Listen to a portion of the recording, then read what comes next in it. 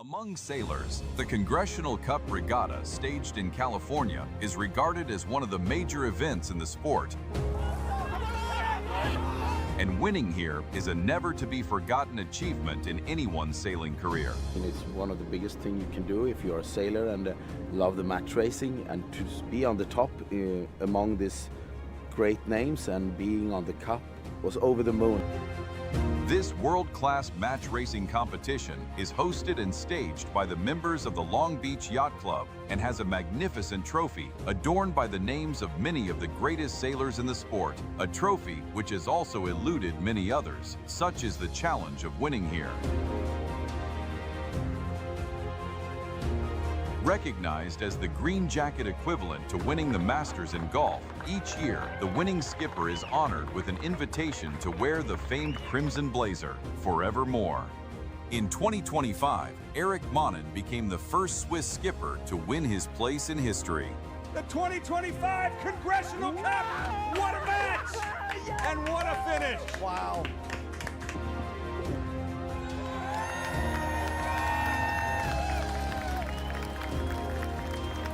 In the 61st staging of the Congressional Cup, who will claim that honor this year?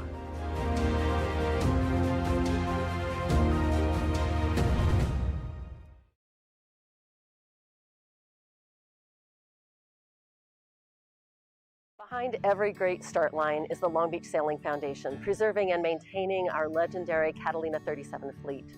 Their work allows the world's best match racers to compete on equal terms right here in Long Beach. If you love seeing these Catalina 37s on the starting line, please consider supporting the Long Beach Sailing Foundation with a tax-deductible donation.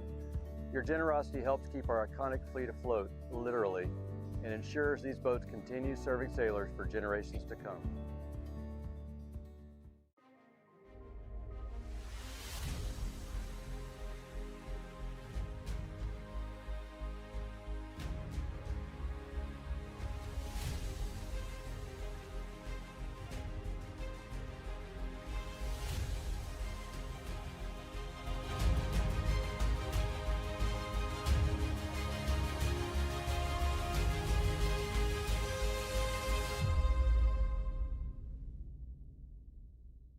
In championship sailing, there are no second chances. Every move matters. Every decision counts. Selling your business is no different. It demands precision, judgment, and the right partner to navigate critical inflection points when it matters most. Since 1998, Plethora Businesses has successfully guided hundreds of business owners through complex transactions with strategic results. Precision wins. PlethoraBusinesses.com.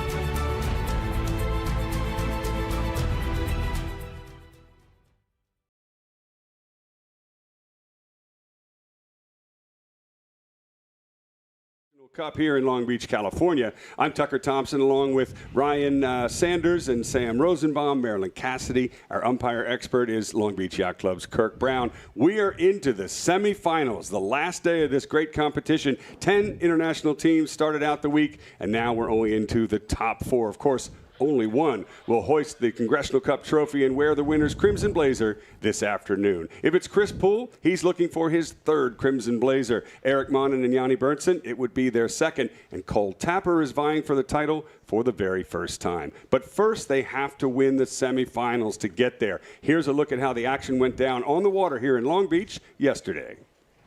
There is one thing that's the history of this regatta. The people, the weather, the conditions. All the enthusiasm of all these club members make Congressional Cup a unique event and they want to win.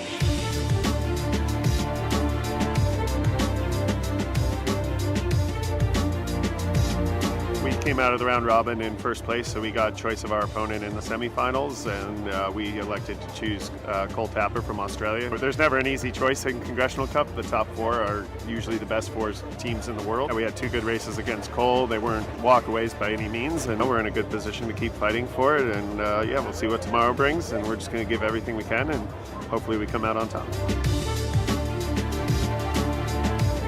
Semis now, facing Johnny.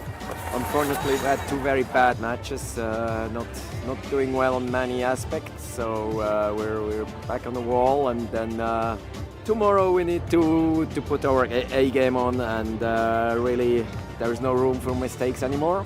Tomorrow is another day, and we know if we are doing it well, we can still go to the end.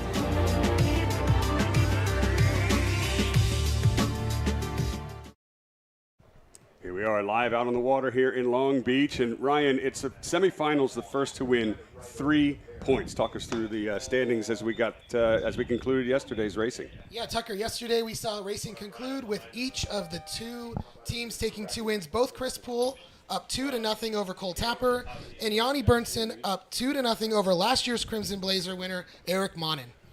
Okay, and I just heard the horns in the back of the signal boat, so we're just a couple minutes from the start of race number 1, and Tapper and Monin are up against it. Match point, they have to win all 3 of their matches. Of course, Bernson and Poole could sail through, literally, if they just win 1. Light air, Marilyn Cassidy, what do you make of the breeze, the weather forecast this afternoon?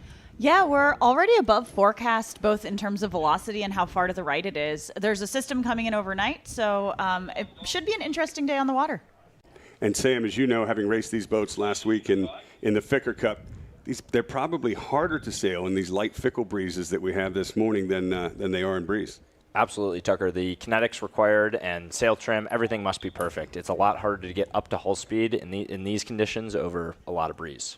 The 2 boats that you can see on the screen on the far right there is Eric Monin, and far left actually, just near the signal boat. He has got to be the best light air match racer, I think, in the world.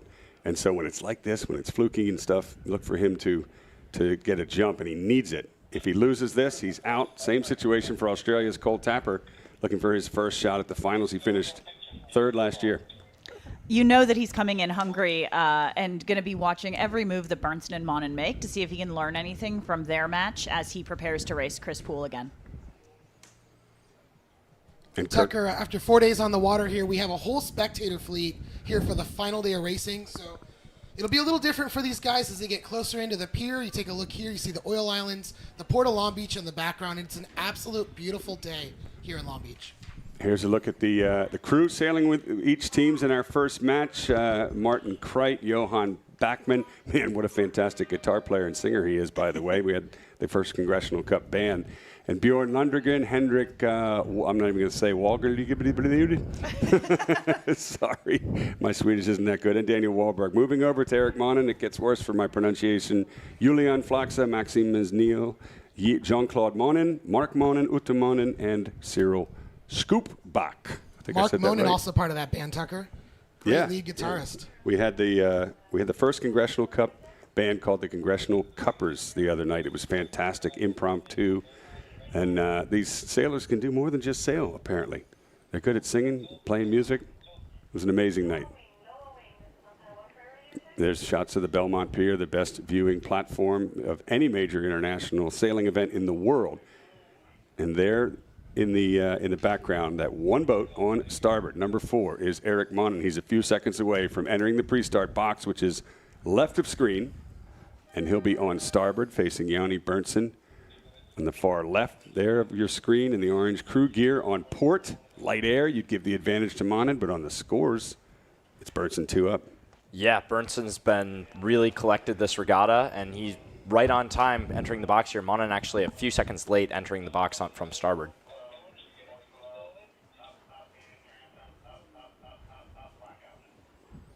Monin did a great job getting behind Bernson and now getting some windward gauge. You want to be farther back if you can and hit the brakes.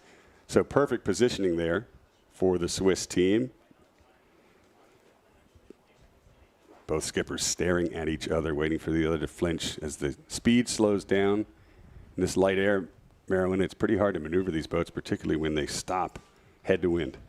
It's an incredible feat of crew work when they get these things moving again. And we'll see both Berntsen and Monin do a great job of accelerating, but the pre-start will probably be in the hands of the person who does a slightly better job. Monin accelerating first, going to tack away from Berntsen, who is stuck head to wind, stopped in the water. Do you think we're going to see Monin a little bit more aggressive? He's got to throw everything at all of these races if he wants to stay in this Congressional Cup. Yeah, I think he's going to throw everything he can at Berntsen here. This is back against the wall. You're fighting for the Congressional Cup at this point. Berntsen, top of screen, is tacked onto port. Under the rules, he has to avoid Monin, who's now on starboard. Collision course. As soon as Monin stops turning, the rules will switch on. There, he's locked Berntsen. Now can Berntsen get across, or will he be forced to jibe? It's going to be close. I think Berntsen's going to have to jibe here. He does. Well, that's bad. If you're the port boat or the boat that was entering from the left of the start as we look upwind, big trouble if you get sailed to Coffin Corner, and that's what Monin's doing to Berntsen.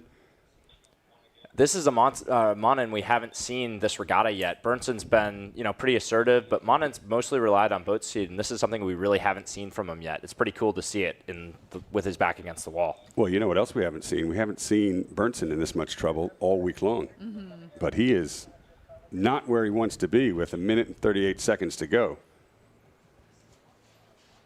Just out of frame is the pin end, left-hand end of the line. And this is, there it is. It's just off to the right of screen, but it's the left-hand side of the starting line. There's the signal boat. You want to be off to the right, which is on our left of screen in a pre-start, particularly with 1 minute 18 seconds to go. You don't want to be so close to that yellow pin, jibing, turning away from the starting line. Oh, contact. Was there contact? Both skippers flying the flag there. It's now in the hands of the umpires. Let's see what they think. It's taking incredibly long to get a call. Will it be the yellow flag? Blue flag penalty. Oh, that's Berntsen.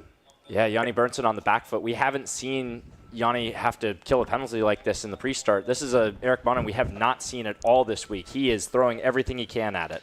And think of the pressure, right? He's got to win every single race. He's doing exactly what he needs to. Yeah, Berntsen was penalized as attacking boat. Thank you, Kirk. And Monin coming back here for another attack on Berntsen. He's going for blood at this point. Yeah, he's not finished yet, is he? Port starboard. Berntsen's going to cross there, but he's not out of the woods yet. Berntsen has to spin around, down speed, get back to the right-hand end of the line and cross it, all in 15 seconds. All Monin has to do now is put his bow down, reach towards the pin, and accelerate to full pace. It's going to be a really good start for the Swiss, and Berntsen has that penalty before the finish. Here's the gun, Marilyn, looking upwind. Which side is favored? I think I've kind of got a new one for you. I see pressure in the middle of the course rather than the right or the left. It's a little bit patchier as you get out to either side. Well, I'm going to add to that. I agree, but it doesn't look good to the far left. So at some point, these boats need to shift towards the middle to their right of screen. And that's where Berntsen is right now. So at least that's helpful for the Swedish team. Yeah, I actually think Berntsen got away from the line pretty well there. He didn't have any, while he pulled the penalty and he didn't get the start he necessarily wanted, he actually got away from the line with pace. Yeah.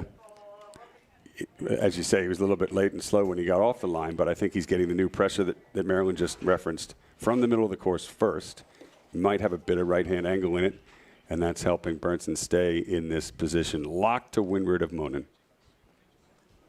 So keep an eye, guys, on that match as they go upwind, particularly for Monin. And we shift our focus back into the pre-start, our feature match.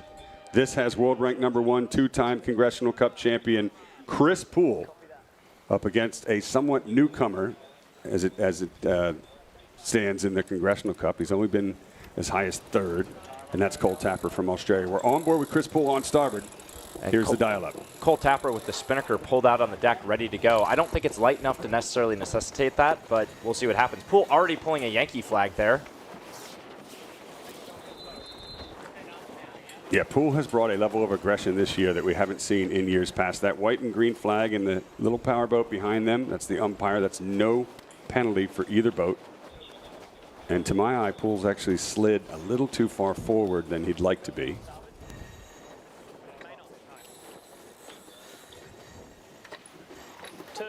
one, squeeze. Ease on the jib and we're into attack here. Main coming on. Wait back. Big back coming. So big back coming. What does that mean? Yeah, so Cole Tapper looking to backwind the Genoa here and pull his bow down to hopefully avoid this attack from Poole as Poole comes back on starboard. Yep. Well, he wanted to get his rate of turn below Chris Poole's, and I'm not so sure that's going to go Tapper's way. Close to a collision. 2-1, squeeze. Has Tapper made it across? Not yet. This is kind of like the first start. Port boat getting pushed to the left. Not good.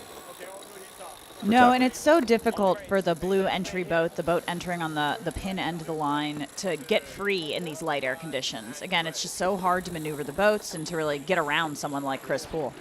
Now just look at how well Chris can maneuver these boats down speed and spun just inside of Tapper. I just heard him say, we're good. He's totally in control.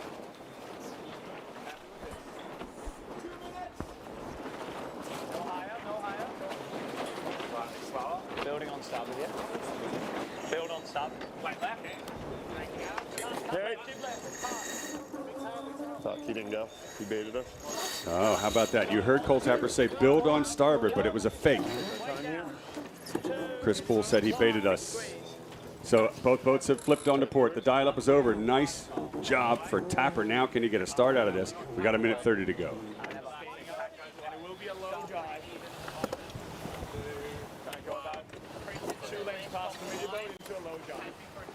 I like what Tapper did there. He talks to the other team. Sometimes a little bit of smack talk, but he's throwing fake information at him. Absolutely. He's playing the mind game that is match racing. And Cole Tapper saying leading there. He wants to lead to the pin, and he wants to lead Poole out to the course left side of the race course. Do you agree with that, Marilyn? Do you agree with Tapper? Yeah. I don't see going to the left right now, but I can appreciate that he might be trying in this scenario to bait Poole into something. Harry West up on the bow of Chris Poole's boat saying to Chris with his arm, you can swing, no overlap, you can turn wherever you want. We've got 38 seconds to go. Tapper needs to kill a little bit of speed here. He's left up above ley line for the pin. Poole goes in for a final hook there, but he's not going to get it. So it'll be a complete tack to leeward. Trying to push Tapper up over the line. 23 seconds to go. Ooh, Tapper could be in trouble. Was that contact? Could be a penalty. Flag. It is. Oh, Tapper gets a penalty.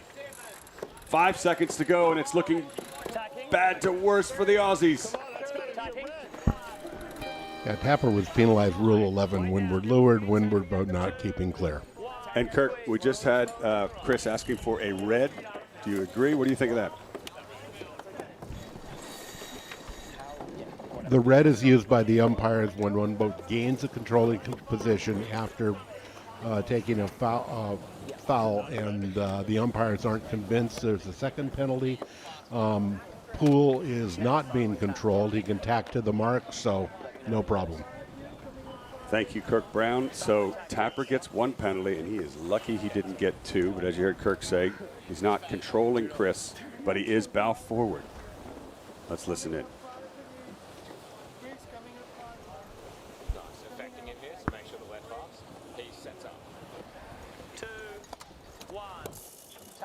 I just like Cole Tapper's sailing. He's very relaxed, even when he has a penalty. And he just has a way of clawing right back into the match, possibly even in a lead position here, Marilyn, if this lefty holds. Yeah, absolutely. I love his positioning. I worry about him, though, with those spinnakers coming downwind. You can see the F&M bank with Yanni Berntsen is going to affect his breeze just a little bit. And quickly, that's Berntsen ahead. Yeah, Yanni Berntsen rounding the windward mark about a length and a half, maybe 2 lengths in front of Eric Monin, maybe even more than that now that I'm looking at the drone shot. Now remember, there is a penalty to Berntsen, so he has to get rid of that. Also, Tapper in our feature match has a penalty as well.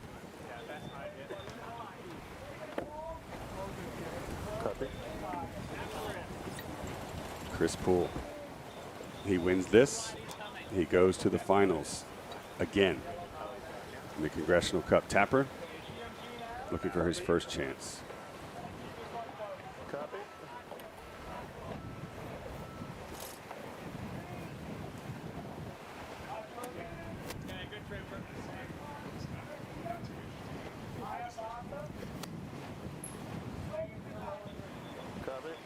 Chris just trying to squeeze up underneath tapper. If he can get closer, he can start to affect his breeze. But to do that, it slows his boat speed down a little bit. You wouldn't know it by looking at this. No, but I really like what Tapper's done. He stayed right with Poole. He's looking for an opportunity to offset the penalty. And dragging the match out to the ley line, too, as the lead boat just gives Poole fewer and fewer opportunities to try to find a way around Tapper. You know, I was just thinking in my head, how did Poole get behind in this situation? It was at the start when he tried to luff Tapper. He killed all of his speed, and it didn't work, that second luff, rather. And that put Tapper in a very thin but controlling position. As long as Tapper, as you say, can push him to the ley line, he'll be ahead of Poole when they tack. Okay, standing by. 2, 1. Attacking. Tapper tacks. Poole responds.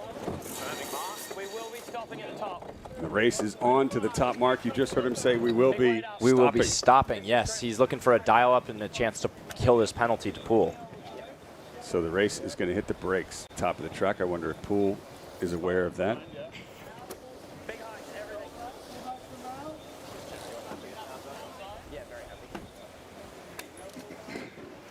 So if Poole can get an overlap here, and that's if, then he would be inside at the zone.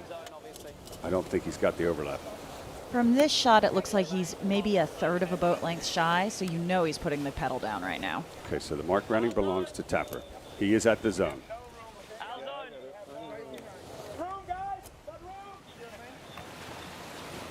Slowing down now, stand by tack. Poole's putting the bow down. He knows he can't go between the mark and Tapper. Tapper goes into a tack, but he's going to hit the brakes. Don't trim the jib. Now he stops. Poole can't go in there. Is he going to try to go inside, Tapper? This could be big. Tapper closes the door.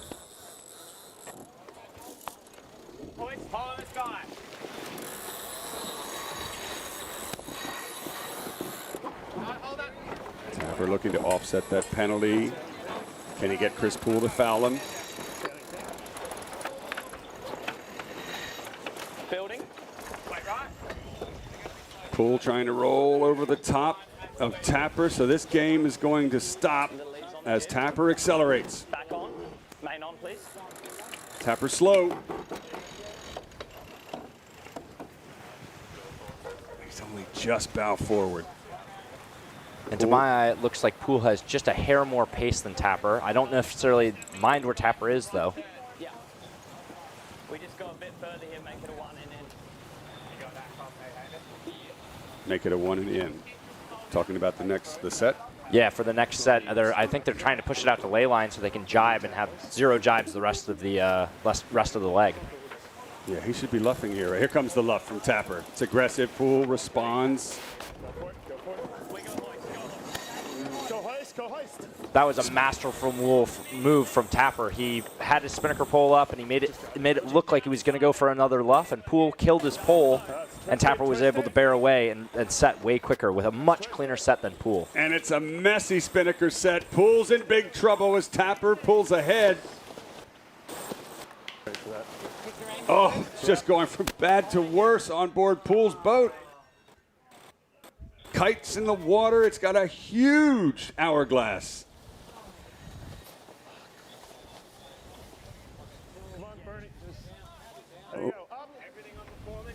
Oh my gosh, it's getting worse. They got to drop it a second time to pull that. Oh, finally comes out.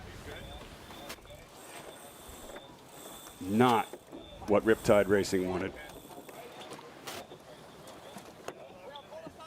Look how slow Poole's boat is. And he still doesn't have a spinnaker pole to help support the kite there. It's going up now, but that was what made Tapper's move so impressive is he went for the redial up and kept his pole up, and Poole had to kill his pole to avoid. No pole, flying the spinnaker that was completely wrapped. They still don't have a pole. There's a human guy from the masked man there, and no one is saying a word.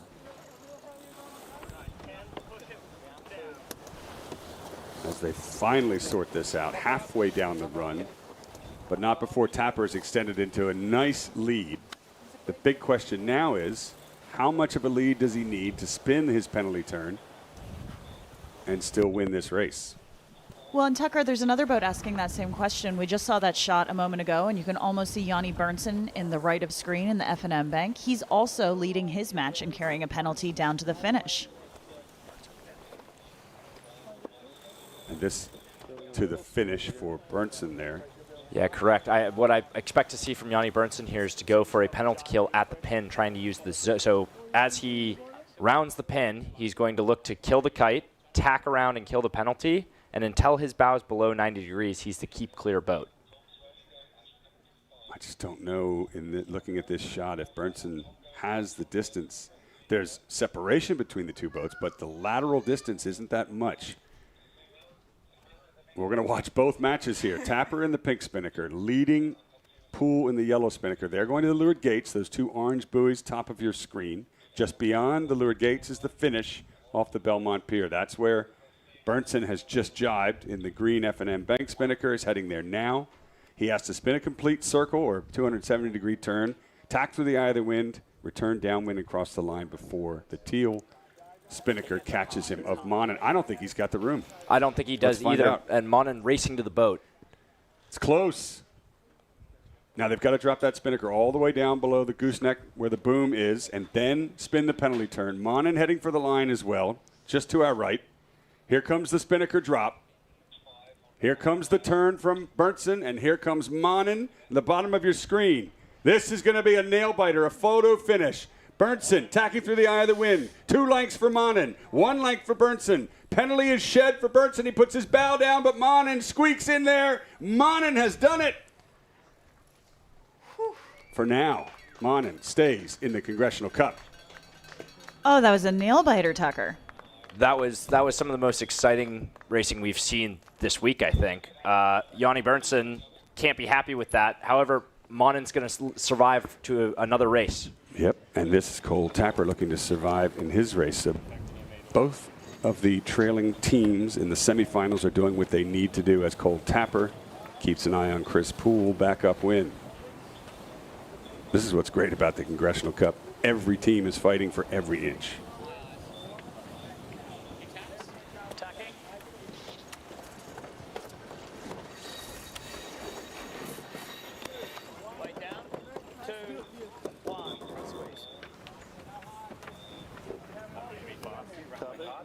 I want to say that was about a 4-length delta, maybe less. And Bernsen lost that match by maybe half a length. So that means that Cole Tapper is going to need more than 4 lengths if he wants to do the same thing to get rid of his penalty here. And we just heard Cole Tapper say trying to set something up on this next ley line. So he's going to try to pull another move at the windward mark. He's been successful once. Do you think he can do it again? Well, you know what the problem is? That guy in the black and green, Chris Poole, he knows every counter move against Tapper to defend from that situation, the mark trap. And it didn't work the last time. Let's see if it does here. Look at the bare feet. Well, they are Australian. Yeah. Cole Tapper, one of them. Oh, listening. Unlikely he does it.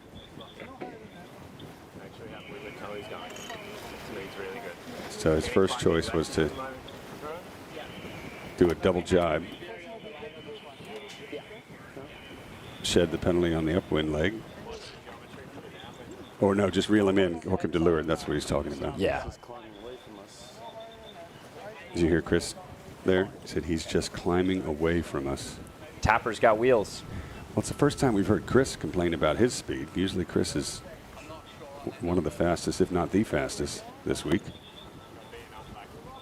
I love this because Chris Poole's a good sailor, but when you're behind like this, This is where you see a master class, and if Chris Poole can pull this off, it'll be impressive. Meanwhile, Tapper is got nothing to lose, and he's going to be a scrappy player at the top mark.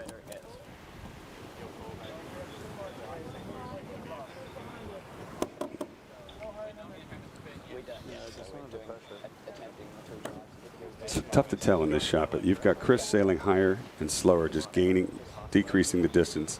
And you've got Cole lower and faster. He wants to get over the top of Poole. Poole does not want to get to the ley line.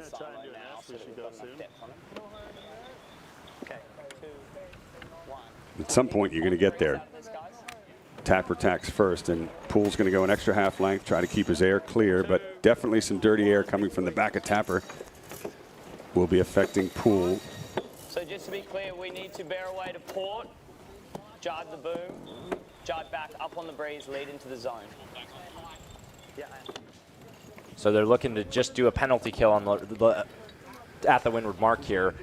They seem to think they have enough space to do it. Not yet. Still outside zone. The boat is down there. Okay, coming away. Straight into boom over. Here comes the penalty shed. Nope.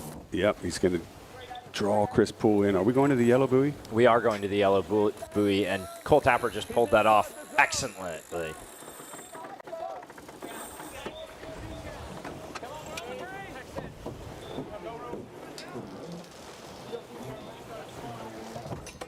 Tapper's in the zone. The steering just broke. Oh, the steering broke. The steering just broke. Steering is broken on Poole's boat. I don't have any steering. It's okay, just try to stay close. Okay. Try to take Somebody. steer left. Go for it, yeah. Check it downstairs, the steering. Let's get on board. Poole's boat. Not really. He can't steer. It could be that he can turn in one direction but not the other. We're going to find out how entertaining this is going to be. Hold there, I got. Can he steer the boat? Yeah. Sorry, Joachim. 2, 1, go hoist. Hoist the cup. Big weight out. What in the world is going on? No one sees the main. No one sees the jib. The kite is late. It looks like he can steer. Something might have fouled the steering cable. He's jibed. And things are just falling apart for Riptide Racing. Yeah, is this the wheels coming off the bus? Literally. We haven't seen this from Chris Poole in the last 5 days, not even a second of it. And Cole Tapper might survive to another day or to another race here.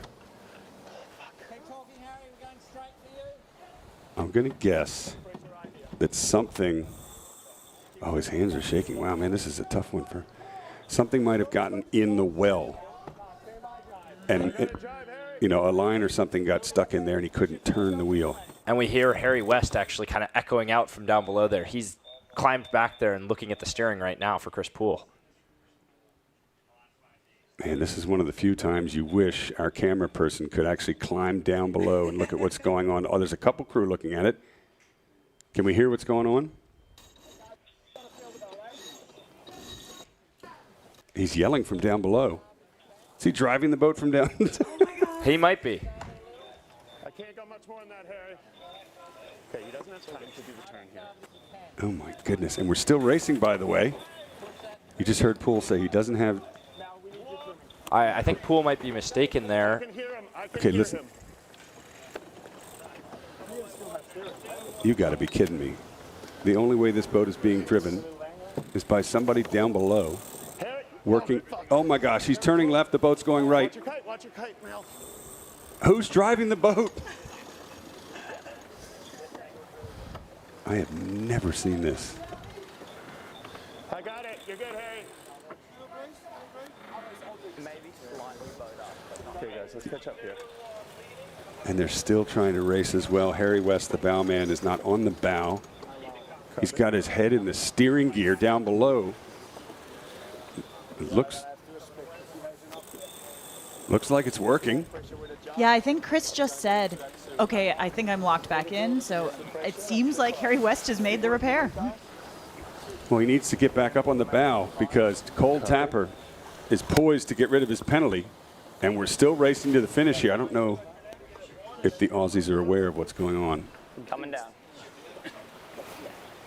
Yeah, Cole Tapper had actually killed his penalty up at the top of the course when he did a jibe on the weather leg.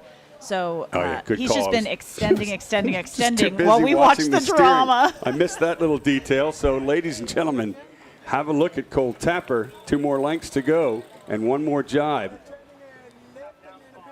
to the finish in a must-win match.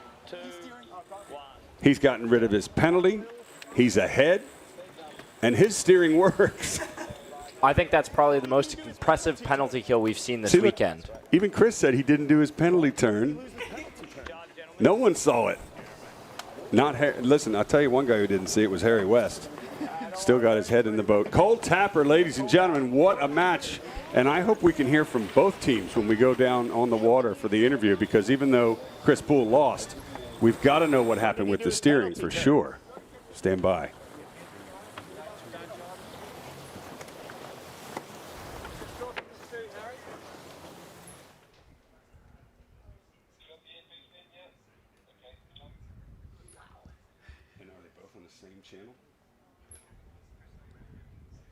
Okay, so stand by. We're going to go down on the water. First to hear from Cole Tapper. Cole, can you hear us? Look right at the camera. Yeah, I got you, Tucker. I mean, what a match. What a match. And you are still in the fight for the finals here at the Congressional Cup. Talk us through it. Yeah, still alive, which is pretty nice. Feeling really stoked with that race, to be honest. Maybe we thought the penalty in the pre-start was a little bit harsh. We kind of put ourselves in a bad position there, but still got away with a good start and then just kept our composure and planned ahead for how we were going to kill that penalty, and thankfully everything came together, so pretty happy. Well, not only did everything come together for you, and I don't know if you're aware that the steering cable was screwed up on Chris's boat. Did you know that? No, I didn't know that. What happened to him? Well, we're going to go find out next, but it just made it a lot more entertaining for us. I just want to say congratulations, man. You got 2 more to go. Good luck. Sweet as. Cheers, Tucker. All right. Pretty chill. What a race. Okay, well, guess what? And you guys are not going to be surprised. Chris does not want to do the interview. I can't say I blame him. He's talking to the umpire and the support crew right now, likely repairing whatever is going on. I've seen it all here in the Congressional Cup, except that. That is a brand new one. 61 years and you're still coming up. They're still coming up with new ways to keep it exciting. Yeah. Listen, I don't know what he's trying to say about us.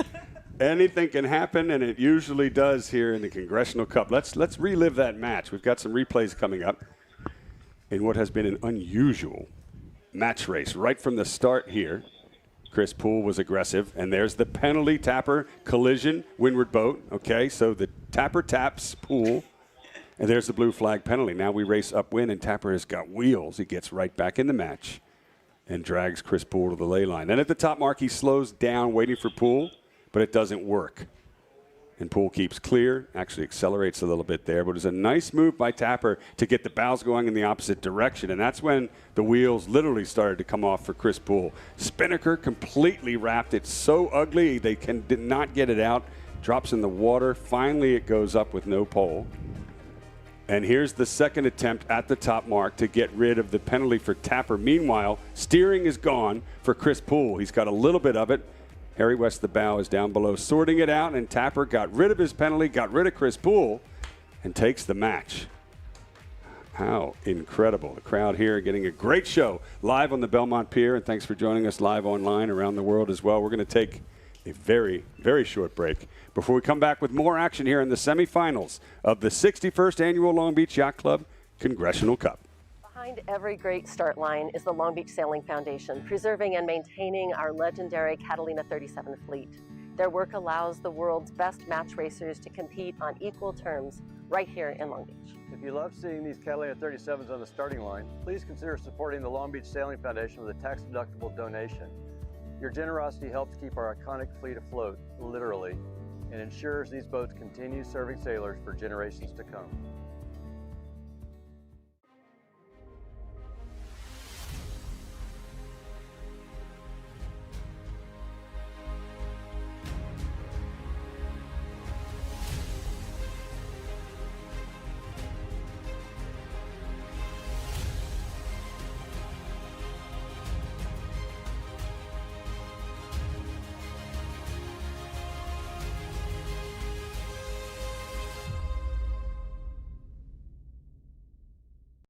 In championship sailing, there are no second chances. Every move matters. Every decision counts. Selling your business is no different. It demands precision, judgment, and the right partner to navigate critical inflection points when it matters most. Since 1998, Plethora Businesses has successfully guided hundreds of business owners through complex transactions with strategic results. Precision wins. PlethoraBusinesses.com.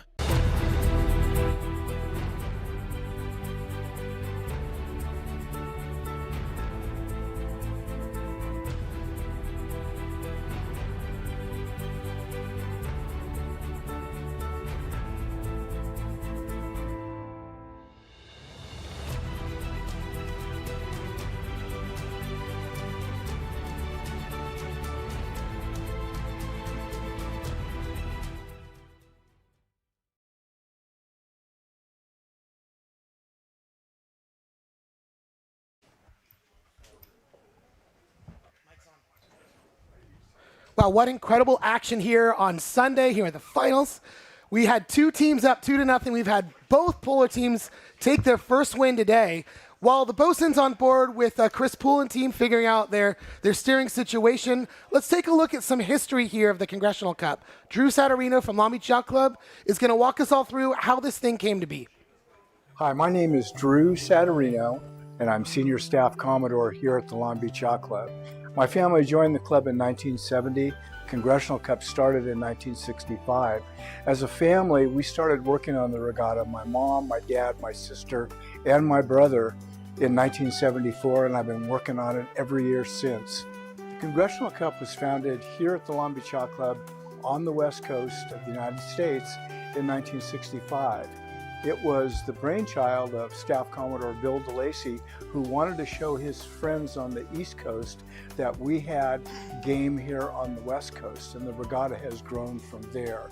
Literally 61 years, and what's significant is that is mono on mono match racing. So 2 boats at a time, one skipper against another.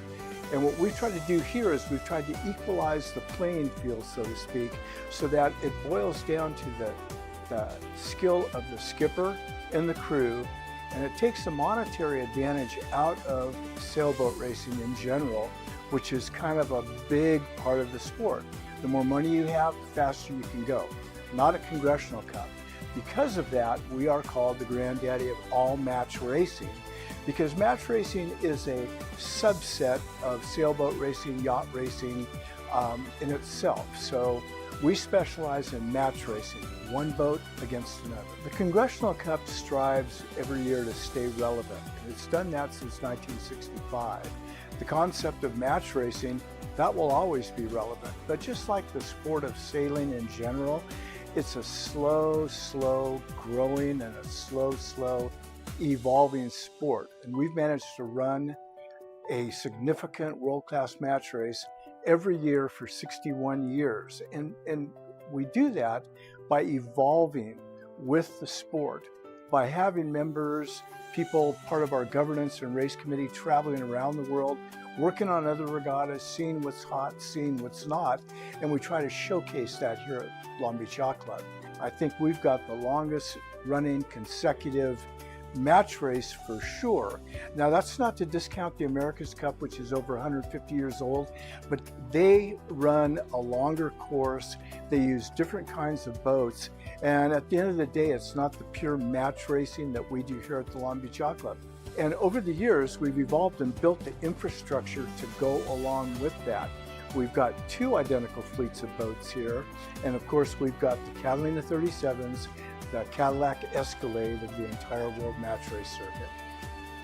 Congressional Cup prides itself in looking forward, and we've tried to evolve as we see changes in the sport. Congressional Cup, if you will, if you can analogize professional baseball when they have a farm system. Well, the Congressional Cup, to win a Congressional Cup, is kind of the farm system to go on to bigger and better things, which for a skipper is the America's Cup. To do that, you've got to provide all the most current types of umpiring, which we founded here in 1988, identical fleet of boats. There's a lot of nuances that have to happen to consider yourself a world-class match race venue, which Congressional Cup clearly has been for 61 years. The future, we kind of live or die with the World Match Race Tour. We've been a part of it since 1988.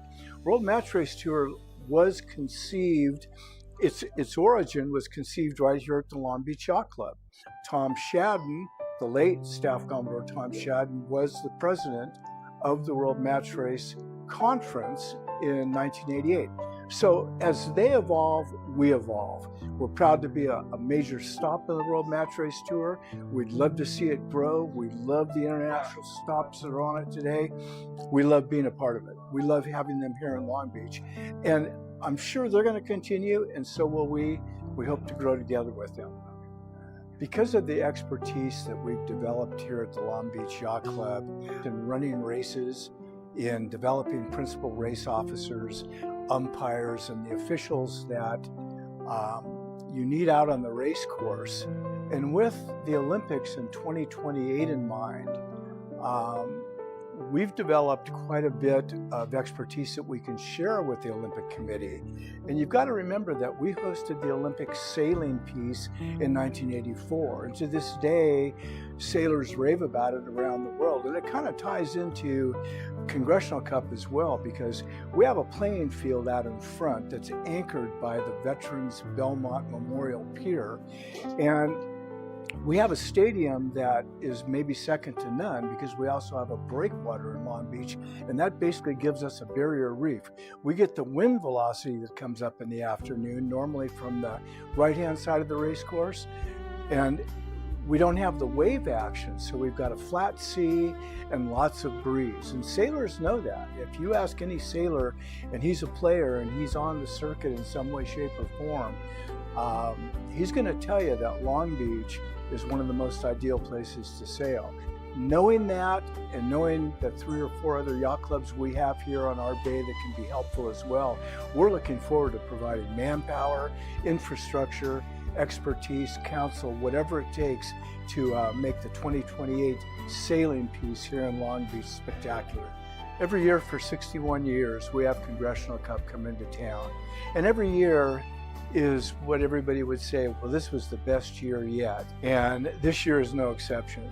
I think the teams are outstanding. The weather has been textbook for match race sailing because it's not committed to one side. There's been plenty of wind shifts and all kinds of neat little nuances out on the race course.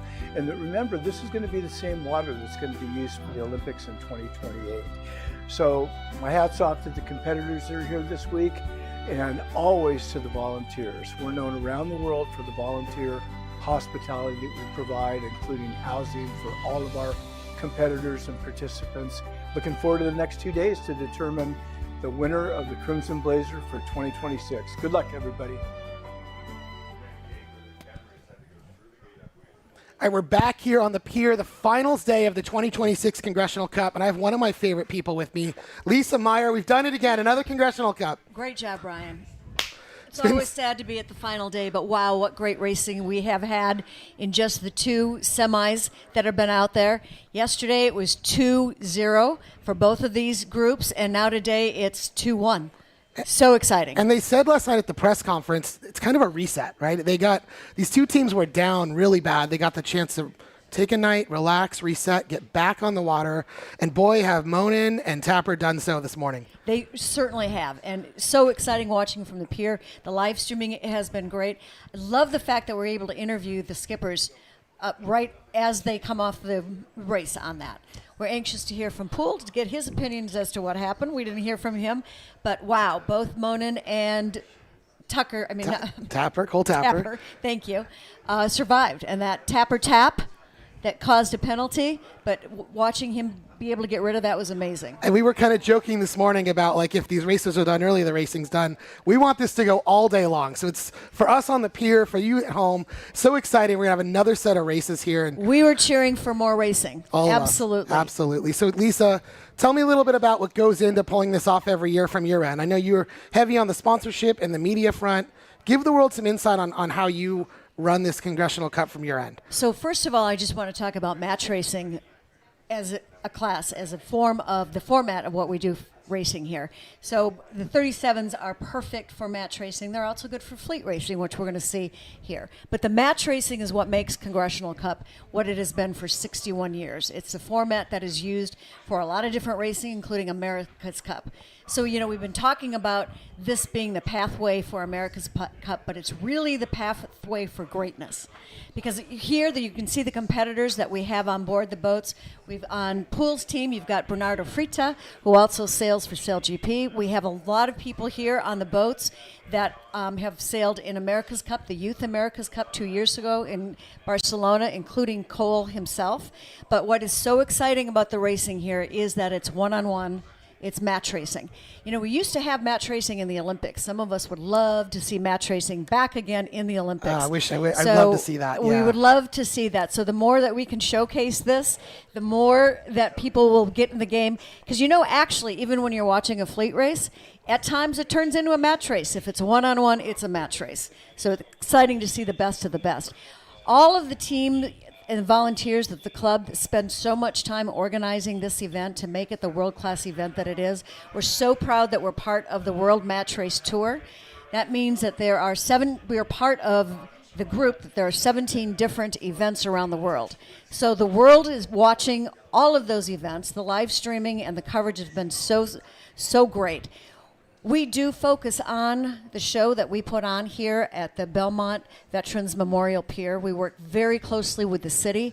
This will be the home for the IQ foils during LA 28 and also the Formula Kites. We had a great demonstration from Daniela Moroz. So cool. Who took fourth in Marseille. Unfortunately, she wanted that podium so badly. She'll be back in LA 28 and racing again. It was great that we had her here, made that demonstration on Friday for us. You interviewed Noah Lyons, who is competing out of the country. But we are working very closely so that the show that we put on here is also the same show that people around the world will be watching during LA 28. Yeah, and I think as Long Beach, and the Long Beach Yacht Club specifically, we're so proud to share our venue with the world because this is the premier viewing vantage point for any kind of racing. And the fact that we're on a pier, we've got internet access to stream this back. We've got the capacity to have hundreds of people out here on the pier. And we're just a couple-minute walk away from the beach, right in the middle of the water here. It's so beautiful to watch racing from the pier. It is, and I want to talk a little bit about the Catalina 37s. I know that you've been seeing our promos that we're running a Sailing for All because we want to make sure that the 37s are in the mix for all of these sailors. What's interesting is we talk about foiling. We talk about the fact that people like to be foiling, and America's Cup is foiling. But when you talk to every one of these sailors out here, they are sailing every class of boat that they can get on. So the boat and the kind of boat that it really is, whether it's a keel boat, a foiling boat, they love sailing. And sailing on all the different fleets and all the different classes makes them even better sailors. They love coming back and sailing on these Catalina 37s. And you know what I'll add to that is as sailing coverage worldwide is growing more and more, becoming mainstream through SailGP, America's Cup, etc., I see so many names that over the years I've seen here at the Congressional Cup. And that feels really good to know that all these people out there getting all this coverage have either had a start here, taken part of it here, or been part of our family here in Long Beach years and years and years in the past, or even as frequently as right now. A good case in point is Kenny Reed, who won in 2003 and now is the CEO of the USA Challenge for America's Cup. So it is really the road to greatness comes through Congressional Cup. Yep, and again, you mentioned this a minute ago, so many volunteers from our club, but also accompanying yacht clubs in the area. It's not just Long Beach Yacht Club members here. We get so much help for this event, and it's so great that we have the support of the city. I think the mayor might be out later. Long Beach really gets behind us. Talk about the Belmont Shore Business Association. Yeah, so here. that is true. Belmont Shore Business Association is always welcoming for all of our sailors, all of our volunteers, all of the race officials that come in. They make this their home. Scotty Dixon likes to say he came for the cup and stayed for the shore. He's one of those that actually moved here. We have a lot of others that have as well. And another good thing to talk about is the fact that the Olympic classes regatta coming up. Yeah, but we'll talk more about that later. We got racing. Let's go back to racing. So exciting. Here we go. We're going to get out of this chair. Tucker's going to sit right back down, and we'll have some fun racing here in about 1 minute.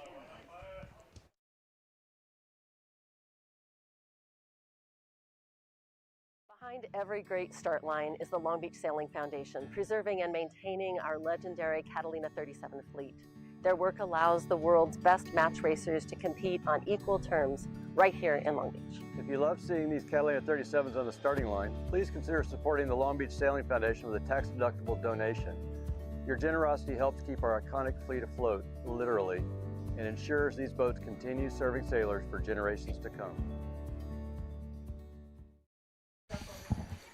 Welcome back to live coverage here, the 61st Annual Long Beach Yacht Club Congressional Cup Semifinals, the last day of this regatta. We're back on the starting line with Yanni Berntsen and Eric Monin. The score is 2-1 to Berntsen in a first-to-win 3 semifinals to move on to the finals of the Congressional Cup. Monin just won that last match, and he had to. He needs all 3. This time he's entering from the left on port. Here comes Berntsen on starboard, guys. Here we go. Looks like Monin's going for the upwind cross, and it's pretty close. He doesn't quite seem to have it, though. I think he does, actually. Sam? I think he's going to get through just barely. Okay, so Marilyn, he makes it work. Where are we in the phase of the breeze here in this race? What do you think? Yeah, I don't think it's moved in terms of the direction any further to the right, but it does look like there might be a little bit more velocity on the right-hand side of the course right now. Copy that. I do agree with you. We'll see if the sailors do. We are coming up on 3 minutes.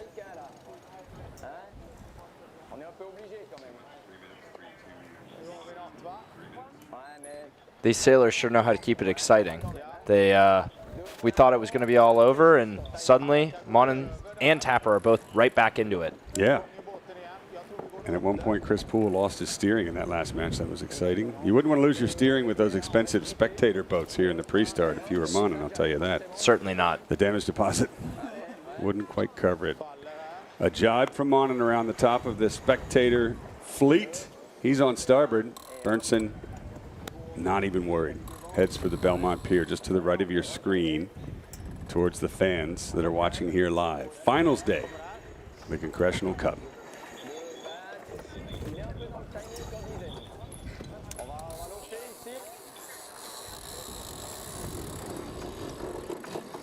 There's a port starboard there.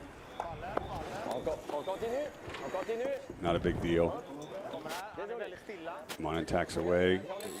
Berntsen jibing here. Berntsen is staying close to that pier. He's going to use it for protection. That little red buoy there is the exclusion zone. They can't go between it and the pier. The boat closest to it has rights, and Berntsen's been hanging out there for the past minute. And I think he wants to lead in. We're going to find out in this light air, Marilyn, if that's the right call. Yeah, both boats are showing an interest in leading in different ways, right? Berntsen by staying near the pier, trying to sort of maintain the lead, so to speak. And same thing with Monin now, maybe looking to get a jump, or potentially, as we start to see, looking at Berntsen, deciding, can he get the jump, can he get over it? And the biggest thing I'm seeing is that Monin's actually keeping his distance from Berntsen here. He doesn't want to go tango at the pier. Well, he's not going to roll Berntsen, and he knows it, so he's going to go bow down, maybe get a hook on Yanni Berntsen. Both boats just starting to work below the starting line as Berntsen winds up on the breeze at 1 minute. Berntsen needs to kill some speed. He's likely to luff up head to win and ask the question of Monin. And Berntsen doing a great job protecting. Sounds like some drama from Berntsen's boat, though. Well, Bernson does not want to get that hook.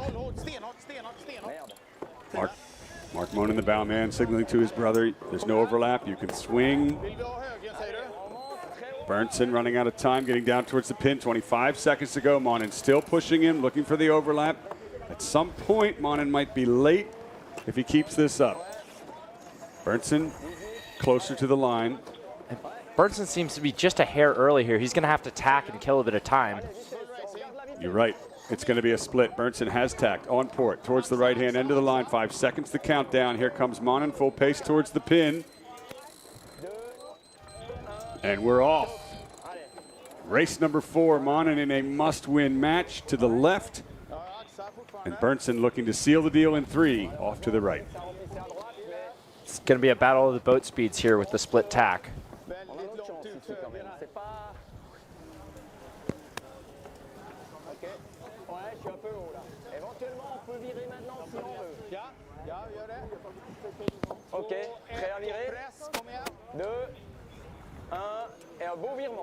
Tacking from the left is Monin. His wife Uta trimming the main. It was her birthday yesterday, Tucker. Yes, it was. He's got 4 family members on the boat and their son. And their son has sailed in the Congressional Cup. I'm not going to tell you how because it's too above your G-rated. But anyway, it's a family affair for the Monins as they work upwind in what looks to be a good angle. Not sure about the velocity, but a good angle. Now Bernson here is down way low on the right-hand side of the course. He can't go much further or he'll get into the shadow of that oil island. He did this yesterday, but he was a bit farther up the track, Marilyn. Yeah, especially with this pressure already filling in with a fair amount of right in the direction to it. The oil island is a pretty real danger. Great shot there from the drone overhead. If you're a trimmer at the top level of sailing, that's a perfect look at both sails.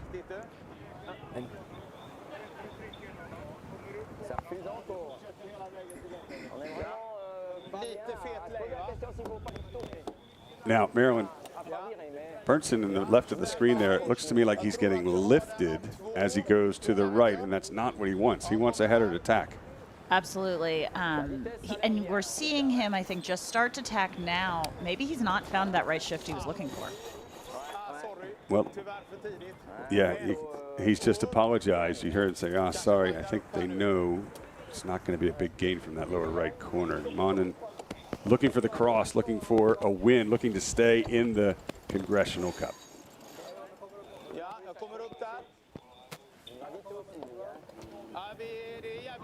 First cross coming back together here, Tucker. I quite like how Monin sailed here. He seems to have had better pace and better angle all the way out to Bernson's line here. I think he's going to get the cross.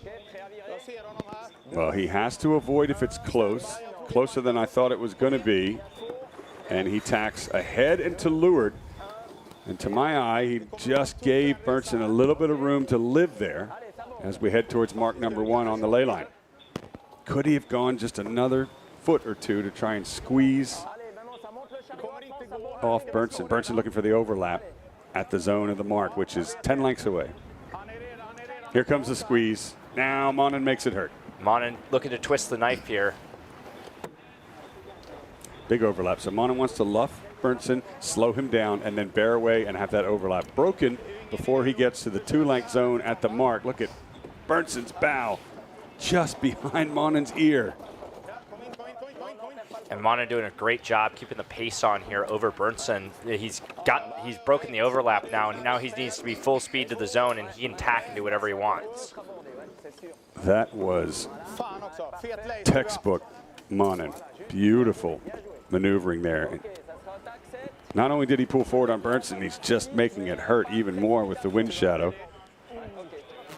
It's such an uncomfortable position for Bernson right now, but 2 tacks would be potentially even more costly. Bernson just wants Monin to actually get to the mark and get off his breeze so he can stay close. The delta 2.5 lengths. Monin into the set. In the lead again, and he has to be. First to win 3 semifinal races here. The Durant Design Construction Spinnaker is up and flying. Here comes Bernson next.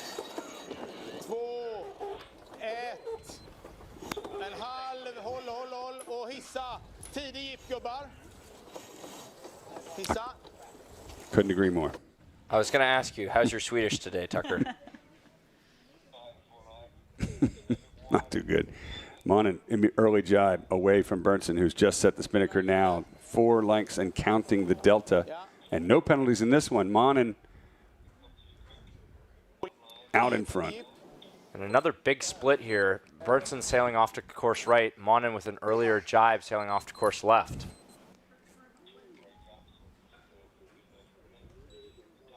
Yeah, the split continuing, Marilyn. Neither boat engaging. Basically racing the course now like a fleet race. Yeah, and I think Yanni is seeing a little bit more pressure potentially on the right-hand side and hoping that maybe the righty he was looking for in the first leg comes through. It's the battle of the boat speeds here, Tucker. Well, when it comes to boat speed in light air, you know, different sailors have their different skill sets, and Monin is one of the best in the world at really light air speed, and it shows here. But I do agree with you, Marilyn. Berntsen's got a bit more pace. He's bringing a new puff down towards Monin. And Monin will be 2 jibes to Berntsen's 1 when he sets up for the leeward gate. So it's a gain to Berntsen. And here comes the second jibe.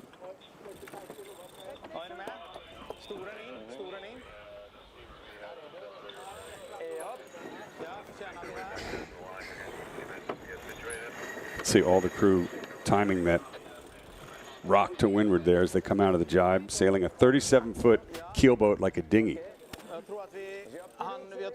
Okay, you're Monin, you're in the lead, Marilyn. You have your choice of which way to go upwind on the second beat. I know I keep picking the right, but we saw that lefty come through. The right looks really good right now. I agree. I keep seeing this kind of bottom left, top right. It seems to have been playing out for the last 5 days, where as soon as the sea breeze socks in, you want to be bottom left and catch this kind of vein of pressure just beyond the leeward gate here. Now Berntsen in the background there, splitting.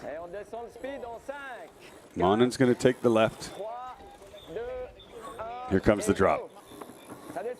It's a bit late. Smoke that halyard. And Monin had big issues with his drops yesterday, and really interested to see if there's a bit of a change going on and how they're approaching it. Good recovery.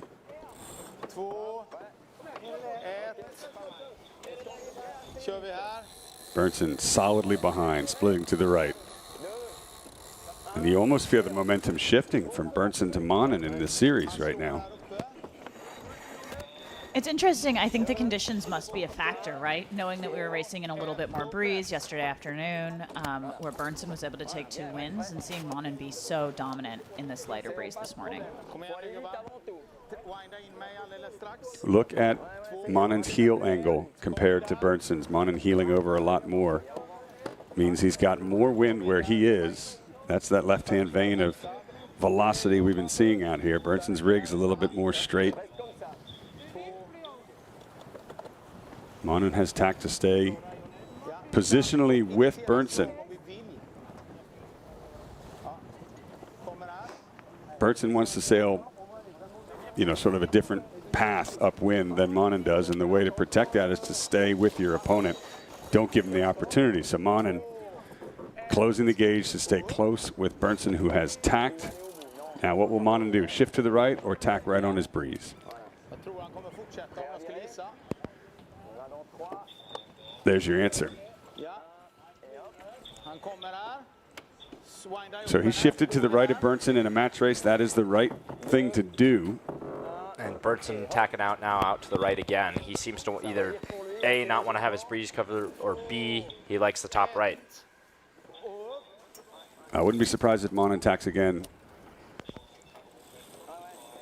That would be the book move, is to cover your, if you're in front, cover everywhere you can. Yep, and then just shut the door on top of Berntsen's breeze so that Berntsen has to sail in dirty air all the way into mark number 3. So here comes the next tack. You know, we always talk about sailing being a chess game on the water. That tack there is actually setting up the next one so that Monin can really clamp on top of Berntsen's breeze. Tucker, I still just can't get over that move that Monin pulled at the windward mark with the before entering the zone, kind of the luff up and slow down, and then he just spit Berntsen out the back. Yeah, that was good. And again, in light air. If that had been heavy breeze, it would have been a harder maneuver. I'm actually surprised Monin didn't go an extra length just to really give more dirty air to little trouble on the jib coming in. At some point, you're far enough ahead that you start basically just sailing the race course. So Monin's going for the mark, giving up on Berntsen, who's not giving up in this race, but he is falling farther behind.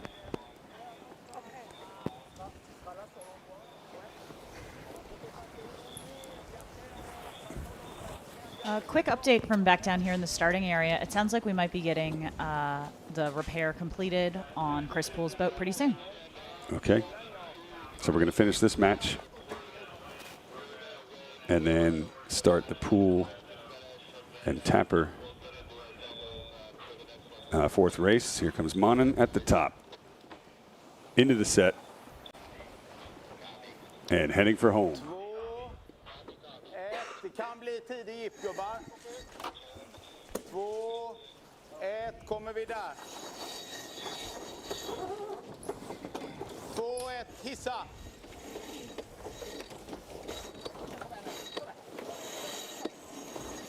Kommer ner en här. Lite 2, 1, lite. Just not quite as good of a set on Berntsen's boat. It looked like the Hired got held up for a second. Now it's filled. What's the delta now? 5+ lengths? Yeah, no penalties. At this point, I think Monin's just going to sail straight and finish the race. There's not much Berntsen can do here. And if you're Monin, you're not going to let him split, and you're not going to let him get away from you at all.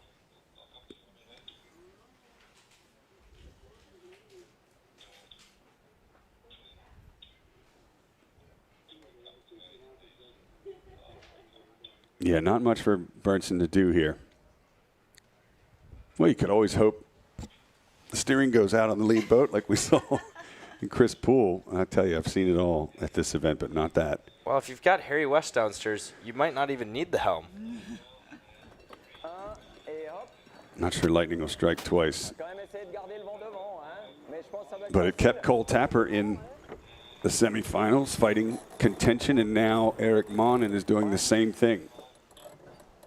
This finish would even the score at 2 apiece in a first to win 3. At the press conference yesterday, it seemed pretty daunting for both Tapper and Monin. You're down 2 races, 2 losses, only 1 more for the other team, and now all of a sudden, Monin's come back alive to win not 1, but heading for home now, his second victory to tie the score over Yanni Berntsen. It's going to be a nail-biter in this next race for Yanni Berntsen and Erik Monin. Yeah, Berntsen is a really calm character, but I have a feeling we're going to see some real aggression. You've got to just throw it all in this last match because Monin is formidable today.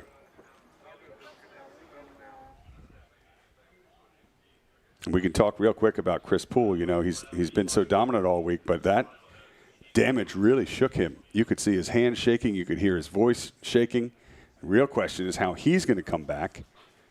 Even though he's still ahead in the standings, mentally he is behind Tapper, who's just kind of relaxed about everything. So that's going to be a great match. And this was a great match, too. Monin, 1 length away, headed for the line to even the score over Yanni Berntsen here in the semifinals and live to fight one final match to see who goes to the Congressional Cup battle this afternoon, the finals. As Erik Monin wins, let him hear you folks here on the Belmont Pier.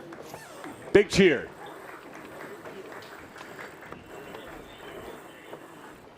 Well, Tucker, if you look around in the background of all these shots, you see the rest of the fleet sitting out here with their mains up, waiting to go sailing. I think most people in the fleet were kind of expecting to see 1 race in each flight, and the semis were going to be done, and they would get to go racing. And Erik Monin and Tapper have both said, nope, you guys are going to watch these semis and watch the battle go down. Yep. Joli, ouais. Bien joué. Ouais, c'était pas gagné d'avance le départ. Great race for the Swiss team. You don't get a lot of high fives in sailing, but those were well earned. J'ai eu peur d'être vraiment trop tard.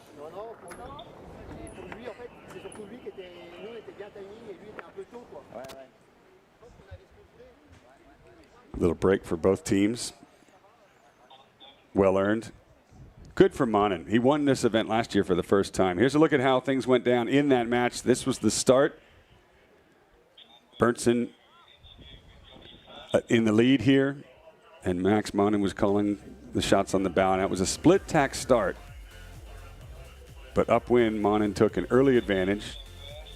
And this is what you were talking about, Sam, where this luff move here broke the overlap, allowed Monin to get ahead. And then he stayed ahead from there, all the way to the finish. There it was, to even the score at 2 apiece in this first to win 3-point semifinals. So let's go down on the water and hear from Erik Monin. Here we go. Erik, fantastic race. That was really exciting. Now we're going to go on to Yanni. Oh, sorry, we've got Yanni Berntsen. Okay. Yanni, my friend, talk us through that race. I don't hear Tucker. Oh, sorry. Can you hear me now, Yanni? Yeah, I hear you. How are you, my friend? Tough match there. Talk us through it.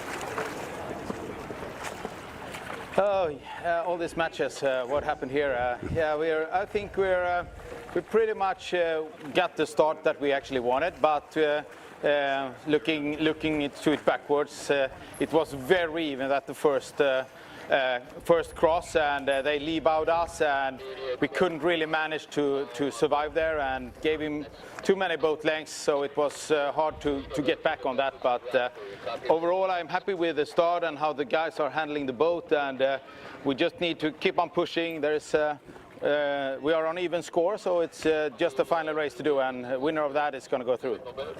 Well, don't change a thing, Yanni. You're doing great so far in this regatta. You've won it before. Good luck trying to win it yet again. Thank you. We push it. All right, Yanni, that was great. Now we're going to go down to the winner of that match, Erik Monin. We are on board with him as well. Erik, can you hear us? Yes. Congratulations, my friend. You went into today down, needing to win all 3 matches. You've just won 2. You are looking dominant right now. How does it feel? And talk us through that last match. Yeah, it feels, of course, good. It's exactly where we want it to be at this stage. So 2-2. It's all about the last match. So yeah, we're at even. The whole work needs to be done. But yeah, so far it's looking good. We have interesting matches with Johnny, very close all the matches, but yeah, so far so good, and we're sailing well. It goes as planned, so yeah, now we just need to go to the last match, go through, and then be focused for the rest. Well, we know you can do it. You did it last year. You know, a lot has been said about you being so good, you and your team, so commanding in light air. Do you feel you've got a massive advantage in these conditions? Maybe a little bit, yeah, but the match very close, so yeah, we stay focused.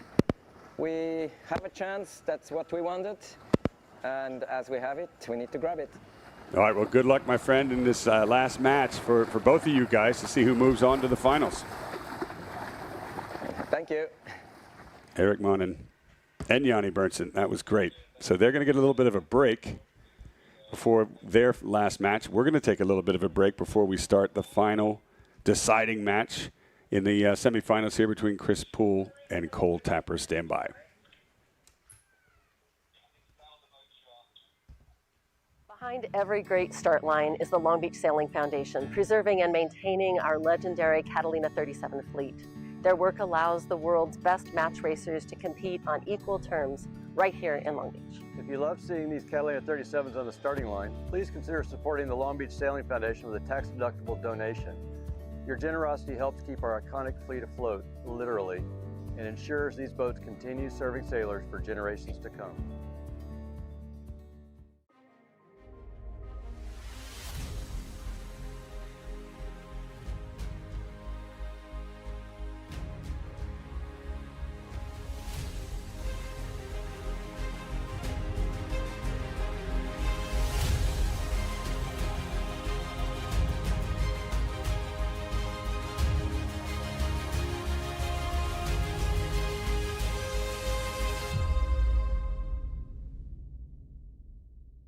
In championship sailing, there are no second chances. Every move matters. Every decision counts. Selling your business is no different. It demands precision, judgment, and the right partner to navigate critical inflection points when it matters most. Since 1998, Plethora Businesses has successfully guided hundreds of business owners through complex transactions with strategic results. Precision wins. PlethoraBusinesses.com.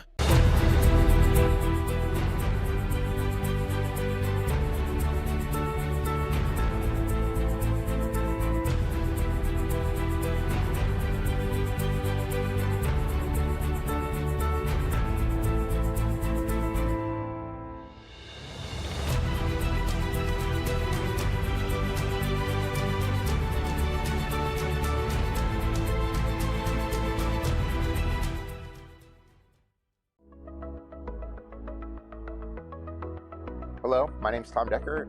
I'm the 2026 Chairman afloat from Long Beach Yacht Club's Congressional Cup. This year at the Long Beach Yacht Club, we probably were able to purchase the Markset Bots autonomous buoys. They set the race course quicker and faster and more efficiently. Typically, a traditional Markset takes about 20 minutes to set. With the Markset Bots being autonomous and running off GPS, we can set the course in about 4 minutes. So with this technology, we also have the Airmar wind indicator on top of the bot. He sends continuous signals about every 5 seconds with an average every 5 minutes, and allows the race committee to see what's going on at Weathermark. With the Airmar, we can allow to see true wind direction. That allows the course to be adjusted. So the bots were purchased through the Long Beach Yacht Club Sailing Foundation, and with a partnership of Balboa Yacht Club, we have a total of 5 bots that allow us to set up our race course. They're run through an iPad or a phone app, and you can move all 5 bots at the same time, or you can move one bot individually if you decide to adjust the course.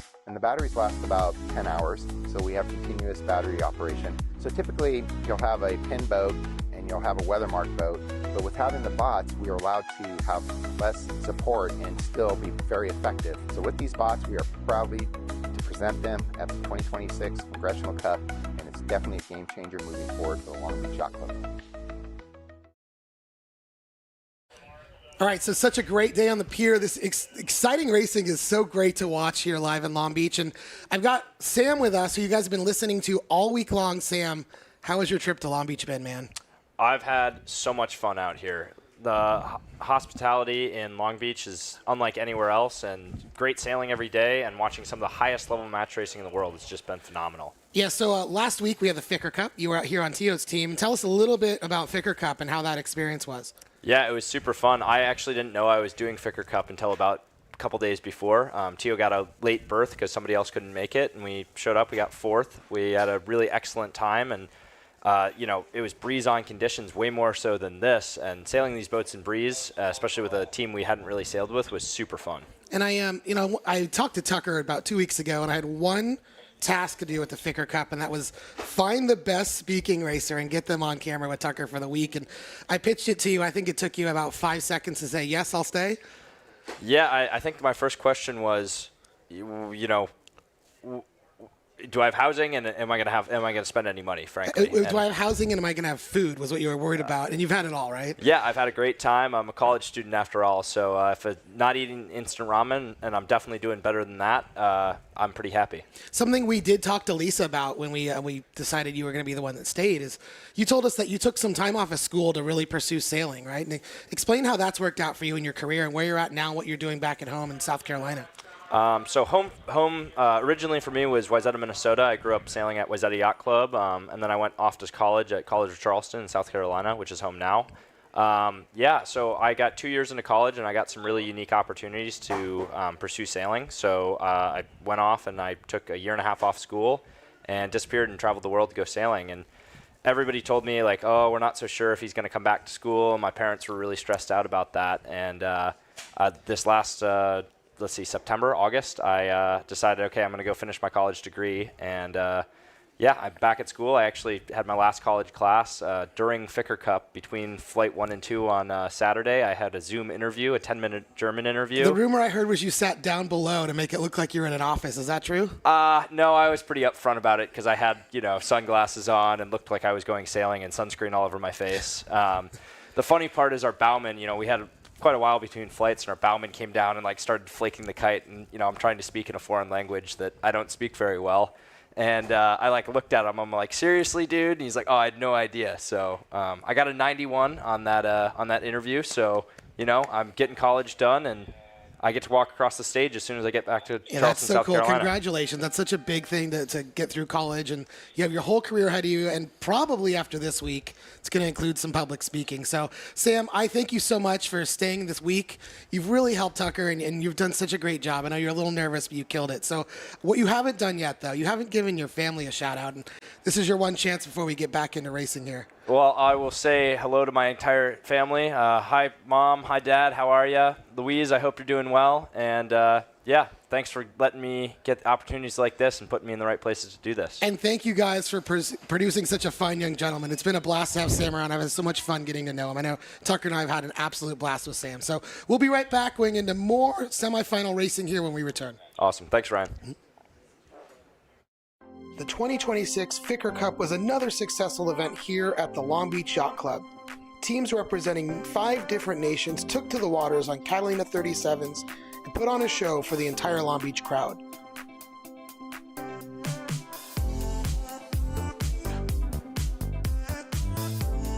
Nicole Brault, Patrick Zabrosia, Rory Finnegan, and Tom Pico all had strong showings at this year's event.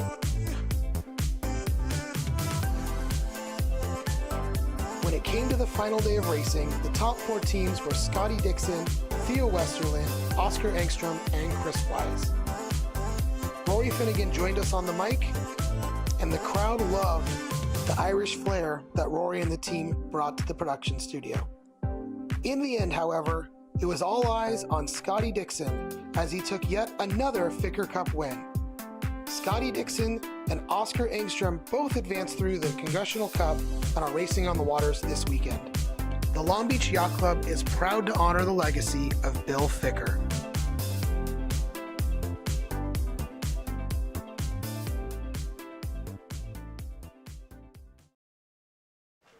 Welcome back, ladies and gentlemen. Our live coverage of the 61st Annual Long Beach Yacht Club Congressional Cup continues. Semifinals day.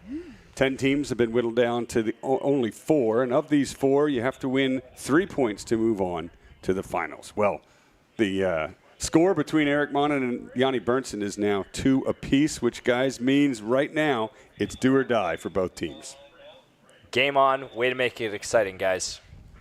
You've got Eric Monin, who went into today with no wins and 2 losses, and he just racked up 2 wins to even the score, and that's arguably harder than doing it when the score is even, considering the pressure. Just to the right of screen, that's going to be Monin. Entering on starboard, and just to the far left of your screen is Berntsen entering on port. The disadvantaged position in the pre-start, as you know, because the port boat has to avoid the starboard boat on a collision course, which we have right now. There's the 4-minute signal. We're going to the green mark.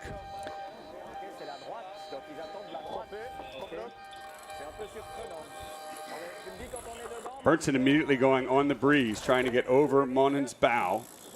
Is that move going to work? I don't think he's quite going to. No, it looks like he is going to get through there.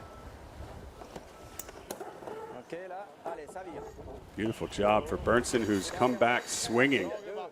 You know, he was 2 up, just lost the last 2. We expected him to be aggressive in this one, and he has to be. So does Monin, the light air master. 3 minutes 22 to go.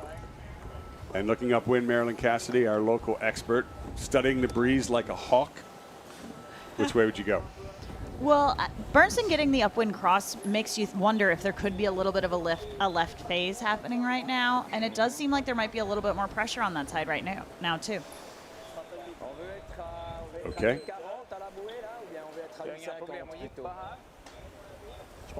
Well, the clouds are clearing. It's getting brighter, but it really is kind of difficult. We don't see the big breeze building like we have in days past here. It's still pretty light. Yeah, it's still a little early in the day for the big breeze to build up. Might be something we'll see a little bit later as we get into the fleet race and the finals. Belmont Pier in the background, crowds packed watching this sailing. Same view they're going to see in a year and a half, LA 28 Olympic Games here in off of Long Beach. That pier is going to be stage for a couple of the sailing classes coming up on 2 minutes. Bernson close to the pier. Bernson likes to use this pier. Same setup as we saw in the last race. Yeah, it looks to me, though, this time Erik Monen's going to be a bit more aggressive and not necessarily try to roll over the top of him. Bernson's not somebody you want to tango with next to the pier, though. Yeah, I think you're right. Monen has sort of made a statement that he doesn't want to engage. So Bernson's now come up to him, trying to close the door. Kenny shut Monen out from the start. He's well above ley line right now. I think Monen is in a bit of trouble, and he's going to have to tack around.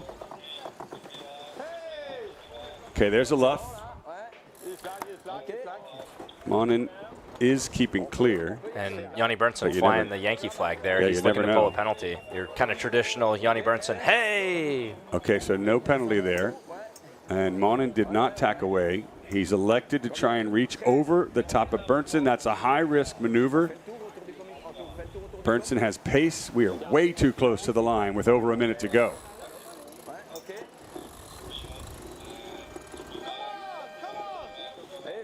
Another luff. And Bernson using the committee boat there to facilitate the luff.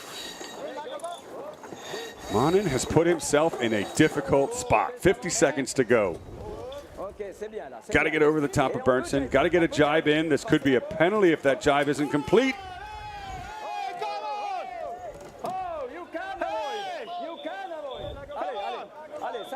Almost a collision. Definitely penalty flags. Yellow flag penalty. Bernson.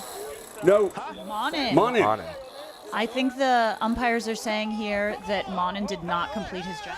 It's not over yet. Bernson going for more as the boats come together.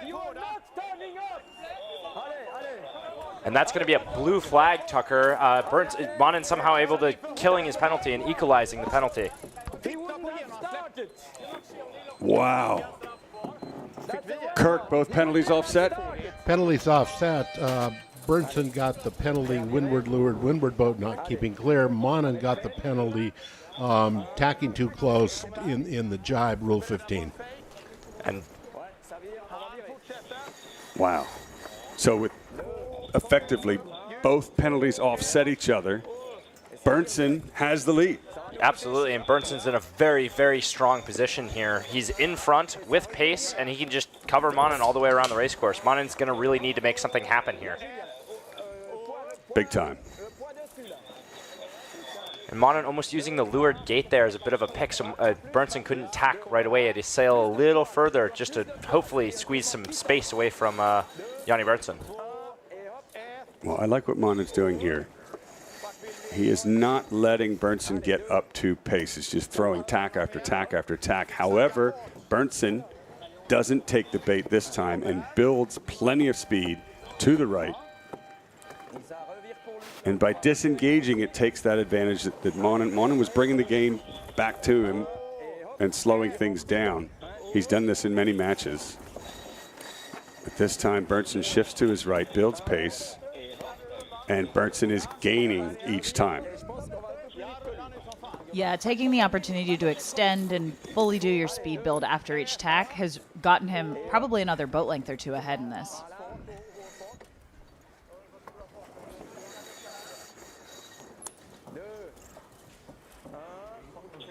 So just giving you an update, the two boats behind is the Poole and Tapper match. Their score 2-1. We'll keep you updated. If Poole wins, he goes through. If Tapper wins, we'll have a deciding match like this one between Bernson and Monen. And Bernson sailing out to the right now, kind of the same split we saw in the last race with Erik Monen taking the left, Yanni Bernson sailing out to the right. They're much more progressed up the course, so I think it will be more beneficial for Yanni Bernson this time around. Henrik Waldery, the main trimmer that was on Bernson's boat, back on board Monen. It's a big split, Marilyn. It's so risky to split like this. I'm really surprised to see the two boats this far apart, even with a couple of boat length lead to Bernson. Well, you'd expect Monin to try this. What is surprising is that Bernson let Monin go so far to the left when the sea breeze does build, as we've seen all week. It starts to come in from the left first. And it's coming because you can see the clouds clearing in the skies here. So could this be a gain to Monin from the left, or does Bernson know what he's doing?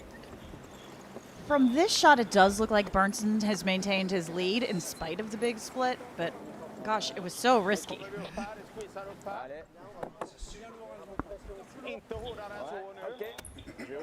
Yeah, Tucker, it looked to me that it was a pretty risky move, but Yanni was able to sail out and do a really nice righty out there and actually gain, in my opinion, over Monin.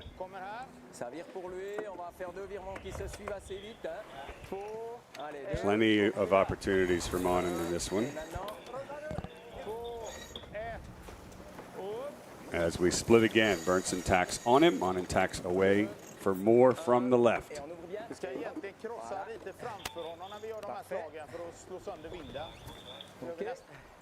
You can see Catalina Island in the background. That means breeze is coming. The sea breeze is building, Marilyn, right? And that's what Monin's banking on. Yeah, it often does mean when you can see Catalina as everything is clearing that we'll have a pretty windy afternoon potentially. Can it come soon enough for Monin? Again, set up to the left of Bernson, out in the lead there. Stand by. Kommer vi om 2. Han är inte på lej så vi kan skita i han. Kommer här. Kommer här. Då kan vi lika gärna gå under lej. So Bernson holds on for now. Meanwhile, back in the pre-start with only 30 seconds to go, you're looking at Poole to the right, Tapper to the left. It's going to be a split tack, effectively even. No penalties in the match. Poole wants to move on and win this in 3. Tapper needs to win this to stay in the regatta. 15 seconds to go. Both boats are going to have to tack back towards the line. Back on board with Bernson. He is ahead in his match.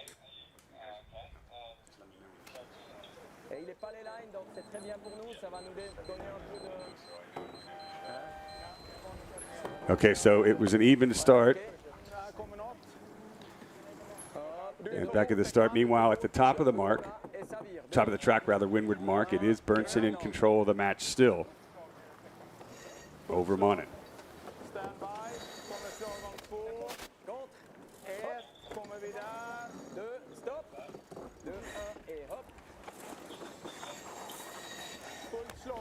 So Monin to the right, he is behind, but that sea breeze hasn't arrived yet. It is still very light and patchy out there, and that is Monin's best chance at this point. Meanwhile, Bernson, after suffering 2 losses, knows he needs this one, and he wants it badly.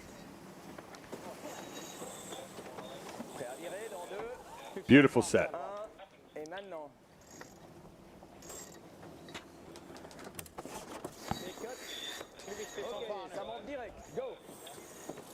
Is Monin close enough to reel in Bernson? What do you think? I think he's got a lot on to do that. It's going to be a tough move for Eric Monin here, but I think if he can get a split out of this, I think he can pick up the pace and get there. He's only about 5 lengths back, and if that's one good puff, he might be able to get around Bernson. Well, let's see if he jibes away from Bernson. You're right, get a split, stay on a different part of the race course, hope for a bit of a shift in the wind to outsail Bernson.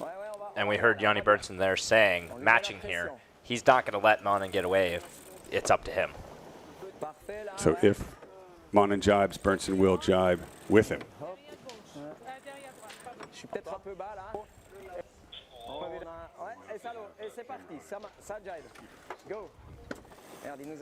And a Simo jibe there from Monin and Bernson. Now that's a good position for Monin. He is right on Bernson's breeze. That's exactly where he needs to be if he's going to reel Bernson in. It's tough for Bernson. If his spinnaker starts to collapse a bit, he'll need to reach up and sail extra distance to keep his air clear.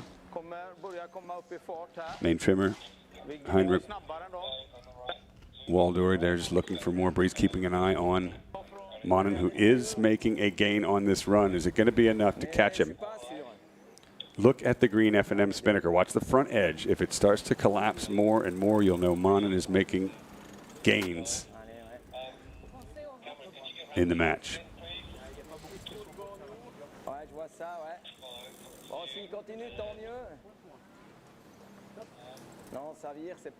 Look how light it is. And there's the other match there. It's close between Tapper and Poole. That's Poole tacking just to leeward of Monin. Port starboard. Let's watch both of these at the exact same time. He's just crossing ahead of Tapper. Tapper in a must-win is two lengths behind, let's call it.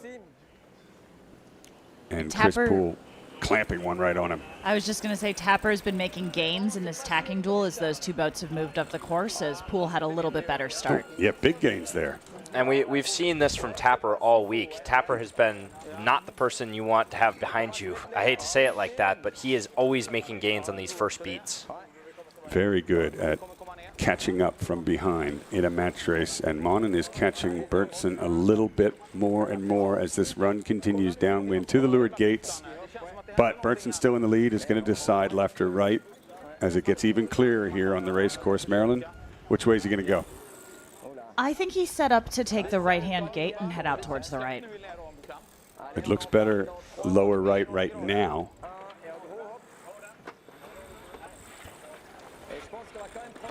If he did that, he would also have starboard tack advantage, but we've both been proven wrong, I think. Berntsen. Yeah, it looks like Berntsen's going for the course left gate here. It's going left. Okay, well, this gets really interesting. So lower right has some breeze, upper left has some breeze. Berntsen's going for the long play, but he's going to have to sail through some patchy stuff to get there. Meanwhile, Monin will have a split. Will he? No. Oh, Monin's going to follow. Now that says a lot about the left, Marilyn, if both boats go that way. Yeah, both of these tacticians are seeing something over there on the left that I think you and I haven't spotted yet. Well, and this is, if the trailing boat to go behind in a light air match race like this, you've got to really want the left-hand side if you're Monin. Trouble on that spinnaker, just get it down. Yeah, I'm looking up the course here. I'm seeing cloud cover kind of burning off a little bit more. The sun's coming out, and looking at Yanni Berntsen's angle sailing out here, he seems to be sailing into a big lefty. Correct me if I'm wrong. Well, that's why they're both over there, as Monin tacks first to get out of the dirty air from Berntsen. Look how slow it is. Seabreeze is just late today. Seabreeze slept in. It was out at the bar last night. Berntsen to the left of Monin, where we expect that next shift to come through. Okay, we're going to leave them to it. Berntsen in command so far. Let's see if we can go back upwind in the other match. That is Poole and Tapper. I believe it's Poole to the right, is it? Yes, that's correct, Tucker. And there's the top mark. So the delta is about not even 3 boat lengths in it.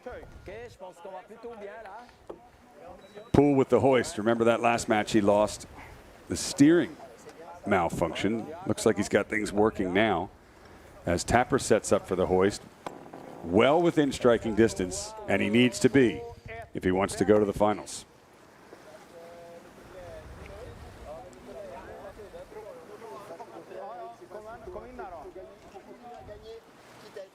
So it's Poole leading Tapper, Berntsen leading Monin. Monin with a higher angle. Berntsen with a fair bit of pace, though. He seems to be going bow down, trying to get as close to he can on Monin's breeze and as close as he can get. Well, when you're ahead like that, you can go bow down for more speed, spend a little bit of your lead to just re-engage with your opponent. That's sort of the Ian Williams move, isn't it? Get as close as you can to your competition so you can always be engaging them, and you know you have the boat speed. Controlled positioning for Berntsen, but I'm not so sure Monin isn't gaining a little bit.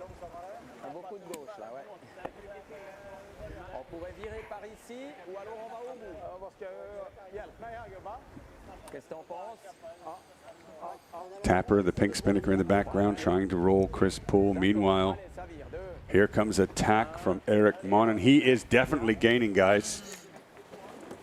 The light air master gaining out on the right side there. Less than a length between it now. And what's most impressive, Marilyn, is he didn't sail in a different piece of water, a different puff, a different angle.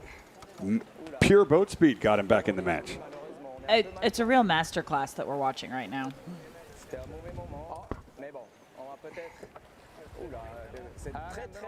Behind them, Tapper's wondering if he can do the same. Both of these teams need to overtake if they want to win. And to my eye there, Tucker, it looks like Tapper's actually made some gains on this first downwind. They rounded about maybe 3 or 4 boat lengths apart, and it seems like Tapper, at least to my eye, has kind of caught up just a bit. Now the big question, Monin is now splitting far left, and Berntsen has let him go. So not only is he going fast, but I think he's headed towards better pressure on the course. It does look like there is a little bit more velocity up at the top of the race course right now. But is it a lefty as well? Or? It looks like a lefty from the angles of both the boats headed upwind. Actually, there's 2 different breezes. You've got Berntsen and a righty off to the right. Monin looking to get into a header. So they're split upwind, and look how close it is. That's Tapper, the pink spinnaker, rolling pool. Tapper did a really incredible move there at the top. He jibed early, and he just gained, and then he jibed back and gained and gained and gained. He just rolled pool from behind by 3 or 4 boat lengths. Pool looked like he was standing still as Tapper stole his breeze, and there's nothing Pool could do except wait for the wind shadow to clear and try and regain pace. He still hasn't gotten back up to match Tapper's speed. Lead change when it counts most for the Aussies. Now can Pool even the score? This is definitely a match. Both of them fighting for the final spot. They sure know how to keep it exciting over there, don't they? You're right about that, Sam.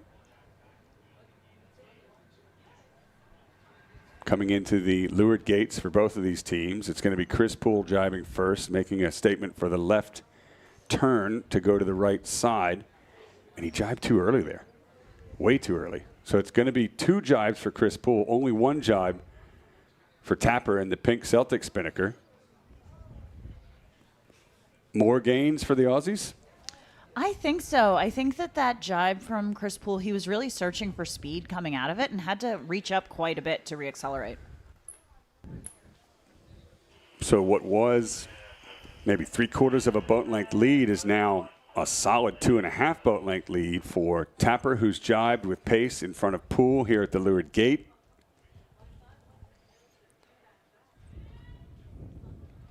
Now, which way will Chris Poole go? He's going to follow suit, just like we saw in the last match. There's a lot going on to the left. Both of these teams seem to like it. Maybe that left leeward gate buoy is farther upwind. Look for the trailing boat. Poole to tack immediately away, and he does.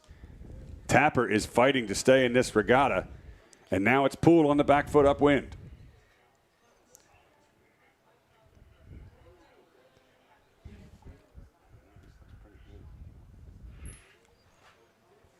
How great is the fight between these two guys? It's been awesome. It's just a nail biter at every second of this race. You know, what's impressive is that Poole's not a guy that you just come from behind and pass. He's world ranked #1. He has 2 Crimson Blazers. He's been the dominant team all week, and Tapper just made him look like he was standing still. Now Tapper's going faster and higher when we look at this shot. Look at him go. He just seems to have another set of wheels on him. I was really impressed with his downwind. He just mirrored Poole's jibe. He got the first jibe, and then he just mirrored Poole and made incremental gains all the way across the course. I mean, look at his speed. He's just peeling away, Tucker. He's getting a puff before Chris is, for sure. You can see it, Marilyn. Yeah, absolutely. I think that this is going to get better and better. And we're going to just switch perfectly on time between that match back to our first one. The spinnaker's up downwind. It's closer than we last left. That's Berntsen in the foreground. He's going to go through some wind shadows. And we saw a pretty significant split from Yanni Berntsen and Erik Monin. Yanni Berntsen sailed all the way out to course right, and Erik Monin all the way out to course left with the early jibe. I actually really like Erik Monin's angle right now. He seems to be in a nice header. He's faster and lower angle, which is what you want downwind. And Berntsen just had to go through Chris Poole's wind shadow. Oh, it's going to be all on towards the finish. One of these two teams is going to the finals of the Congressional Cup. Who will it be?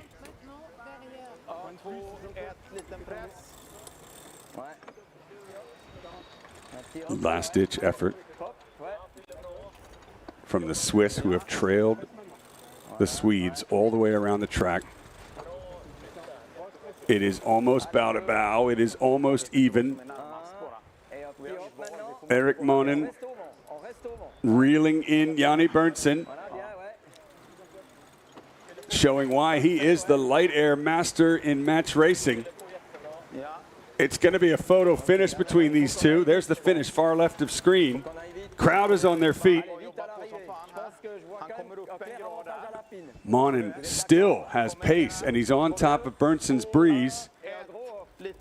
Berntsen is a little bit closer to the finish than Monen, but Monen has pace. Neck and neck between the two. Finish line to the left.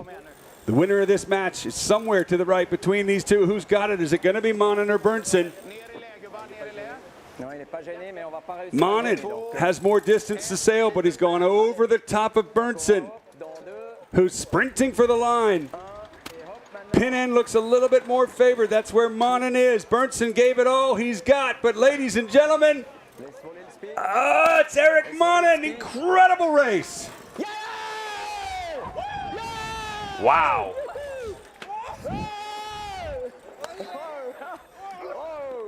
Who saw that coming? I would have never guessed that we would have this outcome. Well, neither would Yanni Berntsen.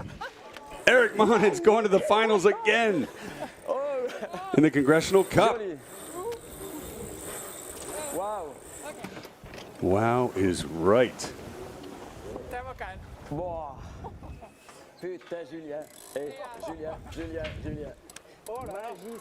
I mean, they are celebrating like they've already won the Congressional Cup. I mean, this morning he had to win all 3 matches. This afternoon he was behind in light air, which is really hard. He just outsailed Yanni Berntsen, one of the best in the business. He did, and that shift he caught on that last downwind, it seemed to me that he kept looking for a lefty, and it came in right at the end of it for him, and he got a header all the way down to the finish. That was incredible.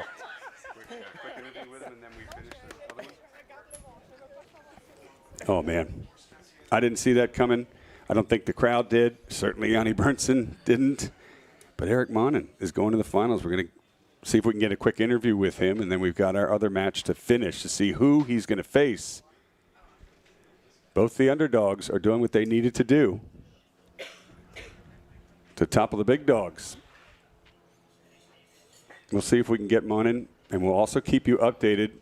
Right now, Cole Tapper, far left of screen, that pink spinnaker is still ahead of Chris Poole. Yeah, he rounded with probably a 3 or 4 boat length lead, and there's still a lot of race left. They're on their last leg here. Well, it's a long jibe on starboard Maryland, so a left phase for the pink spinnaker. Tapper is in phase right now. Yeah, and I would guess that Chris Poole in the yellow plethora businesses spinnaker is just looking for something to happen out there on the right-hand side.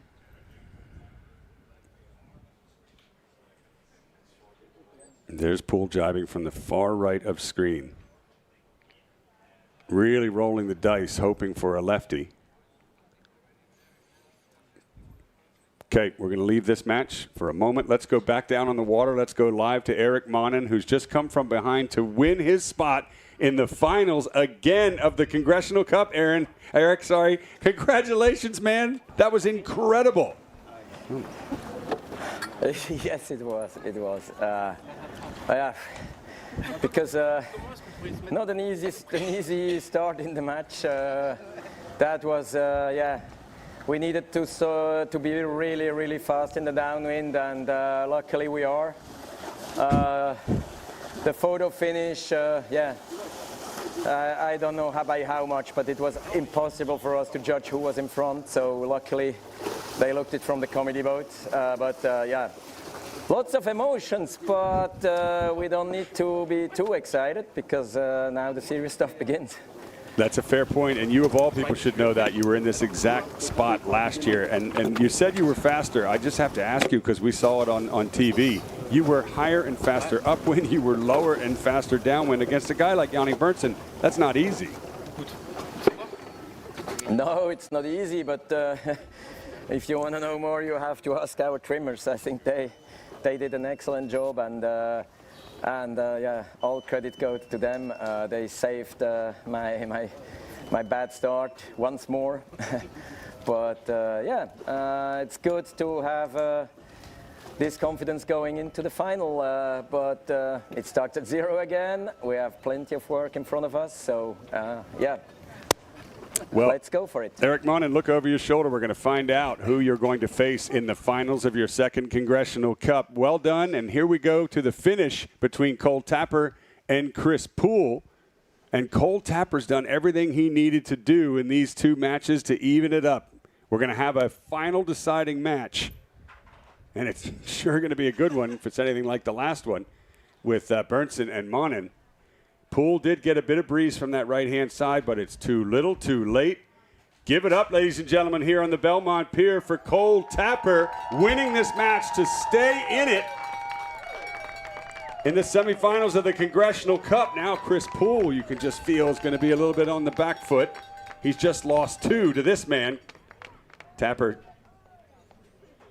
well done, well deserved, but it's not over yet, folks.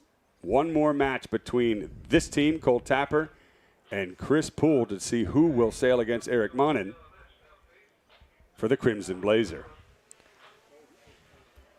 What's really shocking about these last 2 matches here, Tucker, we saw 2 teams start on the back foot and come back and make passes. Yeah. Both these last 2 matches. Really exciting stuff. Let's take a look at how it went down in the Berntsen-Monin match. Close luff there. No penalty. Oh, there was. Remember in the pre-start, there were 2 penalties. Yeah, they were offsetting. Each team got a penalty that canceled themselves out. That was the second one there to Berntsen. And then both penalty flags went down the umpire boat, and Berntsen starts ahead. Now, when you start ahead like that in a light air match race at this level, it is near impossible to do what Eric Monin just did. But tack for tack, he kept gaining. And here at the final run, he's trailing, right? So all Berntsen needs to do is get to the finish line, but then it went like this. Photo finish, and barely Monin pulls it off over Berntsen in incredible fashion. Okay, folks, well, one more race for Chris Poole and Cole Tapper to see who will race Eric Monin. We will see in a few minutes. Stay with us. Don't go anywhere. We'll be right back. Behind every great start line is the Long Beach Sailing Foundation, preserving and maintaining our legendary Catalina 37 fleet. Their work allows the world's best match racers to compete on equal terms right here in Long Beach. If you love seeing these Catalina 37s on the starting line, please consider supporting the Long Beach Sailing Foundation with a tax-deductible donation. Your generosity helps keep our iconic fleet afloat, literally, and ensures these boats continue serving sailors for generations to come.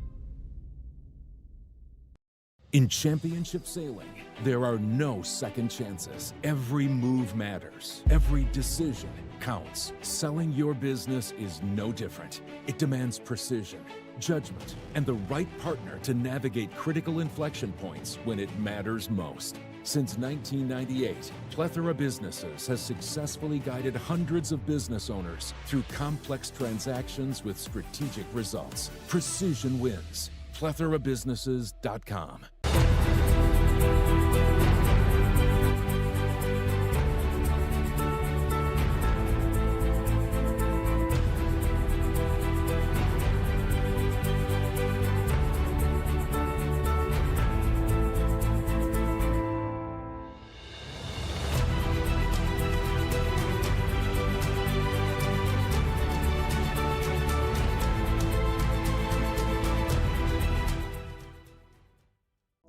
My name is Dr. Karen Block. I'm a chiropractor athletic trainer. We've been working with the sailors in the Long Beach Yacht Club, especially with the Congressional Cup for the past 5 years. We are a brick and mortar on wheels, so everything here is everything we have in our office plus some. So we have compression, which is a Normatec that we use, so it's nice to flush out the legs. We also have our hyperbaric oxygen therapy. So this is 1.3 ATA, this is a soft-sided chamber, but when you go inside, you lay in, and then we have the oxygen concentrator that's 90%. And so when you lay in, a little pressure and a little oxygen goes a long way, so it compresses. So it's kind of like the Normatec, but your full body. We also do soft tissue work.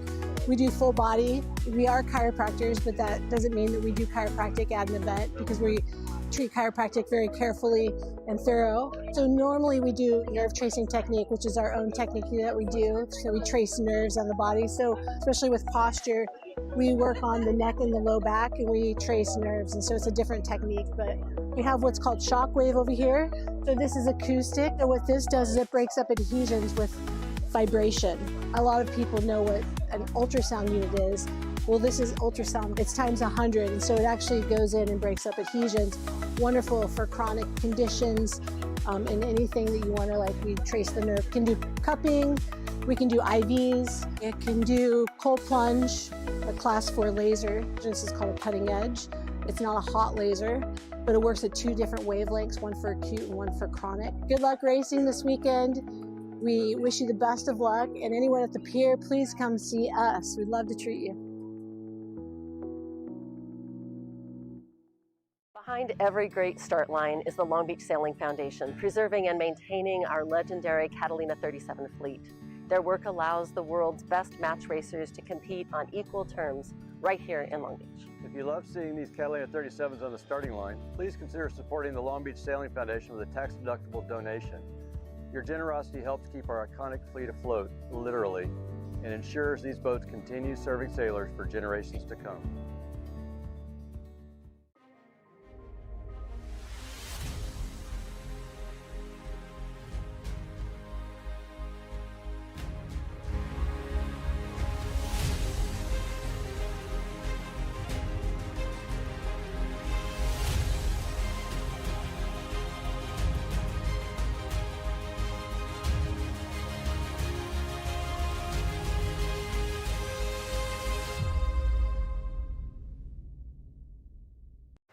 Wow, we could not have scripted this day any better. I'm back here on the pier. It's Ryan Sanders here in the booth with another special guest, Tom Camp. Tom, how you doing?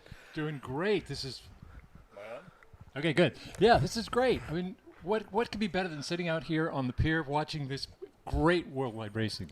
We got the best skippers in the world. I love it out here. This is my favorite week of the year, and so I've got Tom Camp here on camera with us. Tom this year was the chair of the Ficker Cup. Correct? Chair of Ficker Cup. So that was last week. Remember, It serves as a qualifier to get the last 2 teams into the Congressional Cup. But next year, Tom, you have got some giant shoes to fill, because this week has gone so great. What's your title next year, Tom? Chair of Congressional Cup. And yeah, it is a big, they set the bar too high this year, but we're going to do our best to bring you another great Congressional Cup 62nd one. So the 62nd, so I know we don't know the date yet. Maybe we'll hear tonight. I don't know when they actually reveal that. Might be a surprise later on. Give us what kind of tasks do you have on the lead up to being the chair of the Congressional Cup? What is on your list of to-dos for the next 4 and then 8 and then 12 months? Well, it's a long list, and we got a big team that works. So the first order of business is going to be a debrief session, which we'll have within the next 2 weeks. We'll get kind of everybody who was in the leadership role together, talk about what things we'd like to do better, but even more importantly, kind of talk about what things were really good that we want to be sure we maintain. And there's so many, right? There's so many. I was talking to some of the Cup chairs from years ago yesterday on the VIP boat, and hearing about things they did that we've lost, that were great, and maybe some of those will be revisited and brought back. All right, so what I want to push for is a golf tournament, a Monday golf tournament. I hear that people want that back. You want to run it for me? You going to run it for me? I will be your golf chair if you want one. Okay, I got a golf chair. We're going to do it then. No, but so we have so much to plan as you look ahead for the next 12 months. And how many hours on a monthly basis or a weekly basis do you think you're going to have to spend as you plan this year going forward? Fortunately, I don't know. or it'd be so intimidating I wouldn't do this. No one would sign up for that job, right? Nobody would sign up for this job if you had any idea. But you know what? It's a great joy. It really is a pleasure. This is one of the greatest honors I've had being a member of Long Beach Yacht Club, is being able to be involved in Congressional Cup. And I certainly would never be on one of the boats. But well, to be here okay, is still slow a great down honor. a minute here. So for those of you at home, Tom Camp is also a great sailor. He's such a supporter of the community. You've got a boat called Trouble, Trouble. right? Tell us a little bit about Trouble. What kind of racing you do with that thing? Trouble is an ocean race boat. So it's meant to get into the winds going downwind and hold on for a wild ride to Hawaii or Mexico, which we've done several times. And it is great fun, but it doesn't have the same intense tactics that you get watching these sailors. It's fun for me to watch. It's just I'm not that good at that. Yeah, and so Tom is obviously a great sailor here within the community, a supporter. He's also going to be our what are you going to be in a couple of years in 2028, Tom? In 2020, I'll be Commodore of the Long Beach Yacht Club. Long Beach Yacht Club Commodore 2028. Yep. That's the year the Olympics happen. It happens to be the year of the Olympics. The year before yeah, that, you'll yeah. be the chair of the Congressional Cup. You're going to have the longest resume of anybody. Yeah, what am I going to do after that? I don't know. I don't know. Maybe I can go sail to Hawaii with you or something, right? Yeah, let's do it. Yeah, right? No, Yeah. but anyway, so I just, we got a couple minutes to fill. I wanted you all to meet Tom and know he's got great things coming for next year. One thing that I think is cool is you get to design the little Congressional Cup pin. Is that right? Yeah, that's intimidating. Do you have any strategy how you do that? Are you going to hire AI? Are you going to reach what out I'll to an do this artist? What do you time. do? I'm just going to find inspiration somehow. We got a lot of. I'll look at all the old pins, and maybe something will just hit, and I'll get an idea, and I'll surprise you all. Okay, so we're going to get back to racing in a moment. Great. Oh, but good. Look out for Tom to come up with the new pin drop, and he's going to give maybe some secret details about next year's race. I don't know when they do that. But We'll see. There is going to be a 60-second Congressional Cup. We know that much. Well, we'll have to see if that happens. No. There's going to be a little special surprise announcement at the end of the trophy ceremonies, and stay tuned for more fun this afternoon. And that's a great segue. Trophy presentation tonight at the Yacht Club, where we will crown someone the 2026 Congressional Cup champion. We will give away another Crimson Blazer, and we're going to have a ton of fun. There's going to be the Dave Hood Trophy, the DH3 Trophy for the Fleet Race winner. And we'll be right back, and Tucker Thompson will be right back in the seat when we return.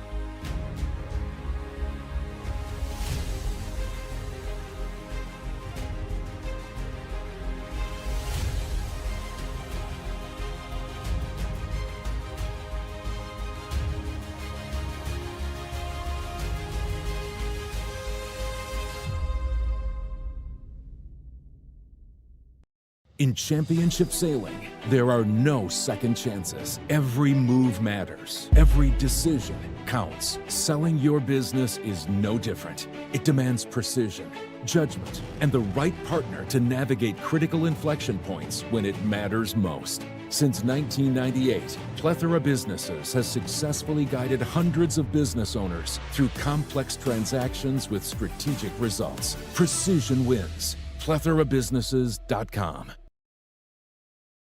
Welcome back, ladies and gentlemen. We're live here in Long Beach. We're about to see who's going to face Eric Monin in the finals. Will it be Chris Poole or Cole Tapper? Tapper has really come on strong this morning. He had to win every single match, and that last one was incredible. Now, head-to-head, this is all or nothing for both the Aussie team or the American team. The big question is Chris Poole a bit shaken up after those two losses, particularly with the damage on one, and now a bit frustrating to have lost the second one. Can he recompose in this one?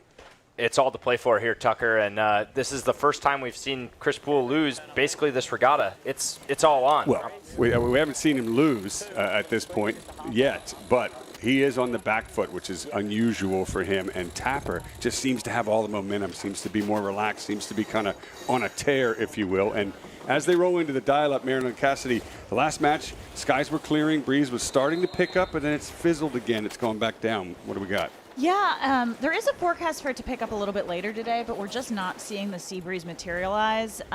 There is a system coming through this evening, and that could be keeping a lid on the breeze for now. In this dial-up, it looks like both angled a little bit to the left right now. Yeah, and the race committee has made some adjustments since our last race, moving everything a bit over to the left as well. And Cole Tapper is to the left of this man, whose left hand is behind him. That's his sort of signature move to relax and focus. I guess it works, and he's in a strong position right now. 2 minutes 50 to go. Both helmsmen just staring at each other, waiting for the slightest mistake. It's the bowmen who are actually steering the front of the boat right now because the rudder has no flow on it. Let's listen in.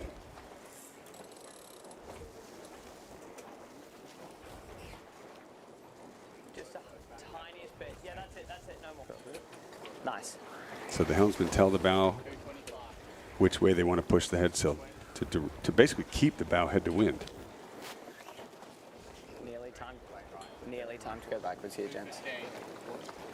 Okay, so Nearly Tapper's time to go backwards. getting ready to reverse. Tapper's going to back up. Yeah, Tapper's going to back down. Here they go. Looks like he's going to try to pull a steel balls here. Ready to switch jib, falling to port here, guys.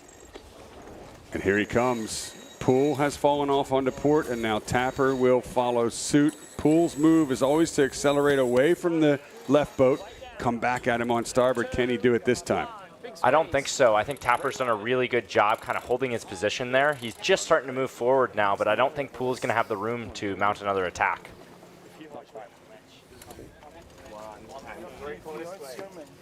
I heard Poole's boat thinking about a spinnaker hoist, I heard them say. Both kites are ready if they need them in the pre-start to accelerate downwind. 2-1 Judd to me. Okay, here's Chris Poole, aggressive going at it. I don't think he's going to get a collision course out of that. Double jibe. Ready, boom back, boom back. Tapper is ready for this. Starboard, starboard, starboard. Altering. Tapper, the aggressor. Inches between the boat. Is there a flag? Cole pulling the Yankee there. He's asking the umpires, what do you think? You never want to put the match in the hands of the umpire. Green flag, no foul. 44 seconds. Tapper to the right. Chris Poole too close to the line to his left. You can hear Tapper saying, very happy with this. So it's going to be Chris Poole just reaching down the line towards the pin. There's a little bit of left-hand breeze down there. Cole Tapper's going to be to the right. He'll have rights under the rules, starboard tack. I like where Chris Poole is headed in terms of velocity as Tapper heads for the line behind. Both boats building speed. Maryland, there's definitely more breeze lower left. Poole is early, uncharacteristically early. He's going to have to tack. Oh, really interesting. Yeah, I do think that there's a little bit more breeze setting up on the left. I'll be interested to see if Poole continues out to the right after this tack. Cole Tapper going for a dial down here on Chris Poole. Poole has to get below Tapper's angle to avoid. He's well below 90. Look at the start line. He's pointing below the pin end. Pointing below the pin end. Look at it. Wow, how close is that as Poole ducks. Green flag, no penalty. Tapper will roll into attack. He's shifted to the left of Chris Poole. Now he's got the better breeze and the lead, but only just. Squeezing now, best build. Look at the shoulders tight for Chris Poole. You can feel the tension up here.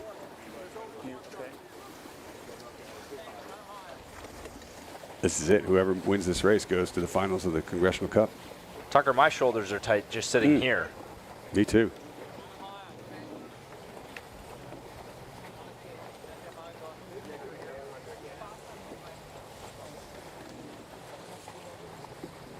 I don't think either of them are breathing.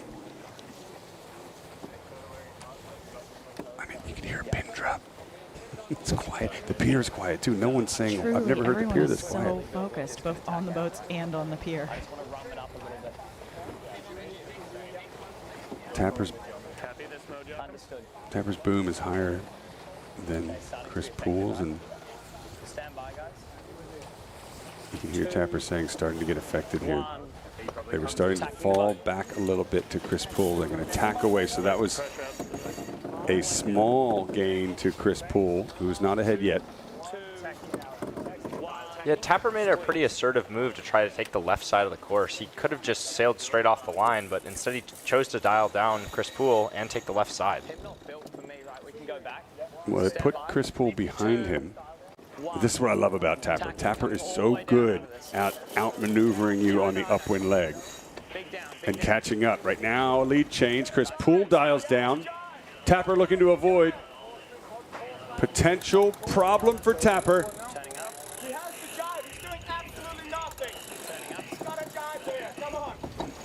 Penalty flag from Chris Poole's boat, who now is in the lead and now heads left. Tapper ducks. Umpires make the call. Did Tapper do enough to keep clear?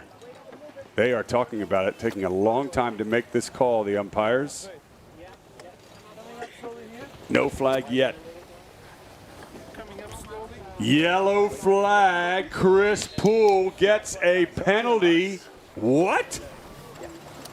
I'm speechless here, Tucker. Yeah, Poole steered a course below 90 degrees, not allowed. Oh, look at Chris.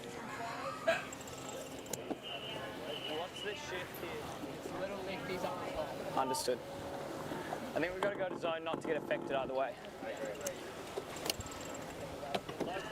I would not want to be on that boat right now. Whoa. From what I recall, too, it was actually Poole's boat who displayed the Yankee flag. So this is just a reminder to all of us of what happens when you invite the umpires in. And Poole didn't say a word. He didn't react to the umpires. He didn't say anything to his crew. Silence. You actually had the wing boat behind Poole, having a very good view on if Poole sailed below 90. So it was a very clear call. Not a tough decision for the umpires. Thank you, Kirk. Was clear to everyone except this man. All right, back in the match.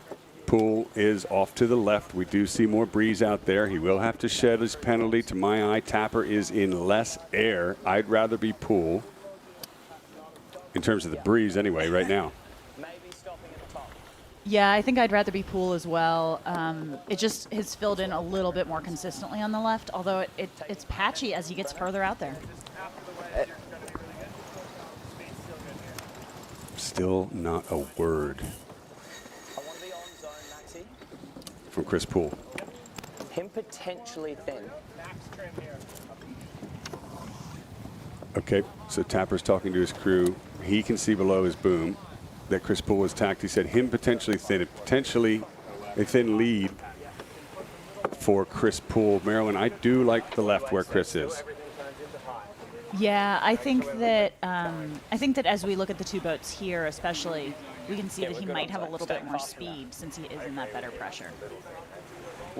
I thought he was talking about he was a little thin of ley line, maybe. I heard Tapper also talking about potentially a stop up here, so another dial up at the windward mark here.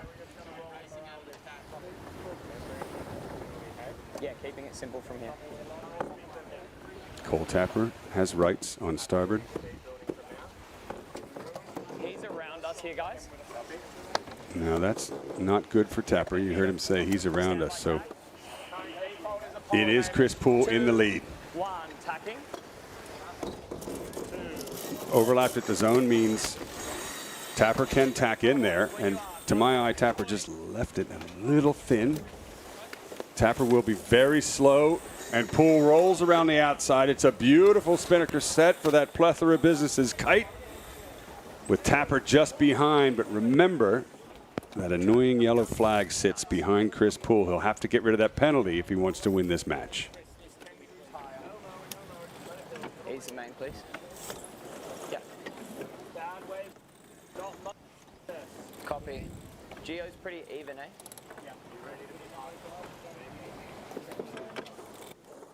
Now what? Just stay close to Chris Poole if you're Tapper. Yeah, I've got a penalty. If I'm Tapper, I'm staying as close as I can to Chris Poole. I've got a penalty pulled, and I'm not going to try to let him have any room to kill the penalty. Okay, and Marilyn, if you're Chris Poole? I want to figure out how I can get a split on the next weather leg so I can try to kill my penalty in a jibe. Kick, because we'll sail for a little bit. Stand by Oh, here, guys. oh, the hand came down for a minute. Understood, that's great. Hey, listen, give it to Chris, okay? The frustration of what we saw on that beat, and then he got ahead. He has outsailed Tapper at this point, And if anybody can get rid of a penalty and win, it's these guys. Tapper's affecting their breeze. It's really hard to hold off a trailing boat that is close to you in light air if he's up on your breeze like that. But Chris Poole doing a perfect positioning there. I mean, just hung on to air forward. Just barely, Tucker. The only other thing I could think of is if I'm Poole here, I might try to pull a penalty at this leeward gate and an offset. At the leeward gate, that would be interesting. Now, Maryland, offshore, I see more left breeze coming. You're pretty sure they see it as well. Are we going to see a left gate turn at the bottom of the track? Yeah, I wouldn't be surprised if we saw both boats go around the left-hand gate as we're looking upwind and try to get out into that pressure on the left-hand side. Simo jibes for both teams. They're talking about which turn. I heard Tapper saying right-hand turn there.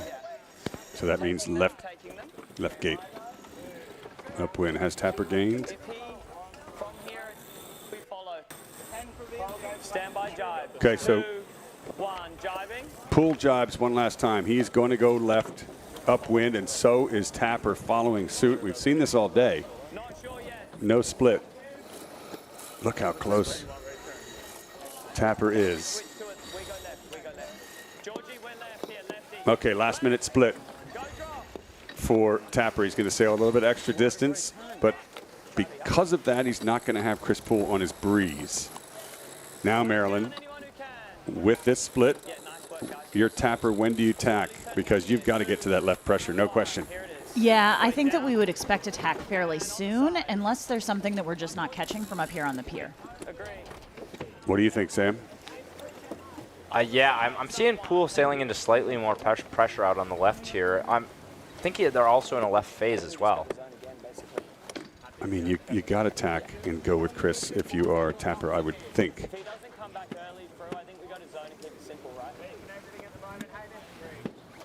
No tack yet, big split. This is like a gamble in Vegas. The odds, it keeps getting bigger and bigger as this split gets larger and larger. Tapper all the way to the right, better breeze to the left. And Tapper's showing a huge righty out on the right side of the course.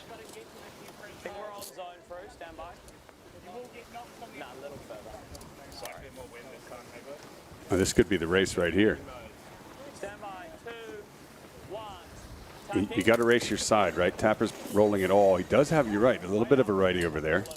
Two totally different breezes. You got better velocity with Chris to the left. You've got better angle with Cole Tapper to the right, which is kind of what we've been seeing all week, right? Tapper seems to have great pace coming in from the right side here. Compared to the first beat where we saw much lighter pressure on the course right side, I think that's changed now. Here comes Chris Poole. From the left on the water, it looks strong. But if Tapper's got something that we don't see out there, it's going to be really tough for Chris Poole. Chris has to get ahead and then offset the penalty and then still stay ahead to win. Let's see how the cross goes.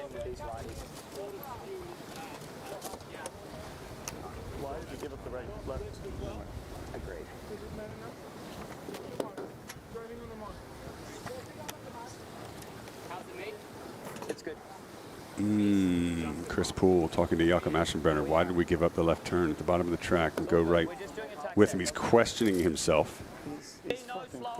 And has Cole Tapper just pulled off the unthinkable from the right-hand side where it wasn't looking very strong, and all of a sudden it is looking great if you're an Australian fan. Yeah, it looks to me that Tapper actually overstood the mark by a little bit. I think he caught a massive righty out there. I mean, he certainly did. We didn't see it here from the booth, and neither did Chris Poole. Now a big advantage to Tapper. That's the final windward mark heading downwind. The winner of this goes to the finals of the Congressional Cup. Chris Poole behind, world rank number 1, and he has to get rid of a penalty, and he has to catch Cole Tapper. If anybody's going to do it, it's going to be Chris Poole. You know, you don't become number 1 twice in 2 years without knowing how to dig out of a situation like this. It is not over yet. High angle for Chris Poole getting up on top of Tapper's breeze. That spinnaker, the left one, the pink one, already getting affected by Chris Poole. Now the angle comes up a little bit for Tapper to respond, sailing extra distance to keep his air clear. So that's a gain to Poole.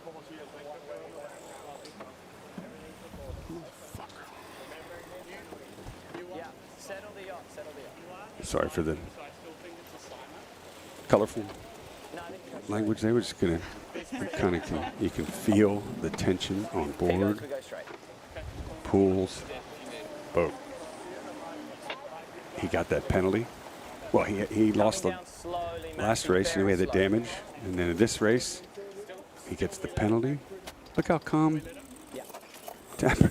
He looks like he's out for a Sunday sail with the family. Thinking the same thing. It's like, you know, somebody bring the potato chips up on deck. We're just going to have lunch before we get to the finish. Now, Poole jives away in what looks like a good vein of breeze, and Tapper lets him go. Here comes Poole back now. The defensive move for Tapper. He's just going to put himself between the finish and Chris Poole. Chris Poole fought so hard all week, jibing on top of Tapper's breeze now, but remember, he's got a penalty to shake. He was almost undefeated through the double round robin. He beat Cole Tapper twice, and then he beat Cole Tapper twice yesterday, but this man from Australia has come from behind once to beat Chris Poole. He's come from behind twice to beat Chris Poole.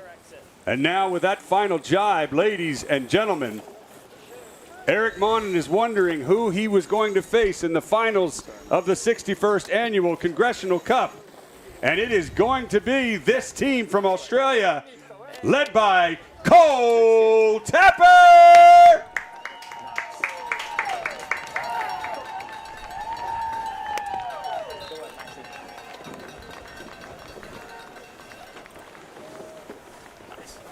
Both of the underdogs I'm just shocked. performed today. Big time. Listen to the crowd. Listen to him. I don't think anyone in the world woke up this morning and guessed that this was going to happen. Not Chris Poole, and maybe not Yanni Berntsen. Look, there's Eric Monin congratulating Cole Tapper. The two guys. These are your two finalists right there to the right of screen, Eric Monin and Cole Tapper. Oh, and there goes Chris Poole, you know, a gentleman saying, "Nice job, boys." Wow. And you feel like saying, where did that come from? Here's the replay to answer that question. Into the start. On board with Chris Poole and the dial up there. Not much was going on initially, but then it was that dial down, if you recall, right here after the start. And then Poole got that penalty. I think we're going to see it in a second here. Like it was really light upwind. There's the, okay, so Chris Poole came below 90 degrees. I'm not sure if I saw it, but the umpires did, and that's all that matters. And it was Poole that put the penalty flag up, asking the question, and there's that yellow flag. Poole was still in it at this point.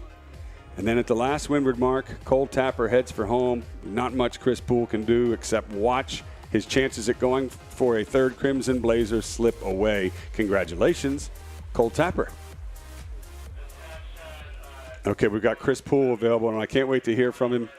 Chris, my friend, it has been incredible all week long watching you sail. I've got two questions for you, and I'm sorry that I know it's frustrating not to be going on to the finals, but I wanted to ask you at the last match, what happened with the steering? Can you give us an update on that first?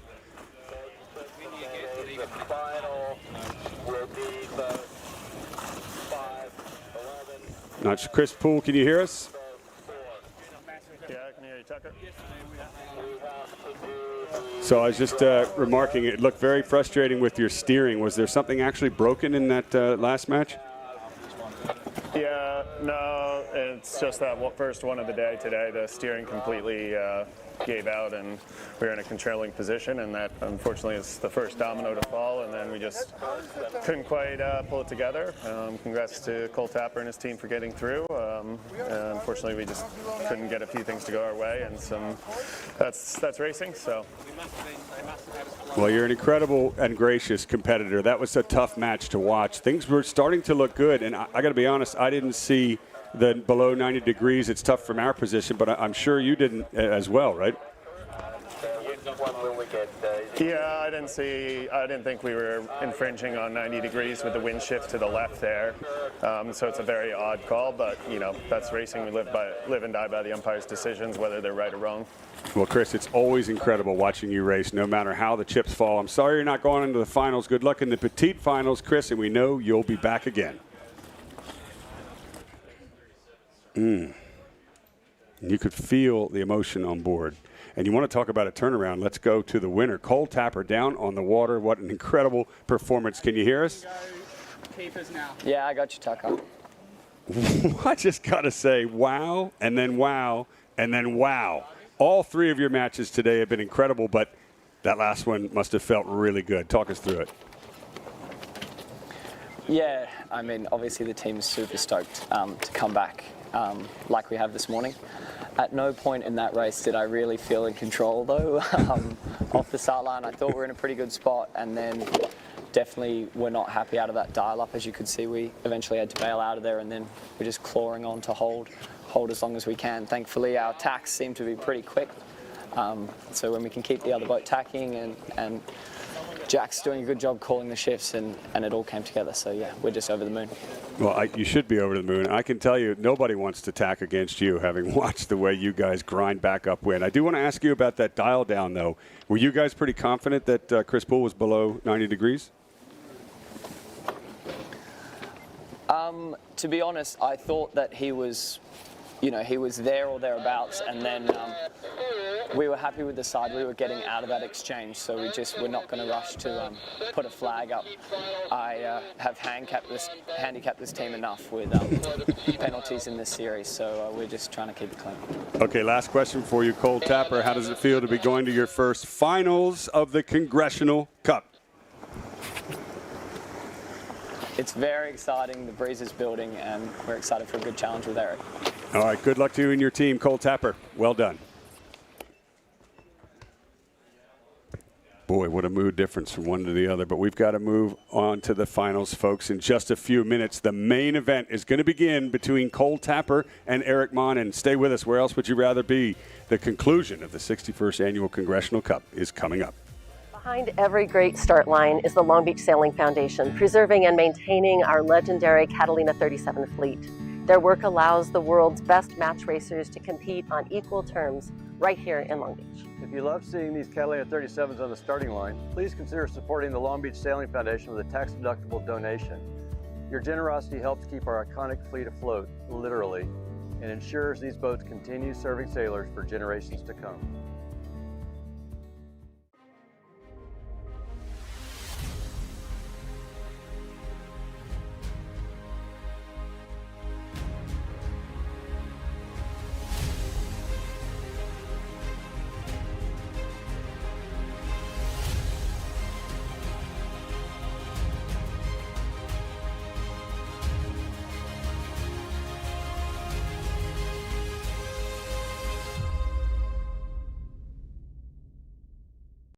In championship sailing, there are no second chances. Every move matters. Every decision counts. Selling your business is no different. It demands precision, judgment, and the right partner to navigate critical inflection points when it matters most. Since 1998, Plethora Businesses has successfully guided hundreds of business owners through complex transactions with strategic results. Precision wins. PlethoraBusinesses.com.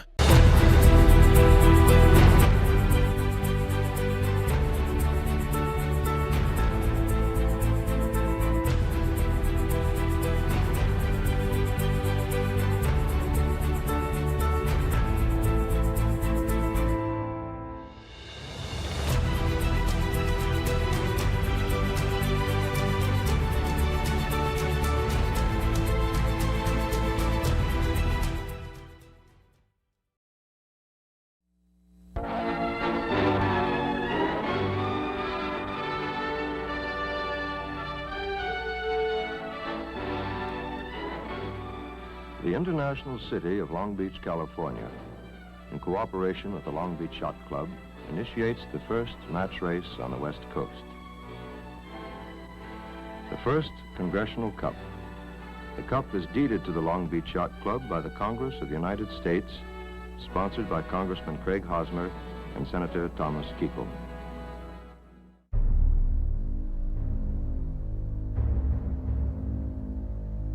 You know, every yacht club wants to set themselves aside as being star champions or America's Cup champions. Long Beach Yacht Club developed this match racing regatta. The America's Cup, the Canada Cup, Sewanica Cup, were all two-boat races. We were thinking that it would be nice to have a regatta where there would be 10 contestants and you'd have an overall winner. You know, originally it was supposed to be the Presidential Cup. Then John F. Kennedy was shot, and when Lyndon Johnson took over, he pulled most of the major military contracts out of California, and that infuriated the Californians, of course. So Bill de Lacy got Congress to agree to make it the Congressional Cup. So it had an unusual beginning. The tournament ground is the temperamental Pacific Ocean, sometimes bright and gusty, other times weather like today, fog and light breeze. Officials on the committee boat start the first race of the Congressional Cup. Match racing wasn't a big popular sport. Long Beach really led the way. We had lots of help. Arthur Knapp was a real pal. Harry Anderson, New York Yacht Club. Well, my name is Barney Flam, and my first Congressional Cup experience was in 1965 when I got a call from Don Leadham, who said, "We're putting on a match racing event. We'd like to invite you." Barney Flam, representing the Santa Monica Yacht Club, has one of his toughest races at the start against the East Coast representative from Larchmont, New York, Arthur Knapp from Sheboygan. Flam, a well-known skipper on the West Coast, is racing the skipper of the America's Cup, Weatherby.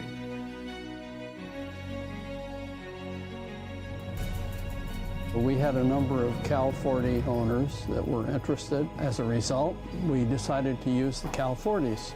In those days, the Cal 40 was a new boat, and they tried to have one representative from each yacht club.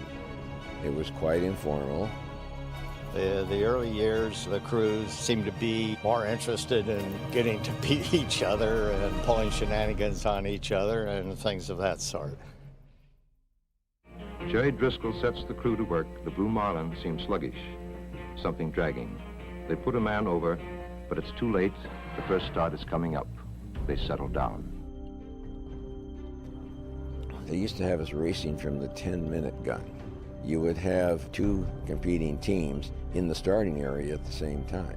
So it got to where people were maneuvering for position maybe 20 minutes before your start. And of course, the crews got pretty tired. Willis Boyd comments on his boat. I believe my boat is one of the heaviest in the group, as I have the only raised deck and I have quite a bit of equipment aboard. At that point in time, we took the position that anything you could do to make the boat go faster was okay. They had different sails, they had different weights, different options on the boat, and they weren't equal. And as a result, Jerry Driscoll from San Diego was in a position to make a very, very fast Cal 40. Jerry Driscoll won the first two Congressional Cups without losing a race. I remember way back, Barney Flam was the guy we took out on the very first Catalina 38s. And 10 Long Beach Yacht Club members bought those boats with the condition that they make them available to the club for Con Cup. When we had the Catalina 38s, we sailed those boats with the bow pulpit and stern pulpit and lifelines, and they overhung the boat, and in the close racing, they would frequently get bent out of shape a bit. My job, when I was 20-something, was to support this program, be here when they needed spare parts. Jerry would be down here at 7 o'clock the next morning, and that's maybe an hour and a half drive with whatever parts we needed to put the boats back together to get going. Bruce Brown was working his way up to become chair, and Bruce and I were having lunch upstairs and said, there's got to be a better way to do this than taking privately owned boats. Every year, turn them into one design boats. Just is a struggle. We actually built one prototype boat and brought it down here one year. Tooled the boat, built the boat, launched the boat, brought it down to look at, and a couple of key sailors said, that's close, but it's just not it. So we chucked it and started with a new boat. As a result of that, he learned what they wanted to do when they built the 37s to make the boat bulletproof. Yachting has been very good to Catalina Yacht, and I felt that I wanted to do something to show my appreciation from Catalina Yachts. I realized that the Congressional Cup was something of the future, so we designed the 37-footer. Through the generosity of Mr. Butler, he gave us 11 beautiful yachts to run the event. They held up well, and they still look very contemporary, even though they're now 20 years old, which I think is a real testament to the design of these boats. Since we got the 37s, it has been a boat really based upon the talent and expertise of the skipper and crew rather than the design of the boat. Finally, I started getting more talented people. Well, one of the great things about the Congressional Cup, of course, you want to perform well on the water, but it's essential if you're a skipper to have a really good speech at the dinner. Good evening again, everyone. It's great to be invited back again this year. I enjoyed myself so much 2 years ago that in the last 2 years I spent about 18 months in the United States, so I'm kind of getting happier and happier.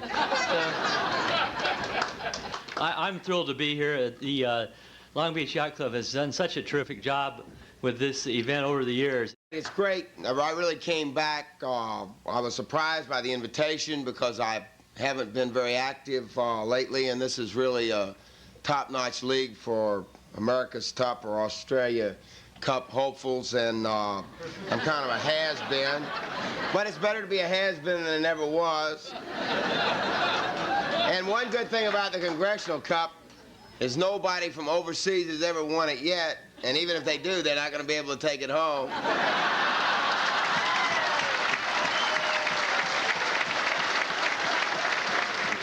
A couple days ago, I had lunch with Ted Turner, and that was the good news. The bad news is, you know, that some of the people here really know how to sail, and they're at the top of the sport. And I understand that, you know, Harold Cudmore is one of the best paid professionals, and he makes $100 for an event like this. Dennis was worried about the age problem, but Dennis, don't worry. Ted and you and I don't look so bad when we compare ourselves with the jury.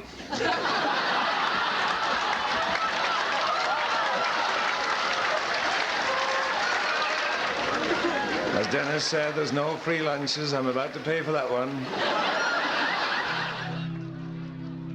Now, you're one of the judges. What do the judges do here at Congressional Cup? You're out on the water, I think, in the judges' boat. What do you look at out there?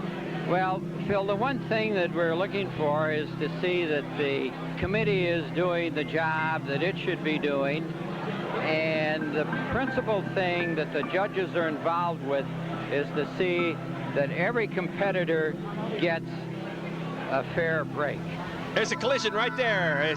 Boats touched, and Cudmore's pointing again to his protest flag and saying, I'm doing it again. Prior to umpiring, we would have these god-awful protests, and there'd be arguments. And I'll never forget one year, I think Dennis Conner had 4 or 5 protests against Ted Turner in the same race. And these protests went on for hours and hours. And at the end, in the men's room, Turner and Conner had some very sharp words exchanged with each other. And the two of them go out, and Arthur Knapp on the committee goes out.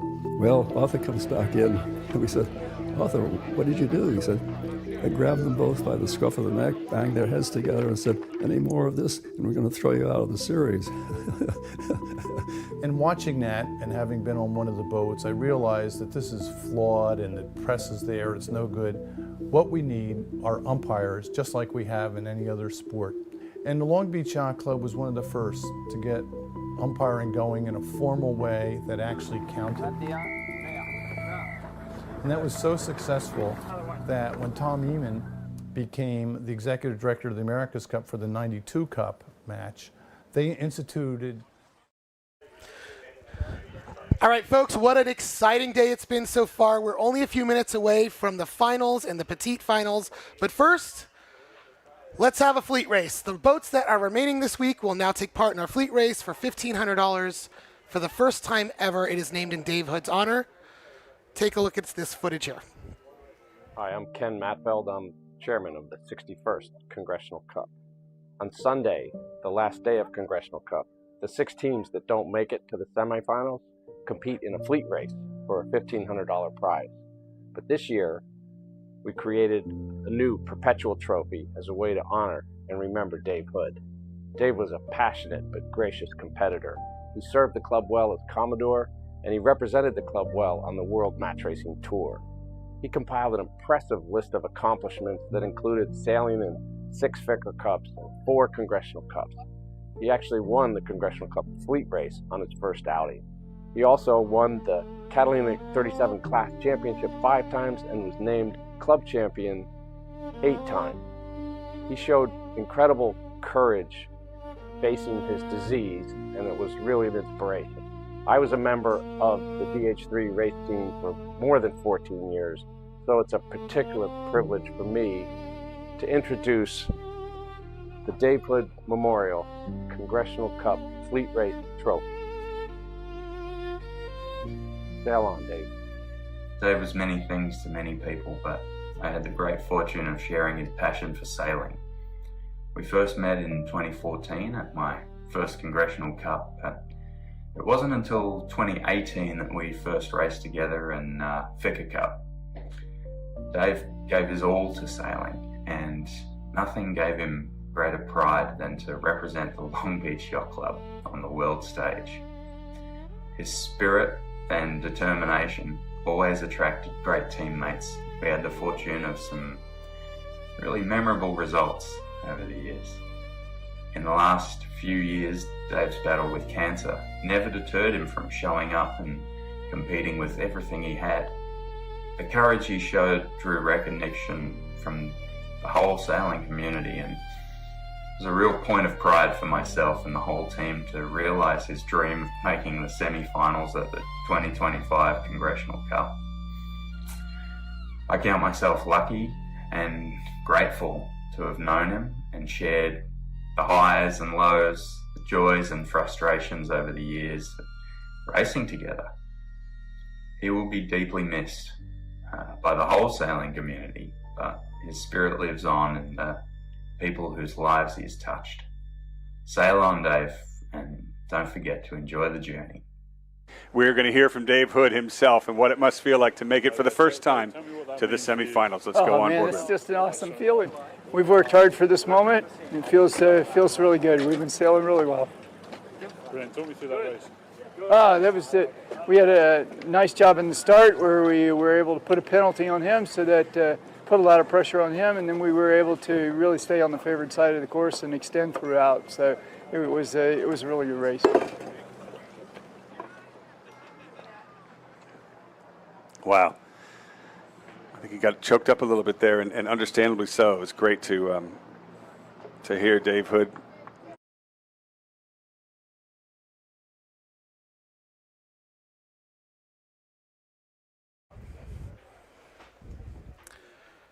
Wow, thank you to Dave Hood, and we are so proud to host this race in his honor. So now, up for grabs, $1,500 to the winner of the 61st Congressional Cup Fleet Race. You notice the umpires just tossed some flowers on the start line in Dave's honor. He was a big part of our community, and we are all so proud to have known him, and he will forever be missed.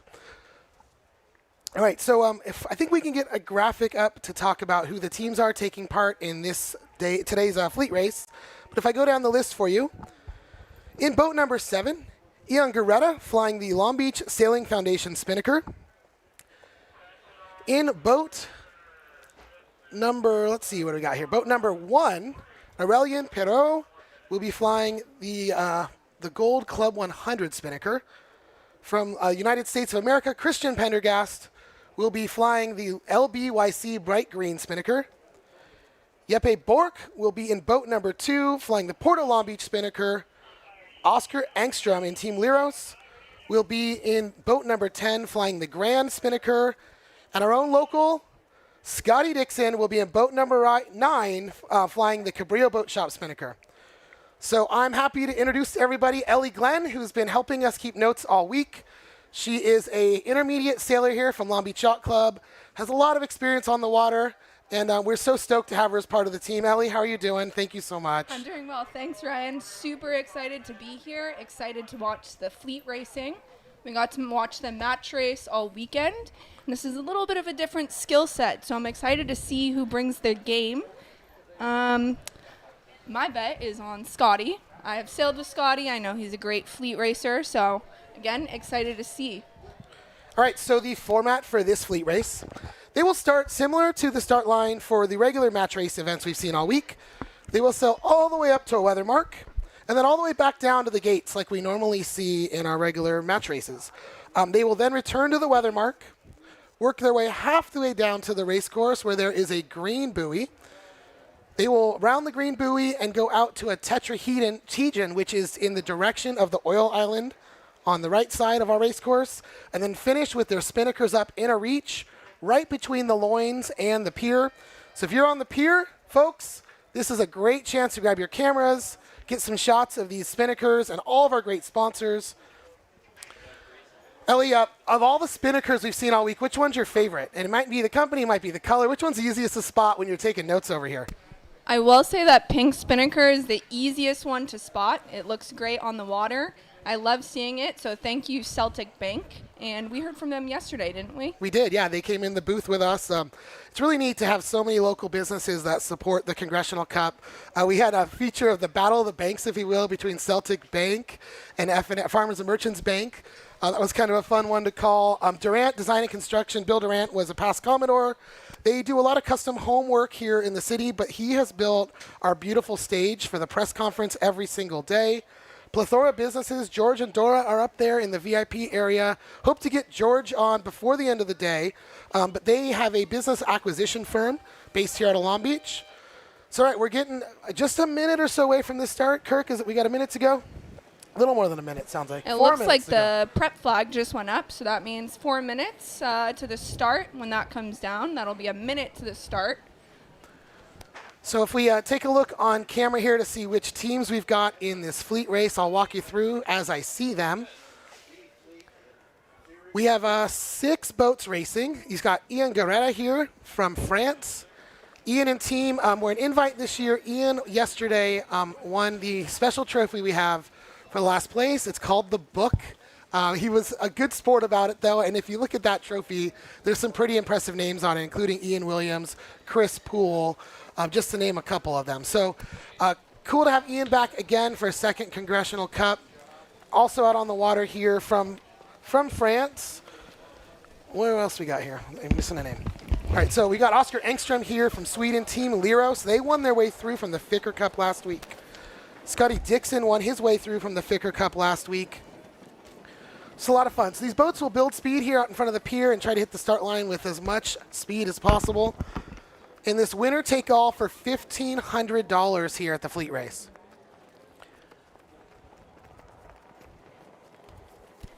The start will be a little different as they're not battling one-on-one, but they are battling each other to get the best start, bow out. Instead of coming in from the windward side, they'll be going from the leeward side up. A little bit nicer for the viewers to watch. And also important to note, so you will see there is a whole fleet of spectator boats off to the right-hand side. These are Long Beach Yacht Club members who will house these fleet race teams at the conclusion of the fleet race and hopefully throw them a good party as we watch the finals. If I can name these boats for you really quickly, we have Executive Decision, which is housed by Reese and Linda Howell. Thank you to them. Flawless with Kurt and Dee Wood. Trifecta, courtesy of Michelle Scott. Rascal from Bill and Pam Durant. Kestrel from Don and Barbara Penders. And Lady Hawk from Alan and Rebecca Vaught. So these teams are going to have some fun on the water now and then get the party started as we watch the finals and the Petite finals right here live from Long Beach. Great shot here. You can see Alamitos Beach in the background. And here we are on the race committee boat.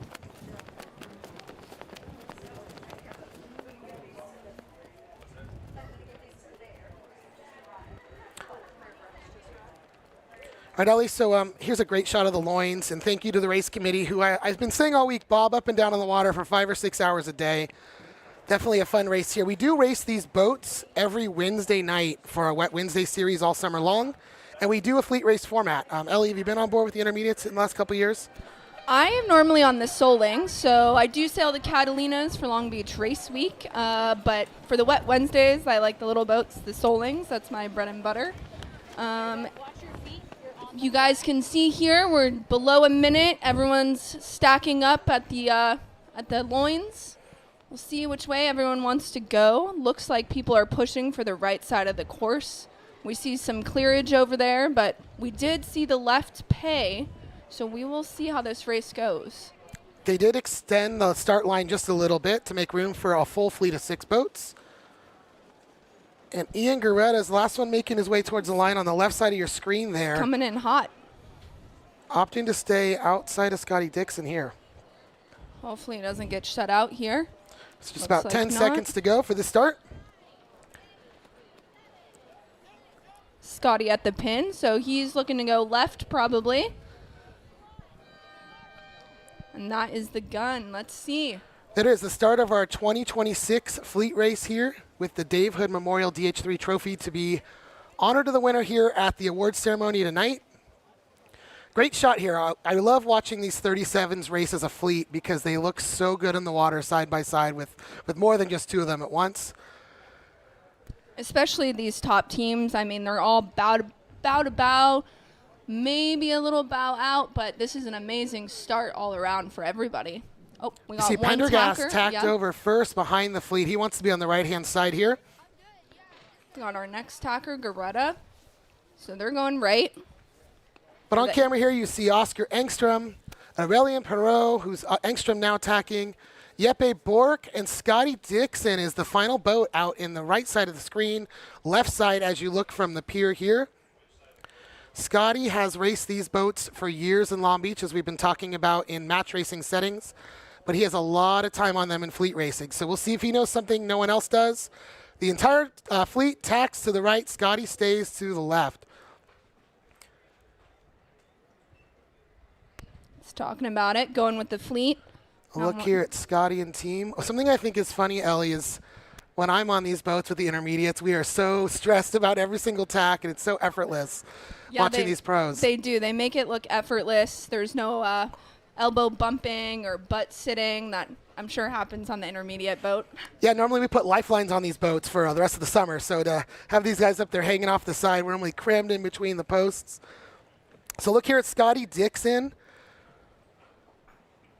As they head upwind, you've got 6 boats racing for $1,500 here in the 2026 fleet race. Definitely some bragging rights. Definitely. And it would be the first name ever on that DH3 racing trophy. So I think that would be super exciting. A really exciting thing for any of these teams, right? That's right. Starting the tradition. Beautiful shot in the background there of some of the high rises here in Long Beach. That's Alamitos Beach you see there. This will be the home of the 2028 Olympic Games. And Ellie, the events that will take place here are all more of a fleet style race, correct? That's correct. They are fleet style. They also foil. So if you guys were here, what was that, on Friday? We got to see one of the U.S. Olympians, Daniela Merez. She has 6 world titles, so she'll be shooting for top 3, if not gold, at the 2028, which will be super exciting. All right, so look here. Scotty Dixon is the leftmost boat.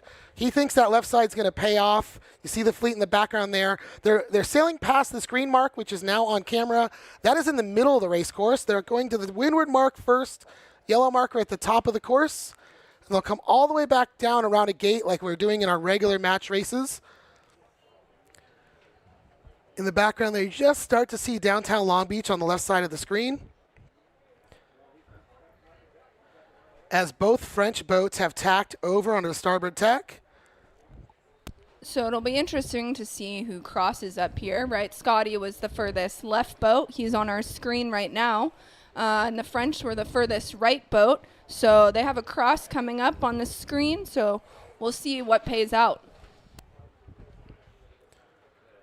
And I think so we're seeing Jeppe Borch get crossed here by Garretta. A little bit of right. Starting to stack up. Christian Pendergast here out of Chicago, sailing with his dad, Jimmy, this weekend. Been fun to talk to Jimmy about life and sailing back at the club. And I think we just missed the cross on camera, but it looks like Garetta is clear ahead of Dixon. So at this point, I'm calling Garetta in the lead.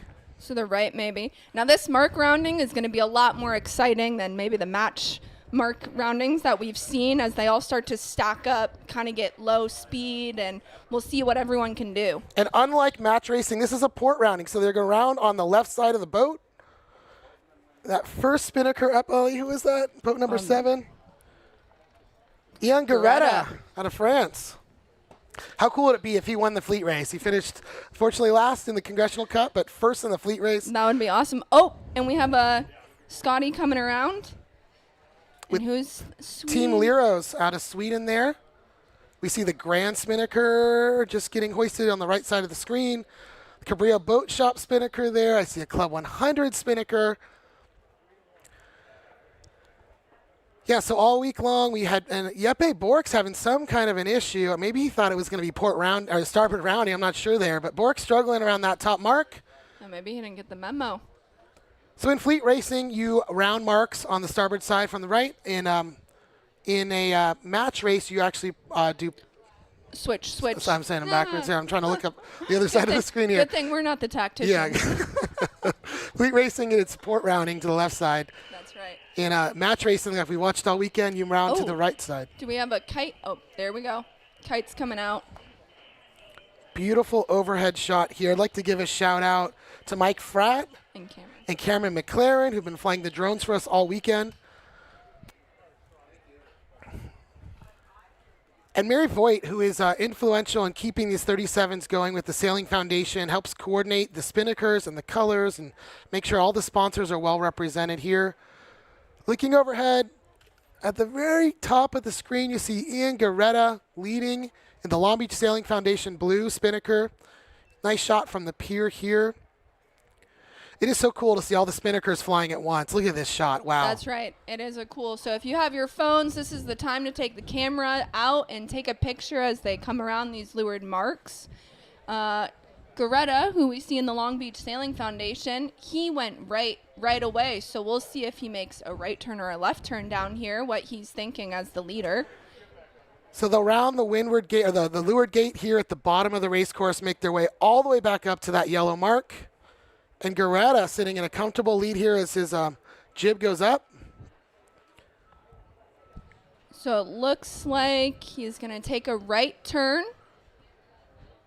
and go course left. Interesting. You must see something out there on the left that they didn't have in that first beat. Beautiful shot there. The Port of Long Beach in the background. One of our sponsors yet again this year. See downtown Long Beach on the right-hand side.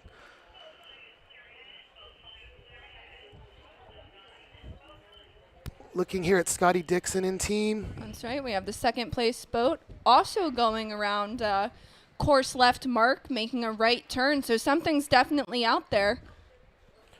That's Christian Pendergast in second.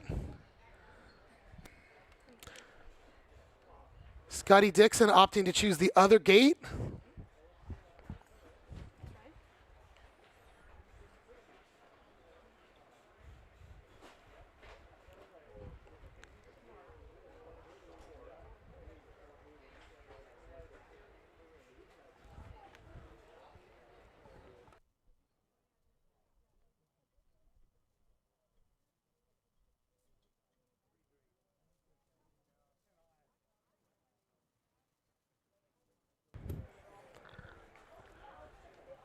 All right, so as our last boat, Oscar Engstrom and Team Liros rounds the gate at the bottom here, we have an overhead shot here of all 6 boats in the fleet.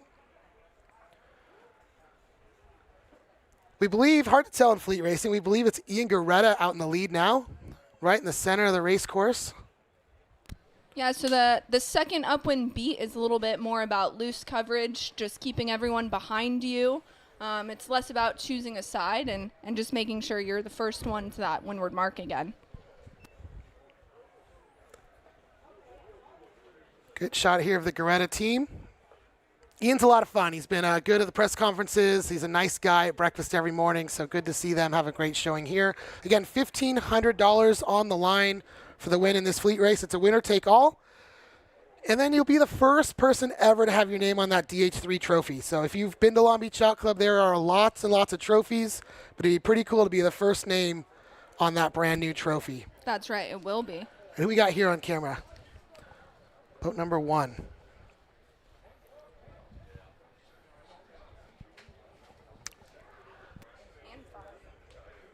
All right, here we have Team Leros. Scotty Dixon, the Scotty Dixon Racing Team. Scotty qualified for the Congressional Cup through the Ficker Cup. I think Tucker said he's appeared in 23 Congressional Cups, somewhere in that range. That's right. Normally as the tactician, sometimes as the driver, but he has appeared in quite a few of them. I don't know if that says more about his age, though. In the background, we see the Farmers and Merchants Bank Spinnaker there. Which team is that? That is Eric Monin coming through the race course. As everyone races upwind, see, it looks like some kind of a tour boat out there. They're getting the best seat in the house. I'm sure that boat's full of people here taking a tour of the harbor here in Long Beach. Again, if you're just joining us live at home, we are in the middle of our fleet race here at the 61st Annual Congressional Cup. Just off Belmont Veterans Memorial Pier, $1,500 on the line here. Currently, Ian Garetta is in the lead here out of France.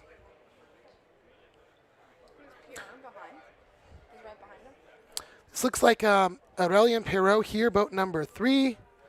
Is it Perrault that's in the lead now, maybe? It's so hard to follow with all these boats, Ellie. I know, like I said, it's a little different than the match racing. I see a French flag out front, boat number 7. Right. That is Garetta. Garetta is rounding first now. All right. So did a good job on that second beat, staying between the fleet and the mark, being able to round first. And Garetta with a huge commanding lead here. If you're watching from the pier, he's going to round the mark in the middle of the race course, that green mark, and then head out towards the Oil Islands in downtown Long Beach. Here you've got Christian Pendergast on screen. Boat number 1 here, Christian out of Chicago, the youngest competitor in the fleet this year. He's only 20 years old.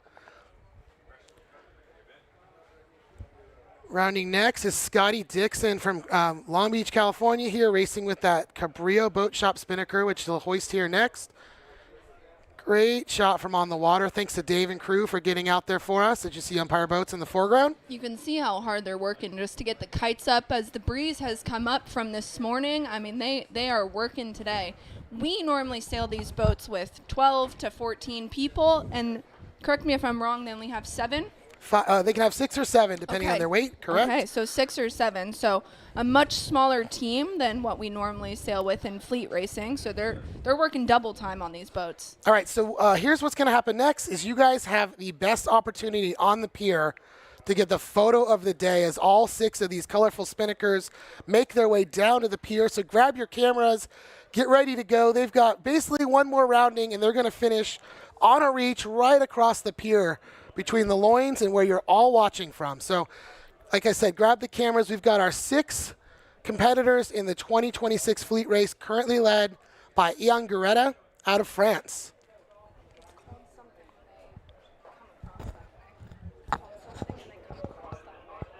They're in a reach. All right, so Garetta comfortably out front. If we go down the line here, if I can call these spinnakers backwards, we've got the purple spinnaker of the Grano. They swapped it on me. Cabrillo Boat Shop here in the foreground. That's Scotty Dixon. A Long Beach Yacht Club spinnaker there. That is the other French team. Aurelien Perrault. The Port of Long Beach, that black spinnaker there. Great shot here. All right, so first around that tetrahedron, that's Ian Garetta. All that's left is a race through the spectator boats right here across the finish line. Folks, you need to be loud as Ian comes across here. From last place in the Congressional Cup to first place here in the fleet race, Ian Garetta is on a final drive home here. Give it up for our friends from France, Garetta and team, as they lead the fleet here across the finish line at the 61st Annual Congressional Cup's fleet race. Thank you to all the teams that joined us this weekend, this week, really. It's been such an amazing Congressional Cup. the best I've ever had by memory. I've been here about 15 years. We had a band play on Friday night made up of Congressional Cup teammates, people that were racing on different boats. But right now, all the money's going to this man in the foreground, rightfully so, representing the Long Beach Sailing Foundation with his spinnaker. Give it up, folks. Ian Garetta out of France is going to take the $1,500 prize as he crosses the loins here in our fleet race at the 61st Annual Congressional Cup. Congratulations, Garetta and team, getting his name on 2 trophies this weekend. Behind him, Ellie, who do we got? Behind him looks like Club 100 is coming through, and that is Prendergast, I believe. That is. Give it up for Prendergast in the Club 100. That Cabria Boat Shop spinnaker, the blue one here behind, you will see in a second on camera. That's Scotty Dixon. Scotty, a local sailor, a coach, a friend. Behind him, the green spinnaker, that's Aurélien Perrault, also out of France. They waited a long time to get this fleet race off. It's pretty exciting as we are going to head into the finals after this. And the only competitor to duck below the spectator boats, if you're on the pier now, you see this Port of Long Beach spinnaker right here. Look at this shot. Going right underneath windlass. The Port of Long Beach spinnaker being flown by Jeppe Bork. Jeppe finishing 4th on the week, 5th on the week, excuse me. Just missing out on a chance at the semifinals. And, of course, the Grand Spinnaker here in the background. The Grand providing all the food upstairs in the loft this weekend for the Club 100 VIP viewing area. So thank you to all of our sponsors here. Congratulations to all the teams that were in the 61st Annual Congressional Cup. It's been a pleasure to host you. We're so proud to have all of you as friends and now new family members here in Long Beach. We'll be right back. I've got a very special guest coming in. Hang tight for a minute, and we'll be back to racing shortly. Behind every great start line is the Long Beach Sailing Foundation, preserving and maintaining our legendary Catalina 37 fleet. Their work allows the world's best match racers to compete on equal terms right here in Long Beach. If you love seeing these Catalina 37s on the starting line, please consider supporting the Long Beach Sailing Foundation with a tax-deductible donation. Your generosity helps keep our iconic fleet afloat, literally, and ensures these boats continue serving sailors for generations to come.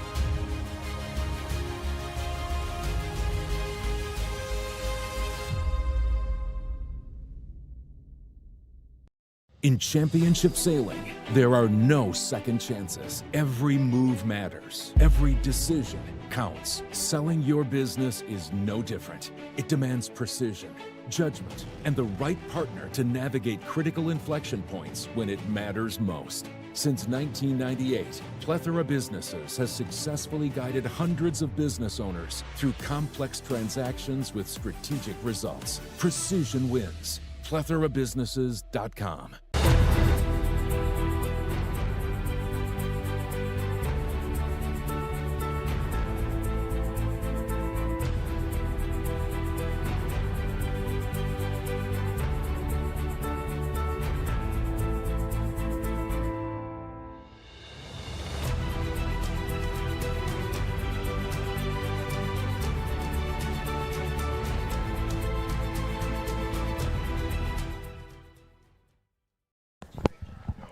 All right, folks on the pier, I am so excited for this interview. I have sitting alongside me the mayor of the city of Long Beach, Mayor Rex Richardson. Mayor Richardson, how you doing? Hey, Ryan, thanks for having me.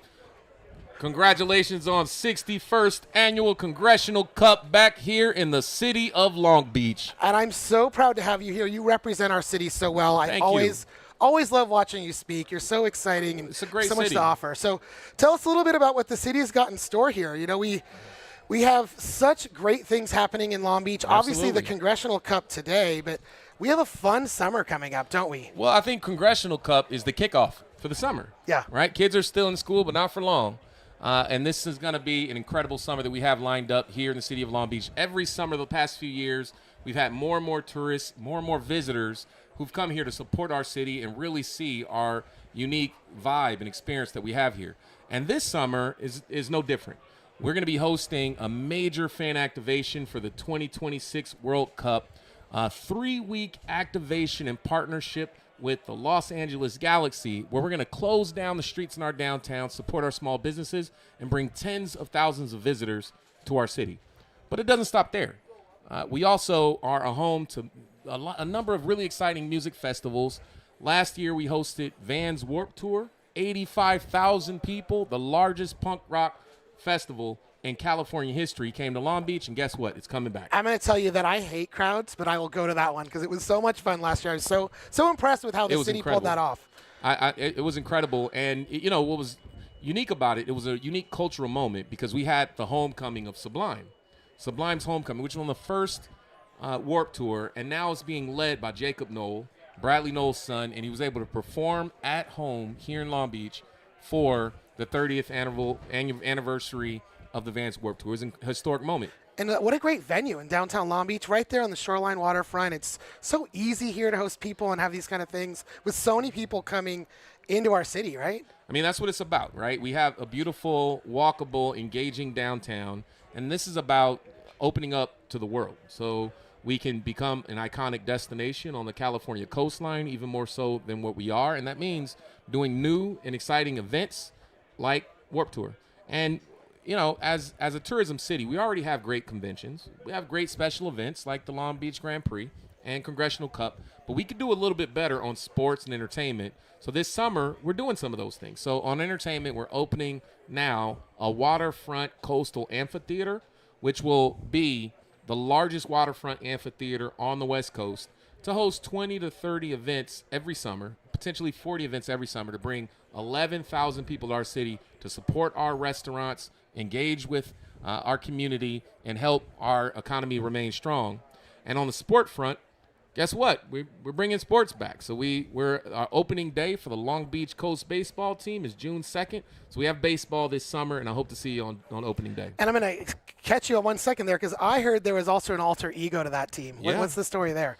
Well, you know, Long Beach, we're very unique. We're weird like that. Sometimes we have more than one name. So in Long Beach State baseball, you have the Dirtbags, but the team, but the school is the Sharks. And we've done alter egos and different names. And in Long Beach, with the Long Beach Coast baseball team, one of the owners is Warren G. Long Beach's own Warren G. And so the alter ego is the Long Beach Regulators. So once a week or every other week, I don't know what the cadence is, they're going to come out in their alter ego. I think it's going to be pretty cool to come out with alternative merch and jerseys, and you get to do both. So if you like the Long Beach Coast, which I love the logo, or if you love the Long Beach Regulators and the history with the culture, then you can opt for that. But in Long Beach, we believe that everybody should be able to have a good time. Awesome. And so let's look forward now. You have this beautiful, great city that you run that's got so many good businesses and citizens, but we are all now preparing for something to come in 2 years here, the LA 2028 Olympic Games. How is Long Beach going to play a role in those games? Well, I'll tell you. You know, Long Beach, because we have this unique history of athletes and Olympians who've come from our city. You know, more people from the NFL, more athletes gone to the NFL from Poly High School than any high school in America. Long Beach Wilson, placing athletes in the Olympics, every Olympic since 1932.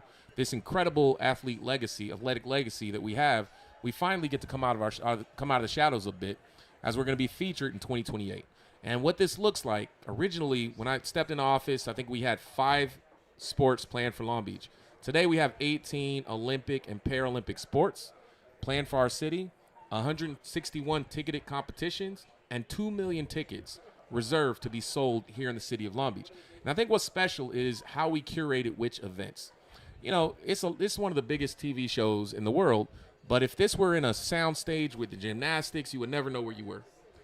But these are outdoor events. We're doing things like rowing at Marine Stadium, which is coming back, which was originally built in 1932. Beach volleyball was in front of the Eiffel Tower in Paris. It's here at Alamitos Beach here. And we're going to be able to utilize the Belmont Pier and additional areas because we're sharing sailing between here and San Pedro. So we're doing a number of events It'll be an incredible experience, but it's really an opportunity for Long Beach to become an iconic coastal global destination for athletics and for tourism. Awesome. Well, this week it is both because we have teams here from 8 different countries. We have people housing them that are members of Long Beach Yacht Club. We've got a whole pier full of spectators here to have fun. It's free to view this event. We're so proud of that. And there's so many people I've met today that's their first time ever watching sailing up close. So we are so proud to host that, and I appreciate you and everything the city does to keep this pier open and to give us this opportunity to have such a great place to show sailing to the world. So Mayor Richardson, if before I have you go, I want to ask you one last question. Do you have a favorite today? We've got 2 guys into the finals, right? We've got Cole Tapper out of Australia. Okay. We have Eric Monin, who is here from Switzerland. Okay. Who do you think is going to take the win here? Well, let's see. So I visited Australia once, and I had a pretty good time. I went to Melbourne and to Canberra. They have great rooftop bars and great speakeasies, great culture. But I've also been to Switzerland, and you have in Geneva is one of our biggest shipping partners, a company called MSC, and so those many of those shipping lines are MSC containers that are out there. So I'm a little split. So if I have to just pick based on those experiences, I'm gonna have to say Australia. All right, he's picking Cole Tapper. I've got the mayor here, Mayor Rex Richardson. Thank you so much, Mr. Mayor. It's a pleasure to meet you and have you here. Tucker Thompson returns to the seat to call the finals of the 61st Annual Congressional Cup when we return. Behind every great start line is the Long Beach Sailing Foundation, preserving and maintaining our legendary Catalina 37 fleet. Their work allows the world's best match racers to compete on equal terms right here in Long Beach. If you love seeing these Catalina 37s on the starting line, please consider supporting the Long Beach Sailing Foundation with a tax-deductible donation. Your generosity helps keep our iconic fleet afloat, literally, and ensures these boats continue serving sailors for generations to come.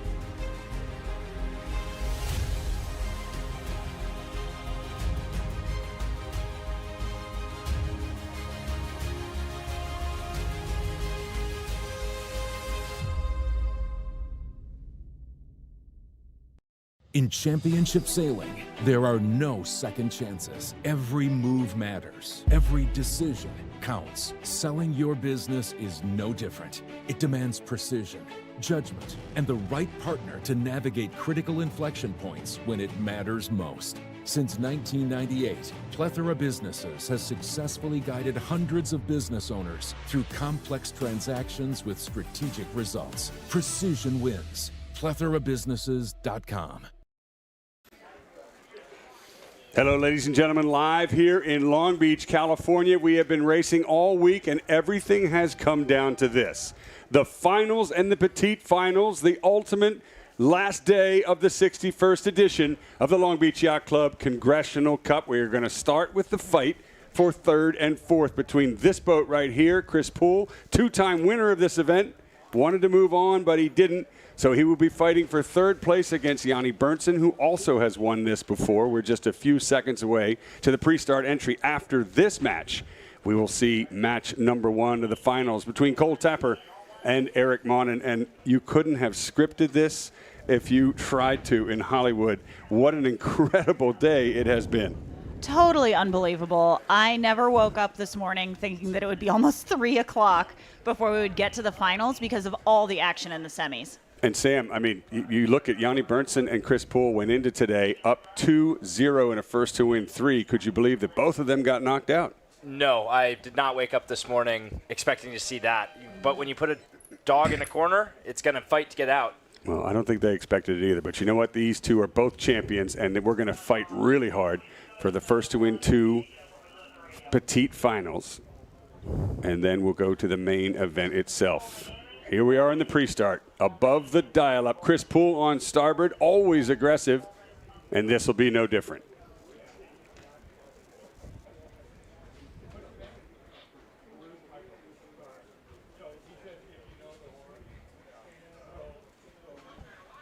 Maryland, good time while the two teams take a break, head to wind, slow down in the dial-up, looking upwind. The sea breeze has finally filled in here in Long Beach late. Yeah, it has filled in, and the course has shifted quite a bit to the right from what we were seeing at the end of the semifinals. This is definitely pretty different pressure from what we sailed in earlier today. And what do you think of the breeze on the course geographically? If you were one of these two teams, you'd be going which way?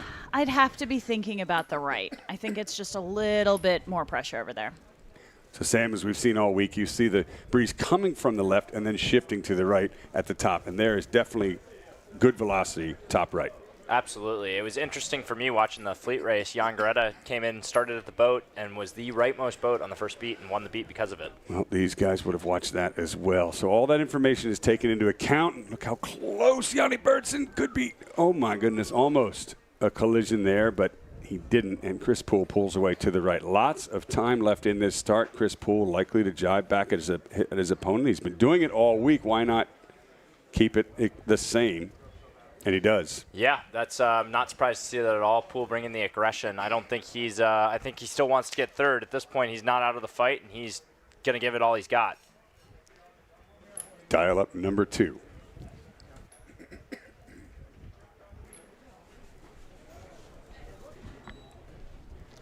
I wouldn't count Yanni out, though. He was the only boat to beat Chris Poole during the 2 round robins, and so I think that this really could be quite a compelling event. Oh, that is for sure. And this is just for third and fourth. And we've got first and second to play for as well. Again, first to win 2 points. And there's prize money on the line for all of them. As Berntsen slides back below Poole, Chris does such a good job accelerating in these situations. Can he get a piece of Johnny again? I think he might be able to. Something I just kind of noticed after watching Poole do this time and time again, every other boat seems to kind of slide aft even before they trim the sails back in, and Poole doesn't have that. The boat doesn't slide aft. He just accelerates out of it. He backs down and then just peels away. Well, he didn't accelerate far enough this time. Plus, the clock is running out. It's time to set up for final approach. Poole leading off to the right. The pier's likely not to come into play because we used up way too much time. There's the final minute to start number 1. Race number 1 for the Petite finals as Berntsen shifts to the right of Poole. Oh, there is an overlap. Poole's Berntsen trying to slow down. Breeze is picking up, which makes it harder to maneuver these Catalina 37s. Poole elects to lead with 40 seconds to go. Not sure he's going to be able to shut out Berntsen. Plenty of distance between the boats, plenty of time to play this game. Berntsen goes in for a hook, lots of distance, half a length or more. Berntsen continuing to go bow down. Now he swings up, and Poole hooks him to leeward. Can he go back for one more? I don't even know. We got 10 seconds coming up. I think the start is going to be pretty much like this, which is good news if you're Chris Poole. Tight to leeward is going to be strong. Meanwhile, Berntsen looking for gauge to windward, and he's not going to have it. Likely to tack away early, and he does so at the gun. It's a split here in race 1 of the Petite finals. Poole electing to attack over here on top of Berntsen, not necessarily on his breeze, but just covering him out to the right side of the course. And it's Berntsen who's aggressive. He'll go back immediately, look for Poole to tack on top of him, and he does. It's game on already, right off the line.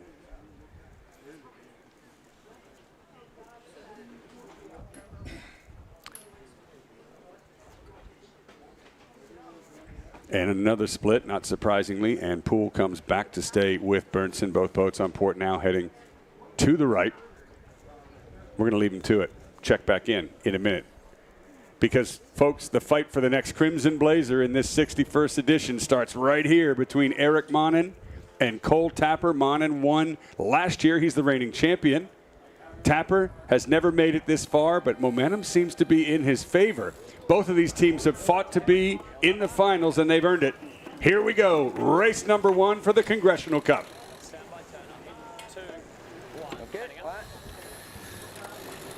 And Monin was just a second late to entry there. Nothing too catastrophic, but Cole going for the upwind cross. Looks like he's going to almost get through, but not quite. I think he almost could have there, but he elected to be conservative. Monin is very good at getting back behind his competitor in the dial-up here, so he can swing either way. Cole is stuck at the moment, head to wind, and now each skipper stares the other down. Cole doing a really nice job there, though, stopping the boat quickly, so Monin had to slide forward.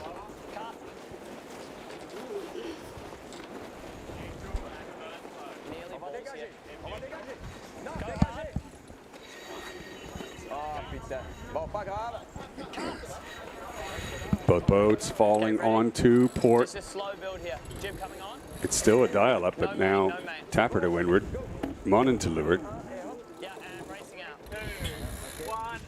And we accelerate away on port. Monin leads.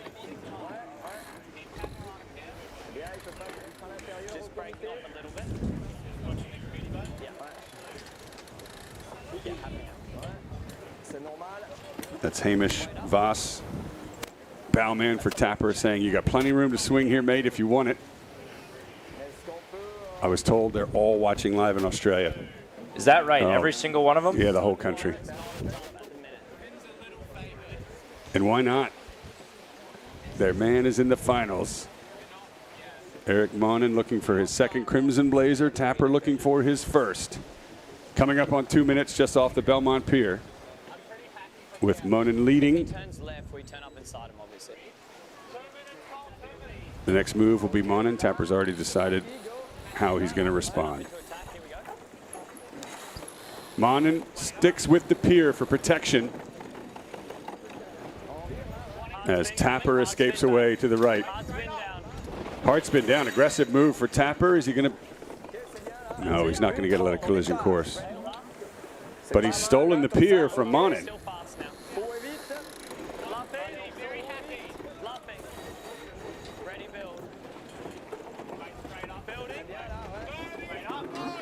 Monin has protection with the exclusion zone, that red buoy.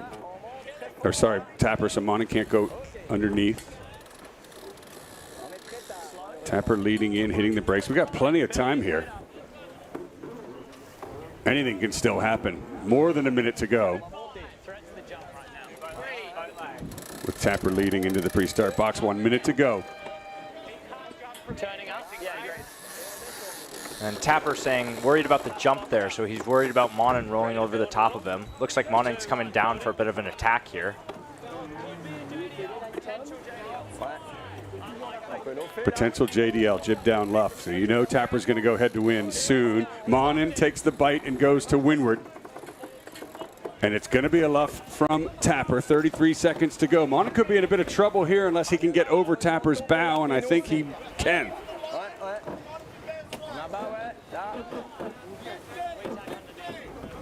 going to tuck underneath him here, guys. Understood. 15 seconds to go. Monin down to leeward. It'll be attack from Tapper to windward. Likely a split tack start. Monin lets him go. Less than 10 seconds. Both boats heading towards opposite ends of the line. It's going to be Monin to the left, Tapper to the right, and we're off in race number 1 of the finals for the Congressional Cup.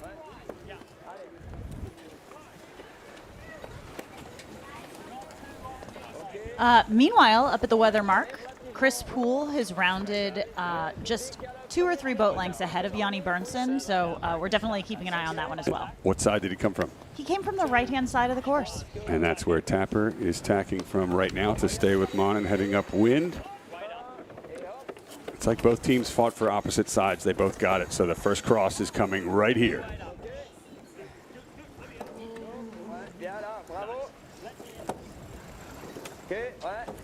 Will it be Monin from the left? Can he get across on port? Or will Cole Tapper on starboard have a piece of him and force him to tack away? Monin looks bow forward at the moment. 5 seconds. 3, 2, 1. I take that back. It's Tapper bow forward, but he doesn't cross. Tacking to leeward, protecting the right, forcing Monin away. So the right is paying off so far. Yeah, and I think Monin was pretty thin on the ley line to the pin at the start, too, and gave up a little bit of speed right at the beginning of the race.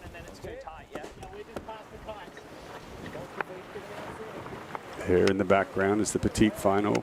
Poole leading downwind, first to get 2 points. Meanwhile, Tapper heading upwind against Monin, first to win 3 for the finals. That's Monin tax.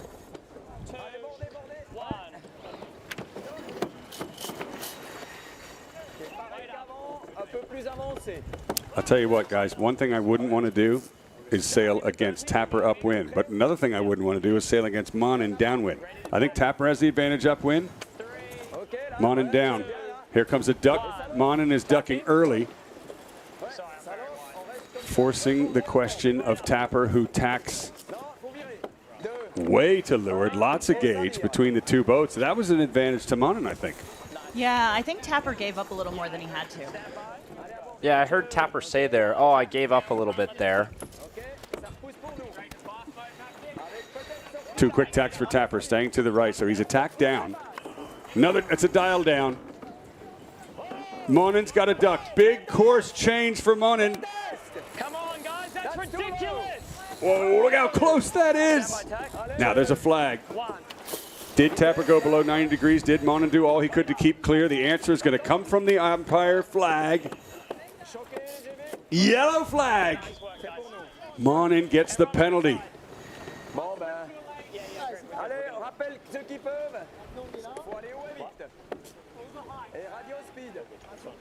I think that's the umpires confirming for us. That was a really perfectly executed dial down from Cole Tapper.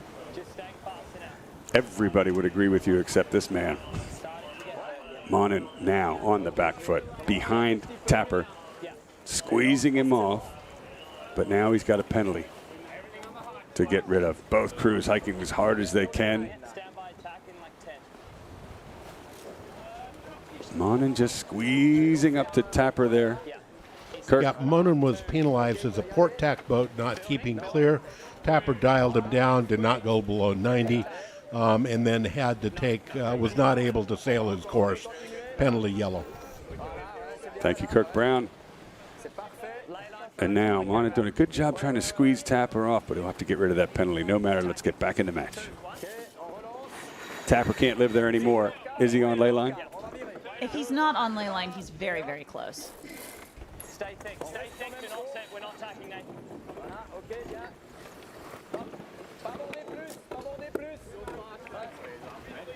Monin tacks with him. We are low of ley line. There's the mark in the background, top right. Nice work, guys.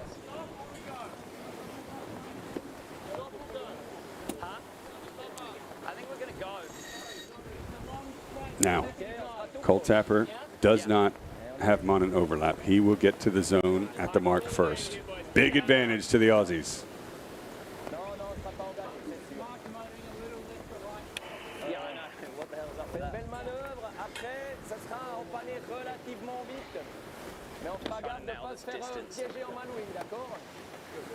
Keep in mind, this is the reigning Congressional Cup champion. Eric Monin's not going to roll over.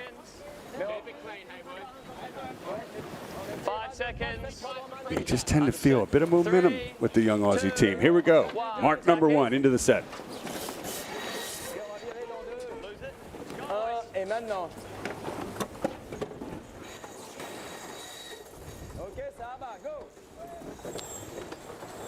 How close is this match? How close was that rounding? Almost hit it, Monin right behind Tapper. Beautiful set for both teams. Yeah, there's something to be said about Tapper's attitude almost going into today. He just seems very chilled out and like he's on a Sunday stroll with his friends. Coming up one more, Maxi.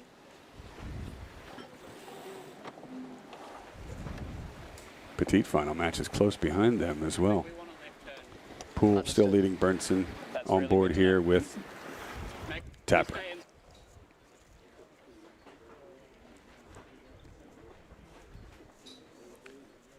And remember, Monin still has to get rid of that penalty.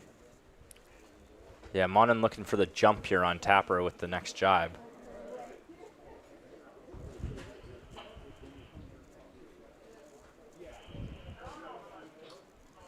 Monin just trying to squeeze down low of Tapper's line. Both boats are going to have to jibe to get to the leeward gates, of course. But it's pretty much long port. This is somewhat of a right-hand phase down here, Maryland. Do you agree? Yeah, it seems like it from the way that both of these boats are sailing. I think that we also see just a few little puffs coming from that right-hand side that we're not getting the same kind of exposure on the left. Now,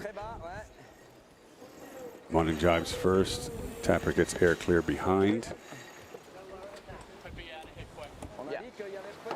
Standby jibe again. Yeah, I was wondering, I was just going to say, Tapper could have gone a little bit more to clear his air behind. He had so much speed, he just sailed back up under Monin's wind shadow, so he's jibed away. So now we go back. Ready? Now you get 2 breeze lines on the next leg, Marilyn. Upper left, strong breeze. Middle right, strong breeze as well. You can hear Tapper saying they're going to go left turn, which is taking the right. It's probably going to be a split. See if Monin can catch up or not. Yeah, I'm expecting Tapper to assertively take the course right gate and make a left-hand turn down here. He did well out there the first beat. Yeah, I'd agree. And it's easy for us to see it from up here where the breeze is. Have they made the right call?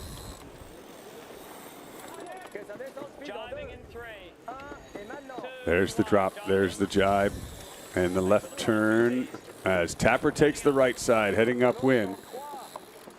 Monin pushes that spinnaker drop as late as you possibly can as his crew struggles to get the kite put away yesterday. Remember, it fell over the bow, the entire kite. They had to stop. But this one was pretty good recovery as we have another split Maryland upwind.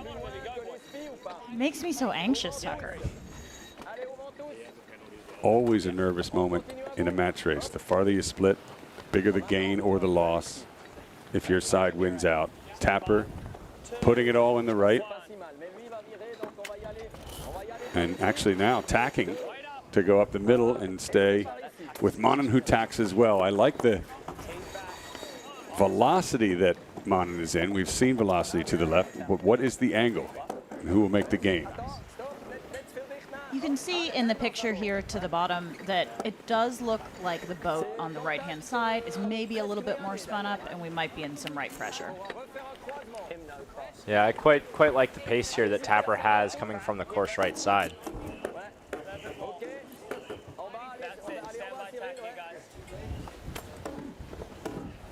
This time Monin makes a pretty big statement that he's going to duck and not going to foul.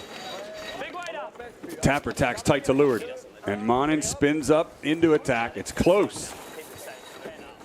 Potential gain to Monin. Yeah, that pressure he found on the left seems to have brought him right back into the mix. Quick look at the finish line of the Petite finals for third and fourth. Chris Poole draws first blood and a first to win 2 matches. Just by 1 length, though, over Yanni Bernsen, so they're going to have at least another match, if not 2. Back in our feature match upwind. The lower left paid, but then long range, we see righties up the course, and that is what Tapper's going for now. Let's see if it works.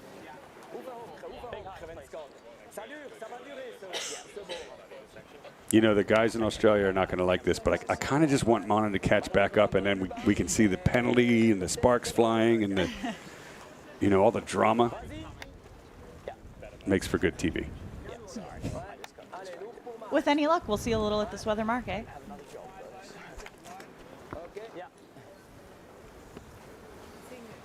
It's not what Tapper wants. He's done a good job to get ahead. He's done a good job to give his opponent a penalty. He's done a good job to get this far, and he's not done yet. Yeah, it looks to me as Tapper sailing into a bit more righty as he sails out there, out to the course right side. I don't think it's going to be very close up here, but I'm love to see a bit more action.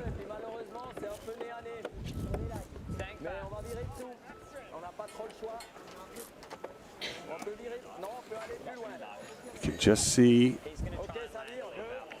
Tapper making some gains on the shoreline behind, so Monin has to tack to leeward.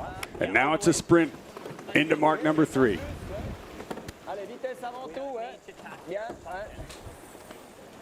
Crew's giving it all they've got on the rail. Keep these boats flat, keep the speed on. Neck and neck right now.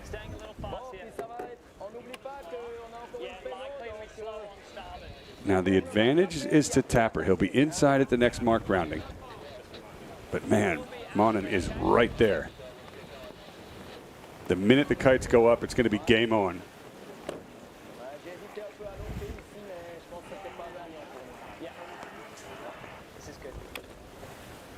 Monin squeezing up, trying to affect Tapper. Tapper also squeezing up to stay away from Monin. There's the mark. Couldn't get there soon enough for Tapper, so he'll tack around ahead. Simultaneous tacks. Monin just a couple feet behind. Into the hoist. It's fine. Don't worry about it, mate. Maxie, watch the sheet on the boom. Kites are up, jibs are down. We're on our way to the finish with Monin behind and a penalty to undertake as he sails higher than Tapper to steal his breeze. Tapper luffs up as well to keep his air clear. We've got a fist fight on, folks.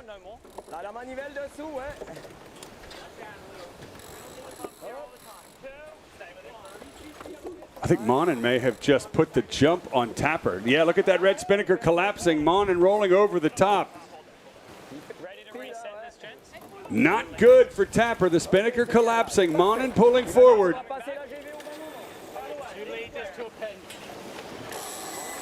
Trouble for the Aussies. Good news for Monin, but Monin still has to get rid of that penalty, and he's to windward of his opponent at this point. He'll need to get a jibe in. Keeping the boats close. That's what Tapper needs to do. Try and keep him from jibing, right? Tapper is going to do everything he can to stay right on Monin and prevent that jibe. Here we go, simultaneous jibes now. Cole looking to return the favor and jump on top of Monin. It's a luff from Monin. And a penalty flag. Make it. Oh my goodness. This is big for the umpires. There is a protest flag from Monin. Tapper now rolling over the top of the Swiss, regaining the lead. Nothing from the umpires yet. Monin seems to be having some issues with his spinnaker bowl here. It's on the wrong side of the headstay, and the guy is not in the jaws yet. He's still right in this. Okay, 2 yellow flags. Wow. Oh, my goodness. Monin is out. Okay, guys, we go straight, and then we're going to jibe. I don't know what that penalty is for. Even Tapper said, I don't know what that penalty is for. It was a luff for Monin, no contact. If there had been, you would think Tapper would get the penalty, but he didn't. Monin is out. He's going to have to spin one of 2 penalty turns right away, and he's in shock. I don't think it's processed yet. Now the spinnaker coming down, and this is the last leg to the finish. It's sort of one of these moments where you're not really sure. You got to just kind of take it easy and regroup for the next race. I'm not sure Monin can do much of anything here. Kurt, yeah, what Monin happened? Was penalized for Rule 16 after the jibe. He luffed very sharply and didn't give the windward boat room to keep clear. Limitation under Rule 16, penalty yellow. Okay, and there is the first of 2 penalty turns. Second one is almost not even necessary because he's now so far behind with Tapper heading to the finish. I think the first down one we should have just waited a little bit longer. Wow. For the first one. This final day has kept us guessing every second of every race. It just keeps changing fortune. Even the sailors can't believe it. Can you, watching around the world or here on the Belmont Pier, if you're a fan of the young Aussie team, let them hear you. First blood in the finals of the Congressional Cup goes to Cole Tapper.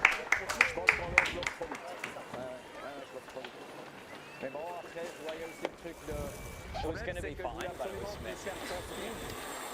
Like, we just didn't need to do it right. Wow. Amazing. That was an incredible race. I feel like we keep saying that after every single race. Every race today has left me shoulders tight and clenched and my jaw pretty much on the table here. I haven't breathed since breakfast. Wow. Let's go back and take a look how that race went down. Right from the start, it was a fist fight and close. That's Monin pushing. They're off the pier. Monin sets up to the outside. And here comes Tapper leading. It was a split at the start. And that's going to be important because a couple tacks later, this dial down right here, Monin. Yeah, if Tapper had held his course, it would have been a collision. It was close right there to being one. So there's where Monin gets his first penalty. How close is that now? He sails himself back into the match. That's what was impressive. Tapper was just barely leading at the top of the track. In fact, Monin rolls him here. Change of fortune. Now they've got to get the penalty offset. So he luffs Tapper, thinking maybe Tapper will get the penalty, but no. Monin got 2 penalties, and Tapper gets the point. Can't wait. Let's hear from Tapper. What an incredible first race in the finals of the Congressional Cup. I can't even catch my breath. I'm sure you can't either, Cole. Talk us through that one, particularly the penalties. Yeah, well, as we were tacking up the beat, he was doing a really good job coming into those meets really fast. And then once he stayed with us on one of those tacks, it meant we could come back a little quicker, and we were hoping to try and pin him basically out to the left-hand side. And once we saw him tacking, it was point at him as hard as we could, basically. And so that was that penalty. And then on the final down, when you may have heard me say, oh, that was a mistake, and that was getting to the right-hand side of him, but thankfully he got another penalty there. So, yeah, happy with the rest. Yeah, I know Monin was surprised by that second penalty. Were you? Because at one point I heard you in the audio saying, I'm not sure what that flag was for. I actually wasn't watching that well. I was basically just concerned with making sure that we were just fast down to that pin zone, basically, as that was our lifeline there.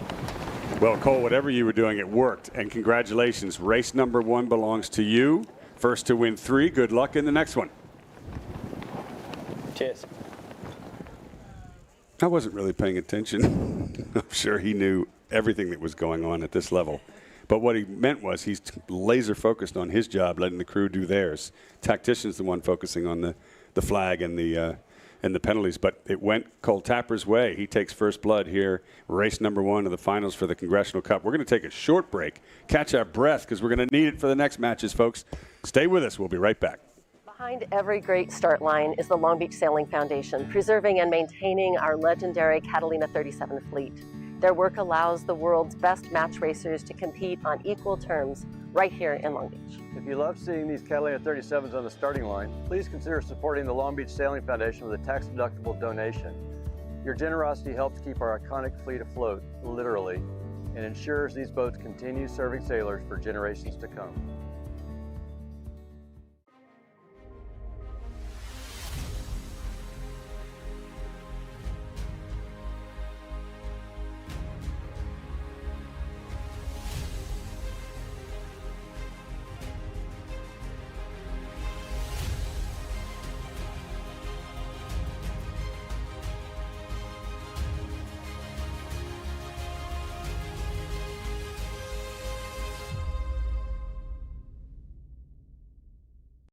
In championship sailing, there are no second chances. Every move matters. Every decision counts. Selling your business is no different. It demands precision, judgment, and the right partner to navigate critical inflection points when it matters most. Since 1998, Plethora Businesses has successfully guided hundreds of business owners through complex transactions with strategic results. Precision wins. PlethoraBusinesses.com.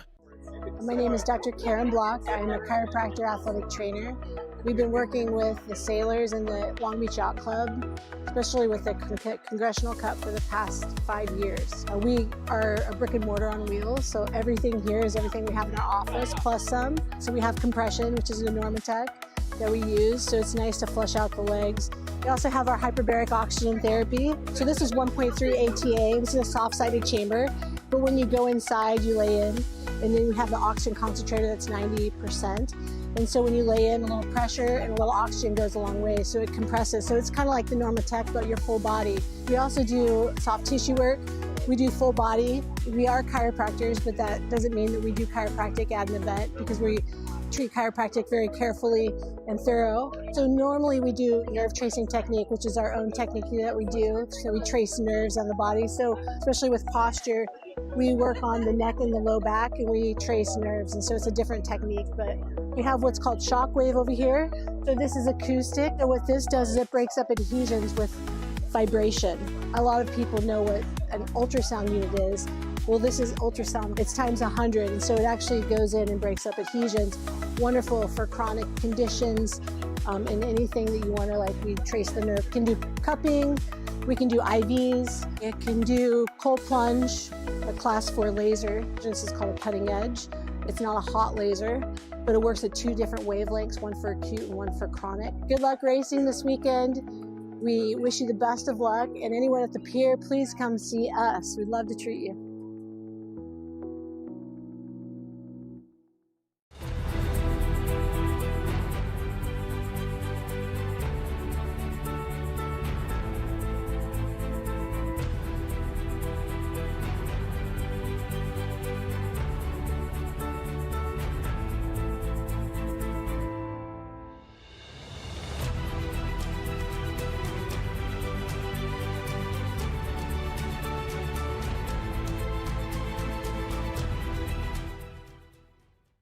So every race this week is made possible by the Long Beach Sailing Foundation and their dedication to the Catalina 37 fleet behind me. Their investment in these remarkable boats supports not only competition, but the spirit and legacy of our club. The Catalina 37s are the platform, but the Long Beach Sailing Foundation is the force behind their future. Their leadership ensures that these One Design boats continue delivering fair, exciting, world-class racing for years to come. So as we celebrate Congressional Cup this week, we also recognize Long Beach Sailing Foundation for protecting one of the most unique match racing fleets in the world. Their stewardship of our Catalina 37s is a gift to sailing and to Long Beach. The Long Beach Sailing Foundation helps turn tradition into opportunity by sustaining the Catalina 37 fleet for international competition, youth sailing, and club events. Their work keeps these boats and this legacy moving forward. The 2026 Ficker Cup was another successful event here at the Long Beach Yacht Club. Teams representing 5 different nations took to the waters on Catalina 37s and put on a show for the entire Long Beach crowd.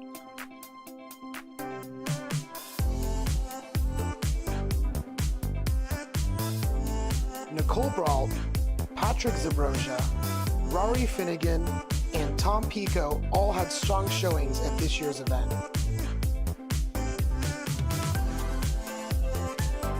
When it came to the final day of racing, the top 4 teams were Scotty Dixon, Theo Westerland, Oscar Engstrom, and Chris Wise. Rory Finnegan joined us on the mic, and the crowd loved the Irish flair that Rory and the team brought to the production studio. In the end, however, it was all eyes on Scotty Dixon as he took yet another Ficker Cup win. Scotty Dixon and Oscar Engstrom both advanced through the Congressional Cup and are racing on the waters this weekend. The Long Beach Yacht Club is proud to honor the legacy of Bill Ficker.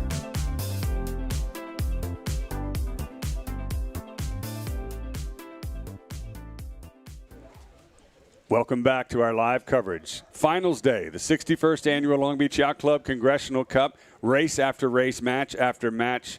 It has kept everyone here on the Belmont Pier and watching around the world on the edge of their seat. Yeah, Tucker, I did a quick lap across the pier. My estimate's about 300 people out here watching these finals. Such an amazing weekend. It's really built all week long, and this is so exciting. This is the best finals I've ever watched at a Congressional Cup, and it's fitting for the week we've had. And these are your finalists: Eric Monin from Switzerland, Cole Tapper from Australia, Monin the reigning Congressional Cup champion, Tapper in his first finals, and Tapper took first blood.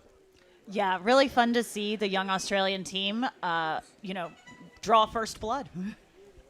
And behind that graphic, you can see Chris Poole, or is that Yanni Bernson, getting ready to enter. Tapper's actually going to get ready for his match at second. We've got the Petite finals. That's the first to win 2 matches, and right now Chris Poole is up 1-0 over Yanni Bernson. Then it's first to win 3 points for the finals between Tapper and Monin. And what a fight it was. Tapper took first blood, but it wasn't easy. Monin didn't go over without a big fight. I really love Tucker up in the loft. You have all the host families cheering on their teams. It was so loud when Tapper crossed the finish line. Well, we know there's a lot of people early morning tomorrow watching tapper today in Australia. So welcome to our Australian fans and welcome to sailing fans around the world watching live on YouTube, Facebook, thecongressionalcup.com. Spread the word. Let's get more people watching. And then, of course, all of you here at the Belmont Pier in Long Beach, thank you for joining us. Second largest spectator event in Long Beach. And for good reason. This is where the Olympic sailing will take place, LA 28, just a year and a half. Right here in front of the Belmont Pier, some of the classes. Now, a couple seconds to entry. Here we go. Back in the fight for the Petite finals for third and fourth place. Just going over the pin there is Chris Poole, two-time Congressional Cup winner, against Yanni Berntsen, one-time Congressional Cup winner. Berntsen has sailed 17 of these Congressional Cups to Chris Poole's 8. This time Poole's entering from the left. Yeah, it looked to me that both boats were just a hair late to entering the box there. Berntsen more so than Poole, but doesn't really seem to make a difference as they turn into the dial up here. Poole's been so aggressive when he's the starboard boat. This time he's the port boat, looking to get out of this position. Not Berntsen, sorry, Poole rather. Berntsen keeping Poole at bay. Berntsen needs to win this to stay in the fight for third place. If Poole takes it, that'll be the Petite finals. And this is the only, Berntsen on a starboard entry is the only time we've seen Berntsen beat Poole. So looking forward to see how he goes here. Good point. You've paid attention? Hardly. Taking notes? Went to bed early? Sam, it's great having you and your perspective fresh from the Ficker Cup. First time with us in the commentary booth, hopefully not the last. As both boats push the booms out and reverse these 37-foot Catalinas. I love, this is one of my most favorite parts of match racing. Steering these things in reverse is not easy as we fall onto port, but still backing up is Berntsen, and still keeping clear is Poole, who falls away first, now starting to accelerate underneath Berntsen. Berntsen looking to get away from Poole now, as you say, Sam. Poole is so good at going from reverse to full speed acceleration. Even though he's in Berntsen's dirty air, Berntsen can't jibe around and get a piece of him. Yeah, Poole did a great job defending against his kind of signature move, this regatta, which is you start on starboard entry and you attack. Here comes Berntsen attacking. He's jibed. Was he jibed on the starboard? No. A little double there, and that he couldn't get the jibe completed. Poole closed the door. And Poole pulling the Yankee flag there, looking to pull a penalty out of Berntsen. Oh, big contact between the transoms of Berntsen and Poole. Berntsen and Poole pulling flags there. You never want to put the match in the umpire's hands, but we have to. Nobody missed that collision. Green flag. Wow. Here we go again. And yellow. No, it's a yellow flag. Must have been two different flags. First one green, second one goes to Berntsen, who now has a penalty with 1:15 to go.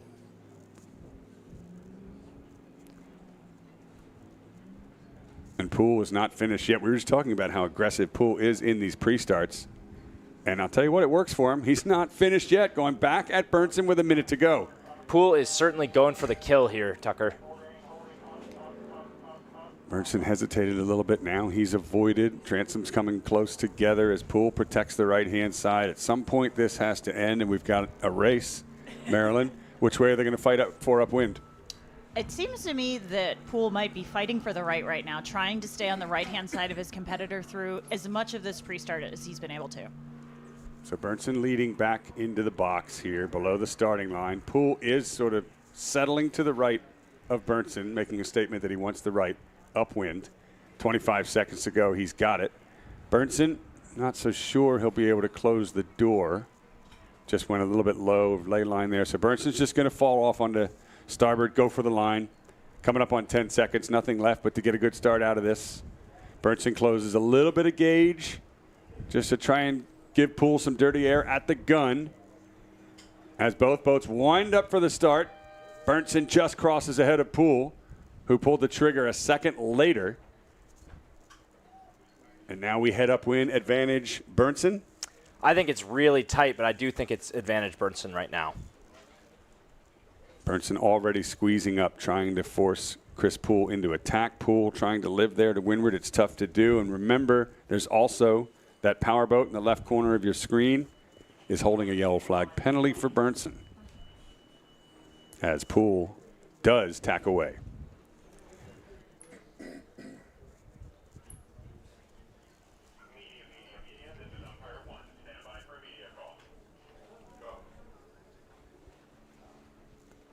All right. Well, as they head upwind, and it's a split again, Poole heading to the right, Berntsen to the left there, just tacking. We're looking back in our feature match. Race number 2 in a first to win 3 finals for the Congressional Cup. On board with Eric Monin entering from the left at the pin. Cole Tapper from the right. Tapper's already a point up.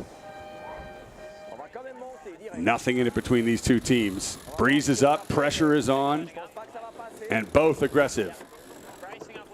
As Monin looks to get across, I don't think he can. No. Yeah, Tapper actually flaking out, doing a kind of a funky move there. A quick bite to windward and putting his bow back down now, trying to close up the distance a bit. Ooh. I'm not sure. Monin was in a slightly dangerous position there. Was tacking. Green flag.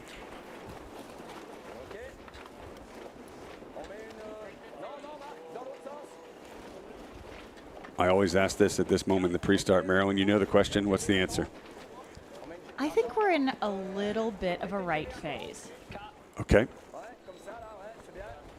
Will they be fighting for the right? Less than 3 minutes to go. Both boats backing up in reverse. Monin backing up faster to my eye to leeward of Tapper.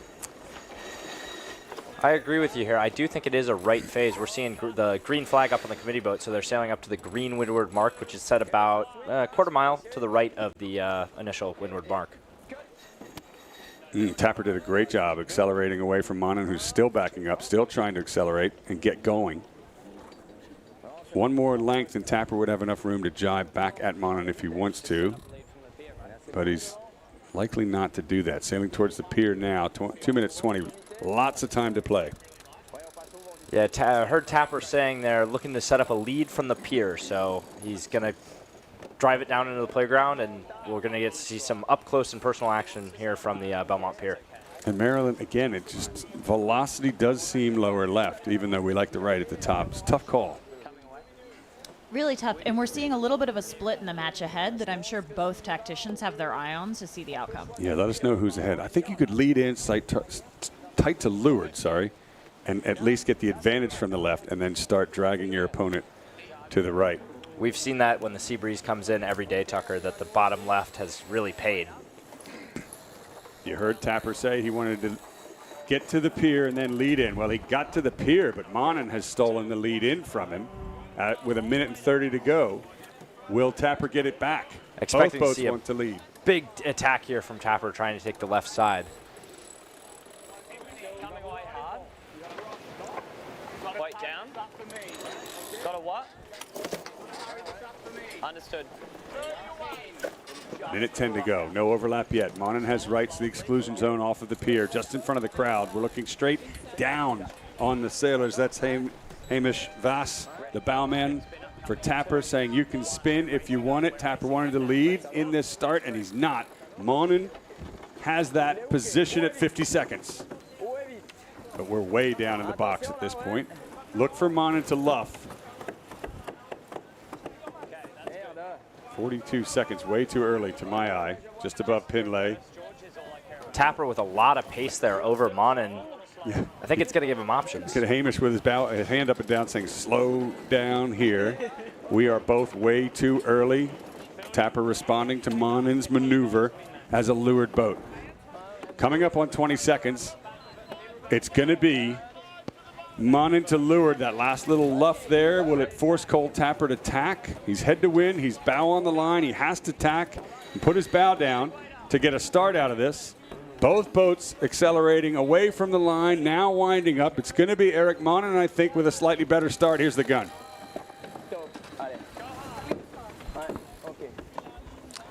Yeah, I quite like the way Monin started the boat there. He had a much better acceleration, and he's now leading off to the left. I think both boats wanted the bottom left here. Well, sail the side you got.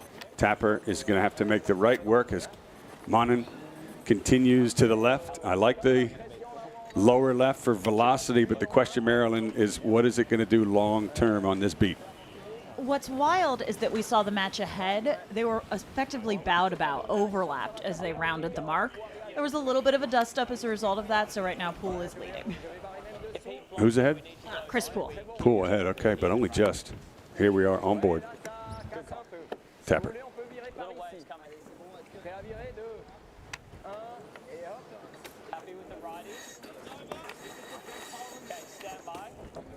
Yeah, Cole's got to get out of there.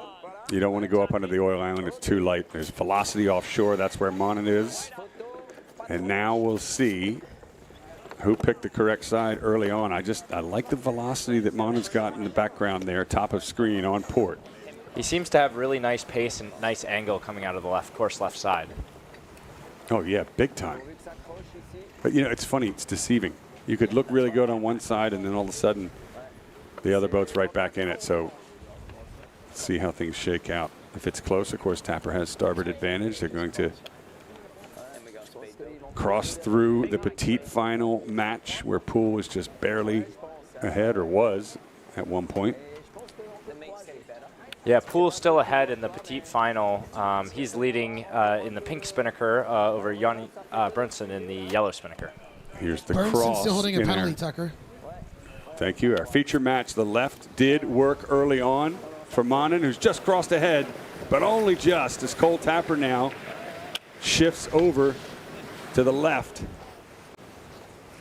Now we'll see if that righty starts to pay off. If it does, Monin is nailing these shifts really well. Or if Tapper can get a piece of what Monin had from the left.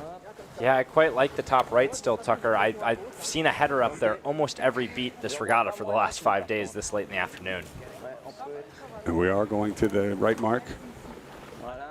Breeze does shift to the right late in the afternoon here in Long Beach. As Marilyn said, it took a lot longer today for the cloud cover to burn off.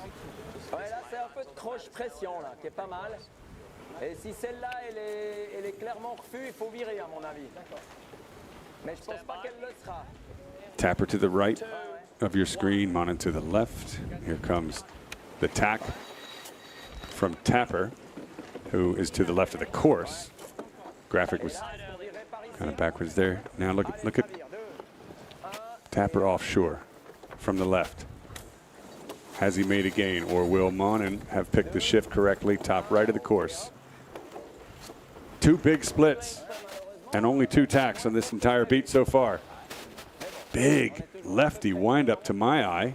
Sam, am I seeing that?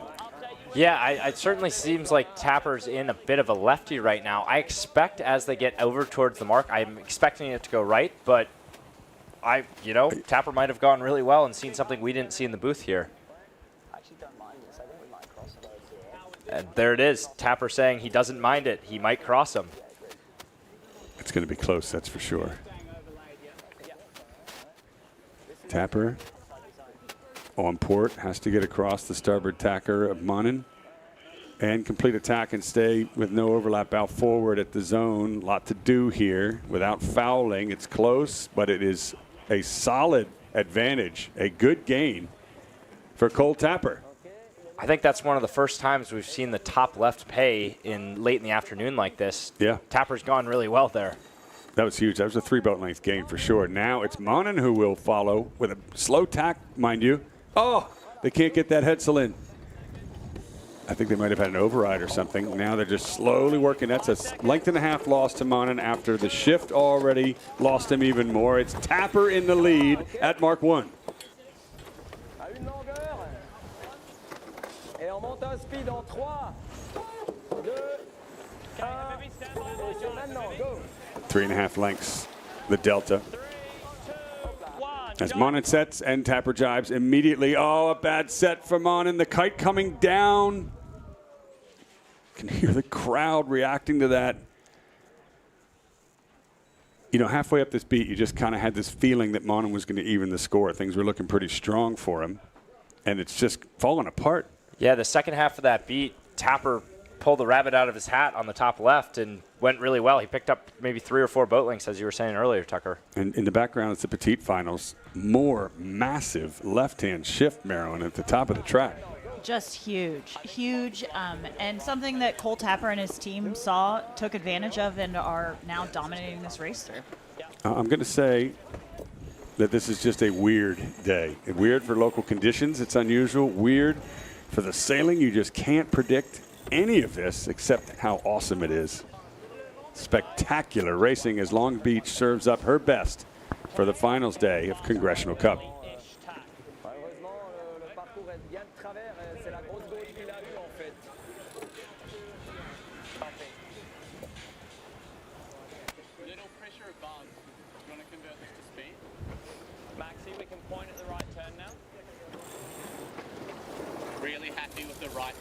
Yeah, great.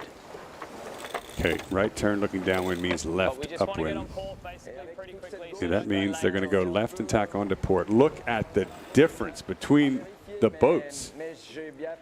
And this is also signifying a left-hand shift because there's no passing lane now for the trailing boat on starboard. Yeah, very much a kind of a drag race at this point. Surprised we're not seeing a course change, honestly, here at the bottom of the track. Still green? Still green. The other team was sailing out to the left of the 2 marks, and I don't think they have the opportunity to change the marks at this point.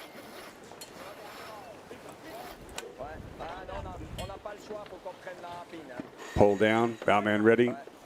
Here comes early spinnaker drop. That's the right call for Tapper, conservative. He's got plenty of lead. Just get things cleaned up. Trim the sails in, get the crew on the rail, get the kite down the hatch as he heads upwind in the lead over Eric Monin.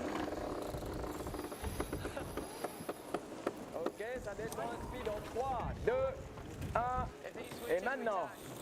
think that was a laugh from Cole Tapper. Did he just kind of chuckle there? Yeah, Cole Tapper's kind of just been taking it easy today, man. He's just been so calm about everything. I think that's why he's had so much success today. Ooh, it's a rough rounding for the Swiss. We've seen this throughout the regatta. Ugly spinnaker drops there. Crew double timing it to get it put away. Nobody on the rail.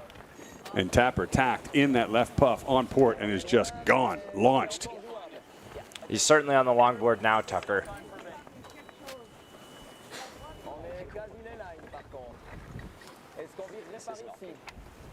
You can see the puffs. Usually on TV, it's hard to see the puffs on the water, but you can see these lefty streaks coming down as Monin now tacks to stay with Tapper. Monin's at least one advantage here is that he's to the left of his opponent. So as things wind up in a lefty, the boat on the left should gain a little bit. Yeah, absolutely. He's taken advantage of the inches here that Tapper has given him. Well, those inches are going to get paid back because Tapper's going to end up tacking onto starboard in the zone here. We're going to leave them upwind with Tapper in a comfortable lead. Let's take a look at the fight for the Petite finals for 3rd place. This man and this team have won the Crimson Blazer twice before. He came here last year and finished 2nd. And now Chris Poole heads for home over Yanni Berntsen in a commanding lead, mind you, to take 3rd place. So, ladies and gentlemen, let him hear you from the pier here in Long Beach, California. Your 3rd place finisher is Chris Poole.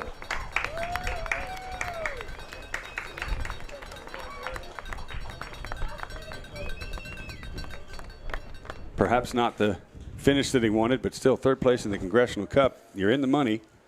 Absolutely. That's a very impressive finish from Chris Poole. I'm sure that he wanted to win the whole thing, but to show up year after year and do as well as Chris usually does, it's very impressive. You just never know. Now back in the feature match, the fight for the front, for the lead, for the Crimson Blazer. We just got a place where he'll undertack us, right? Which is soon. Tapper leading Monin. On this ride, we tack. Tapper, not only does he seem to have another gear, but it's been an evolution throughout this week. He's slowly gotten faster and faster and faster and faster. He didn't come He didn't show up with this kind of wheels. He's just gotten better throughout the competition, and you want to peak now. You want to peak at the end, and he is. And just as I say that, Monin looks to have made a small gain from the left. And Tapper was looking to attack just under ley line there, just hoping for Monin to under-tack him after. But it looks like Monin's kind of seen through that, and he's going to sail at least to Tapper's line. You know, this is another guy that just, you can never write Eric Monin out. Just when you look away, he's right back in it. We've seen that before.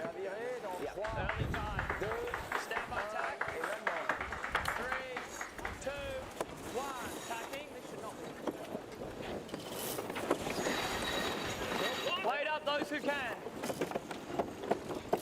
Early jibe coming, East Main, please. Early jibe coming. That lefty pressure is still there. Here comes the hoist for Tapper in the lead. Now just don't mess up. Keep it conservative if you're Tapper. Meanwhile, if you're Monin, you need to be aggressive. This hoist has to be perfect. When you're clear, Habibi, please. Anytime. 3, 2, 1, jibing. Spinnaker set for Monin, and it's an early jibe for Tapper. Monin rolls into the jibe as well, no pole. Great boat handling for both crews. And it's going to be a long starboard on this final run, race number 2.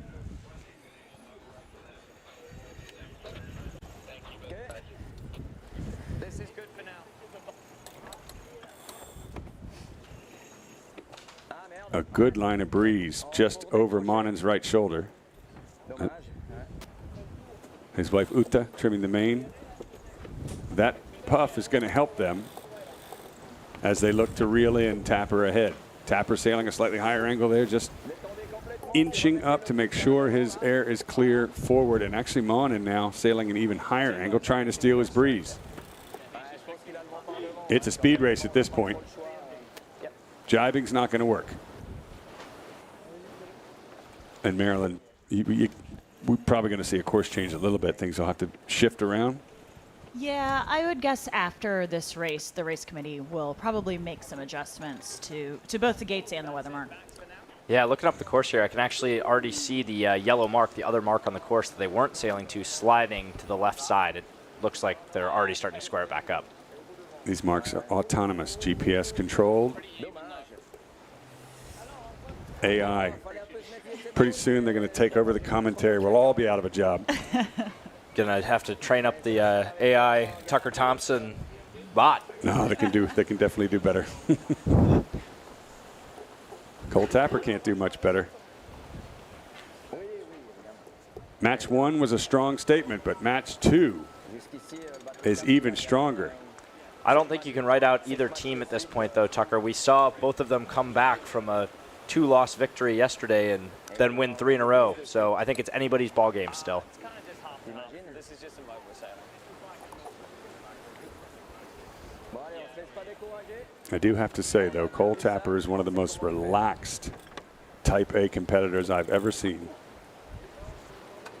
Making it look easy. It's anything but at this level. In the finals of the Congressional Cup, first to win 3 points. The first 2 points go to the Australians. Ladies and gentlemen, your winner here is Cole Tapper. What a race. The main stuff up was actually me tacking before him on the second beat. It just put us in a vulnerable spot. There's no need, right? We just had to absolutely sign with that. No celebrations yet. These guys, it's all business as usual.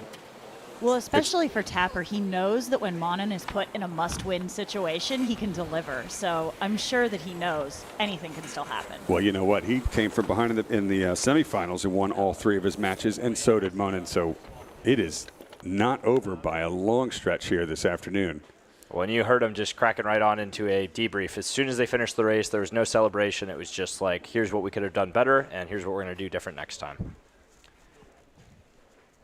What a race. What a series. Okay, let's go down to the water with the man who is now 2 up over Eric Monin and Cole Tapper. What a great race. Talk us through it. Yeah, it was a good race. Unfortunately, we didn't get quite the right start. We were probably just letting him lead a little bit too late, and then but we managed to pick a nice shift in that top left, or he sort of let us get out there, and then from there the geo was nice for us downwind, which made it harder for him to attack. So yeah, we're happy. It's getting a bit cold out here. He's in a jacket.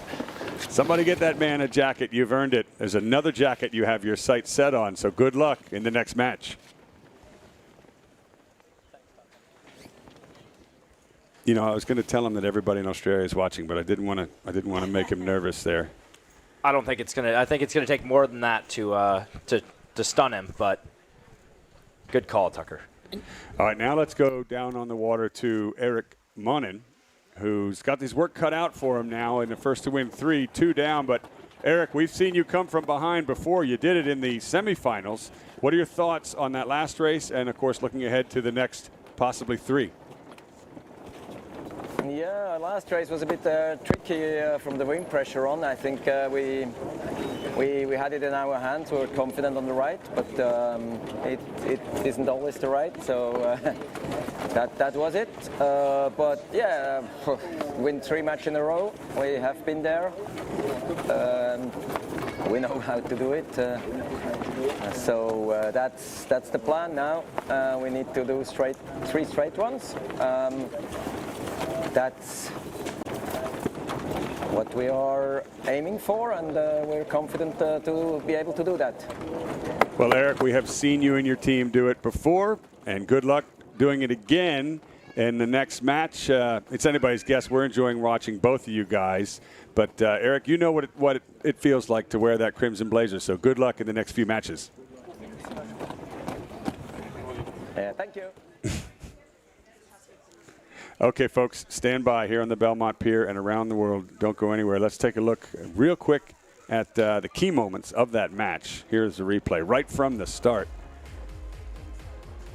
That in the dial up there, and we didn't see any penalties in this one. The umpires didn't get into the game. There's a luff from Monin. Tapper responds, close but not close enough. So it's a split tack start. Monin gets off to the left. You heard Cole telling us, or Monin telling us rather, that he was surprised that the left worked so well. The first cross Monin took, but then Tapper regained the lead, and there's a bit of a crew error there. That didn't help Monin. Then another crew error there as Tapper continues to extend his lead all the way around the track. Then another crew error here at the bottom of the track. If you're going to win the Congressional Cup, you got to sort those out, and Eric Monin certainly knows how to do that. As Cole Tapper now goes up 2-0 over Eric Monin. We're going to take a short break, folks. A lot more to come here in Long Beach. Stand by. Behind every great start line is the Long Beach Sailing Foundation, preserving and maintaining our legendary Catalina 37 fleet. Their work allows the world's best match racers to compete on equal terms right here in Long Beach. If you love seeing these Catalina 37s on the starting line, please consider supporting the Long Beach Sailing Foundation with a tax-deductible donation. Your generosity helps keep our iconic fleet afloat, literally, and ensures these boats continue serving sailors for generations to come.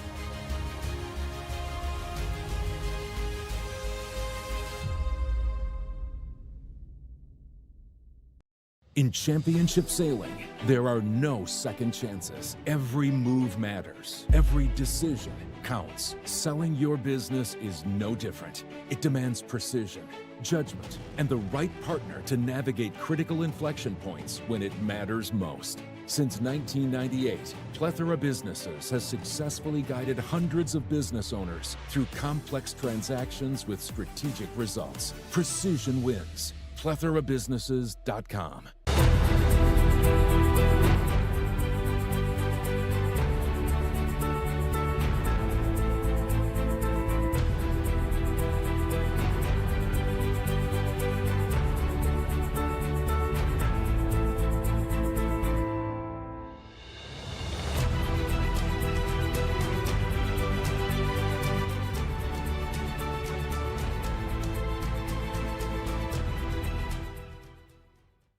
So every race this week is made possible by the Long Beach Sailing Foundation and their dedication to the Catalina 37 fleet behind me.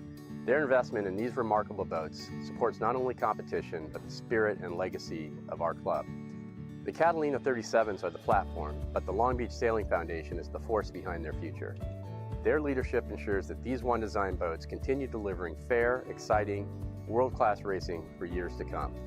So as we celebrate Congressional Cup this week, we also recognize Long Beach Sailing Foundation for protecting one of the most unique match racing fleets in the world. Their stewardship of our Catalina 37s is a gift to sailing and to Long Beach.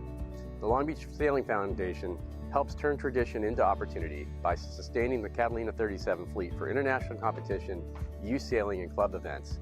Their work keeps these boats and this legacy moving forward.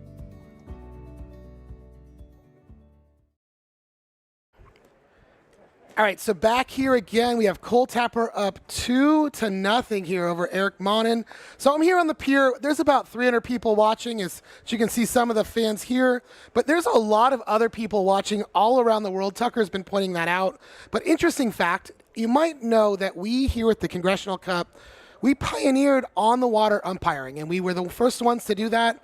But we actually, today, for the first time, have umpires watching from around the world, from over 10 different countries, watching how we do it, seeing the angles of the boats from overhead and from down on the water level. But if I run through it, it's impressive to see the list of where all these umpires are watching from. There's 10 total countries: Sweden, Finland, Italy, New Zealand, Australia. In Europe, we've got France, Spain. We have umpires in India watching and in Russia watching. And here across the United States, we have umpires in the cities of Detroit, New York, San Francisco, Portland. So this event is being seen around the world, not just for the excitement of the racing, but also for the sake of helping umpires learn how to make calls, how to see which rule book issues are which, and just kind of see how we do things here in Long Beach. And again, we intend to help the Olympic Committee as they host their events here in 2028, and our umpires that we have will be a large part of that. Couple interesting facts this year on our water.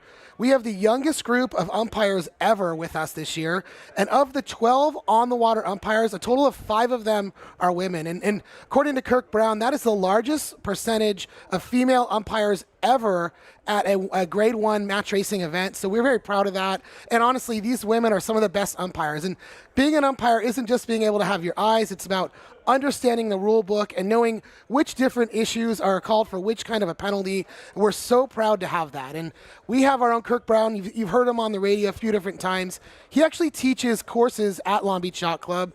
I've learned a lot from him working as an intermediate sailor, part of our under 40-year-old group, but he's done a great job to help us understand the rules to match racing, the rules to fleet racing, how to safely drive these boats in a race event, and just how to make the Catalina 37s function to their fullest potential. So I'm so proud to know Kirk, and I appreciate him for that. And honestly, on behalf of all the Long Beach Yacht Club members and fans around the world, our hats are off to you umpires out on the water, because you're really making this event such a world-class sailing regatta, and we're so proud of all of you and everything that the Long Beach Yacht Club is able to pull off because of you. So we have at least one more set of races to go here, one more race between Cole Tapper and Eric Monin. I see they've completed their boat change. We're racing in boats number 5 and boat number 4, I believe, for these finals, but the skippers and teams have swapped boats. We are ready to go racing here shortly. It's an absolute beautiful day in Long Beach. They cut back to that pier shot. You can see there's some overcast skies. The sun's coming through. There's a cruise ship sailing out in the background. This is the coolest place to be if you want to watch a sailing event. So I thank everybody on the pier, and especially those of you at home. We're so proud to share this event year and year again live with the world, and we know you're watching. We are so grateful and so proud to bring this event to you. So again, this is the 61st Congressional Cup. The Long Beach Yacht Club have become experts at hosting these events. We're so proud to do so, and we have such a team of volunteers that make this work. So this weekend, 5 days of Congressional Cup racing. Last weekend, 3 days of Ficker Cup racing. I've been off work for 12 days out here on Long Beach on the water. It's amazing. So shot here of Eric Monin on team in their new boat, and we will be back to racing shortly. Tucker and crew will be back in a couple minutes. So take a look. A little more footage from our 50th anniversary special, and we'll be back to racing in just under 5 minutes here. characteristically shifty. The breeze is shifting 180 degrees. Both spinnakers are collapsing, and we're halfway down the run to the finish. We were still behind, but those guys turned and sailed off for the big right-hand shift. It wasn't there anymore. I think there were more black flags thrown in that final maybe than in history. You know, unfortunately for us, we couldn't quite get in front in that race, and Dean and his guys won. So it was obviously very nice to go out and beat Russell in the final. It was Moose's 4th win, and he managed to do that in 4 different decades, so it was quite a special moment. I think it was after the second race, one of the people who were in charge just came up alongside and said, you do realize you do not have your damage deposit anymore, right? It's like, yeah, we understand, sorry about that. Do I have a favorite story that I can tell you on film here? Yeah, we have a lot of great memories, but of course the year when we won was a special year for us. We're going up the last beat, last race. Every time we tack, we hear this kind of brrr, boom. Somebody's got a bottle of rum in one of the back lazarettes. That was pretty much gone by the time we hit the shore. I remember going underneath the fireboat with the spray. I remember Katie Banks giving us some champagne at the dock. I remember guys jumping off the spreaders into the water, people in the water, hats in the water, women in the water. Francesco Bruni, you've done it. After finishing second in the Congressional Cup last year, you have come from behind. The Congressional Cup is now yours. We are completely drunk, I repeat myself, completely drunk. And I vaguely remember going up on stage. Well, the first time I slipped on the Crimson Blazer, it's a little bit of a blur. I looked up and Rat, one of my crew members, name says it all, he was doing stage dives off the bar. And Ted shows up and he's got 12 trumpeters with long trumpets with flags under the bottom. Yeah, as far as I'm aware, I've never swung off a chandelier in Long Beach, but not to say it didn't happen. We were certainly having a good time. We actually lost Jerry Kirby for 2 days after that. And nobody knew where he was. He got lost in the airport, and I think he's been found today, but I'm not 100% sure. And then I remember waking up on an aeroplane in Chicago and the stewardess knocking me on the shoulder saying, "Sir, you have to get off the plane now and clean your mess up." We've got a few stories, you know, about being taken out by the hostesses, and then the next day we've got no idea where the car is. I won't mention any names. Susan Mackenbach. Now, we were in the jacuzzi till 2 o'clock in the morning and sailing the next day. The members know that the sailors are there to not only race but have a good time, and certainly in Long Beach I've enjoyed many good times. And looking back on it now, it's still very special, and people that sail with me, I see the pictures of them and they're friends to this day. For sure, a great achievement to win here. This is a so prestigious event. When you have a look at the list of the past winners, you have only big stars of the match racing. So really, it's amazing to have now Mathieu Richard on this list. I felt very privileged to have been included and having a chance to win the event really launched my America's Cup career. It's gone down in history as being one that you have to go to. In his next match, all guns are blazing. 2 flags! The penalty is offset. Now Bruni has to tack. What a move! Richard drops his Hetzel and goes head to win. Out of bound. The teams are going to go head to win with the spinnakers up and spin around as Federace meets Brady on starboard. Meanwhile, downwind sparks are flying. Penalty for Minoprio. Head to win. Spinnakers up in the air. Hetzel's in the water. It's now a dead standstill. We've been sitting here for 2 minutes flat. No way.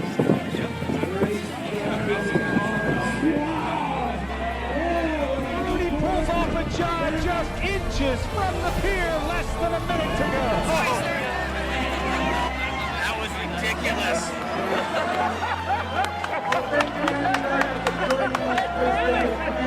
2 blue flag. Folks, the penalty goes to Coots. Law has tacked. Effectively, he can't finish the turn. They are now past the finish line on the outside. Coots is tacked. Now Law's got his bow in there. Wham! Another collision. And they're hitting the committee boat. 2 flags for Coots. All Law has to do is bear away to win this race, while Russell Coots spins yet another circle.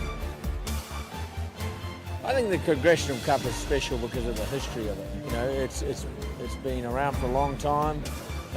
Many great sailors have participated in the regatta. For me, and any sailor that goes and competes at the Congressional Cup, you know it's going to be first rate from start to finish, and that itself says something about the quality of the competition, quality of the people at the Long Beach Yacht Club and the organization that they set up, and finally the quality of the racing.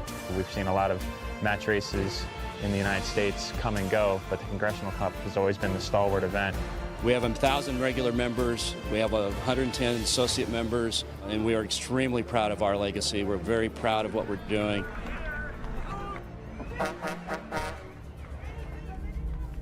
It's particularly special with the number of volunteers, the amount that the yacht club gets behind the event. When you show up, they're all dressed up, they look great, they're so happy to see you. There's a big banner welcome. Everyone's so welcoming. You get looked after from the minute you arrive in the morning to you arrive back on the dock. You come in, you had a tough day on the water, and there's 3 people standing there. They got a couple pizzas, they got some beers. Yeah, it's the club members who make this event what it is. You get given a couple of hostesses, which seems to work quite well for our team. You get billeted out for family, and they're always super excited to have a team stay at their house, and they look after you as if you're their own. They are adopting us as foreigners, as like their own team. We have a lot of people that is on the pier with flags and yelling for us. The Congressional Cup family is just a big family. Many people here at the event have made friends with competitors that come back years later and stay at their houses, even when they're not sailing in the event.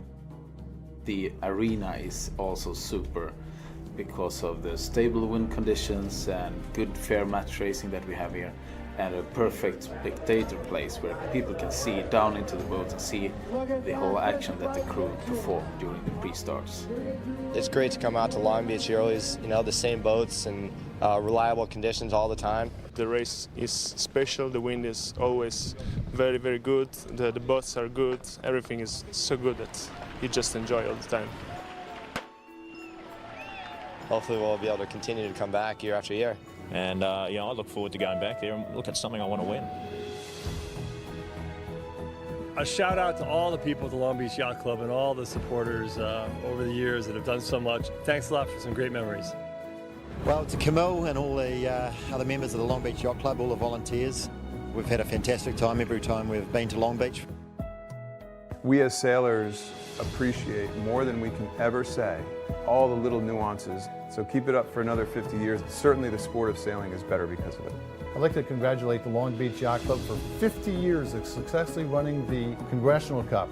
It's spawned great sailors across the world. It's set a very high standard. It's made match racing viable. You were one of the ones that started the whole concept of opening match racing up to the young sailors of the world, and from one of those sailors that benefited from that, thank you very much. Thank you, Long Beach Yacht Club. Hey, you know what? I'm a member. Thank you, my yacht club. It's a great place to be and a great event.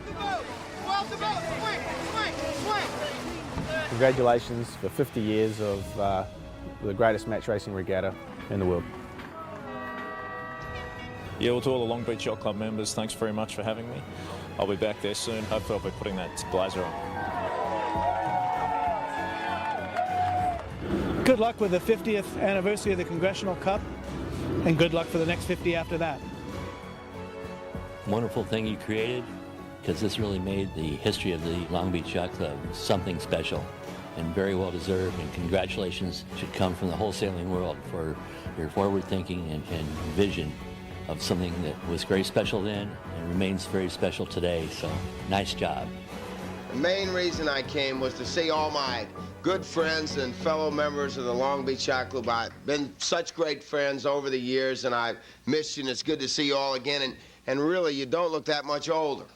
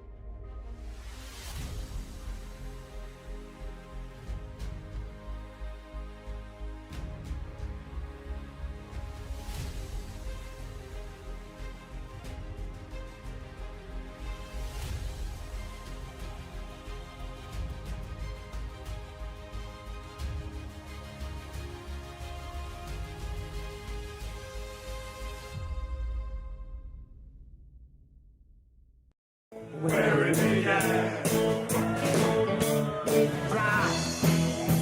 Try, I try, oh I try, I can't get no.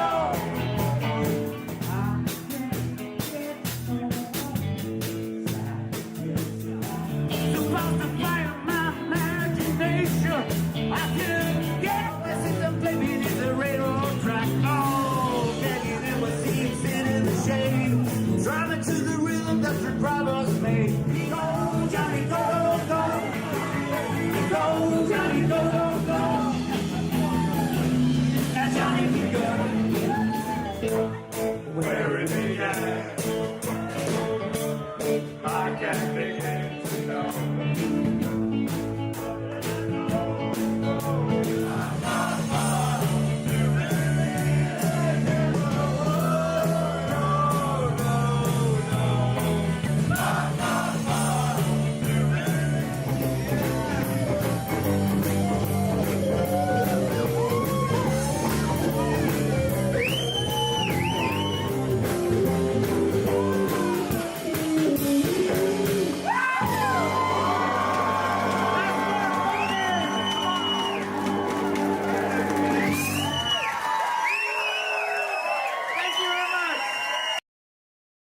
The Congressional Cuppers, the new band here at the Congressional Cup, made up of sailors competing in the event and members at the Long Beach Yacht Club. Ryan, what an amazing night that was. Impromptu. Tucker, I have been with the Yacht Club for over 15 years, countless parties. I have never seen the crowd at the Yacht Club having as much fun as we did on Friday night. I'm excited. I hear it's going to be a new tradition, and they did such a great job. So congratulations to the sailors from all the different teams for throwing that together last minute, and very, very, very impressive. Mark Monin, rather, the bowman for Eric Monin, was one of the guitar players, and Berntsen, one of his crew members. Great singer, by the way. The Congressional Cuppers. That's going to happen every single year, hopefully. We're looking at the Loins, the race committee boat that is running the Congressional Cup. There's the spectator fleet. You know, the 6 teams that were in the fleet race are now tied up to different boats here in the harbor watching the finals. So are we. 1 minute to go, I believe, until the entry. Race number 3. Cole Tapper is 2 up and a first to win 3 matches over Eric Monin. Now, Monin, the reigning Congressional Cup champion from last year, is now in a must-win all 3 matches if he wants to wear another Crimson Blazer. If Cole Tapper wins one more race, he could seal the deal, and we're going to have to measure him up for a, as Ryan said, red jacket earlier this week. The Crimson Blazer, much like the green blazer in Masters Golf. One of the most coveted prizes in all of sailing, and one of the greatest match racing in the history of sailing is the Congressional Cup. Here we are live on board with Cole Tapper. Sailed so well to get to this point. 15 seconds to the entry. It's going to be Tapper on the left-hand side on port. Breeze is up. It's chilly here late in the afternoon in Long Beach. It's going to be Monin to the right on starboard. Remember, Monin in a must-win. Here we go, folks. It's game on. There's the 4-minute signal.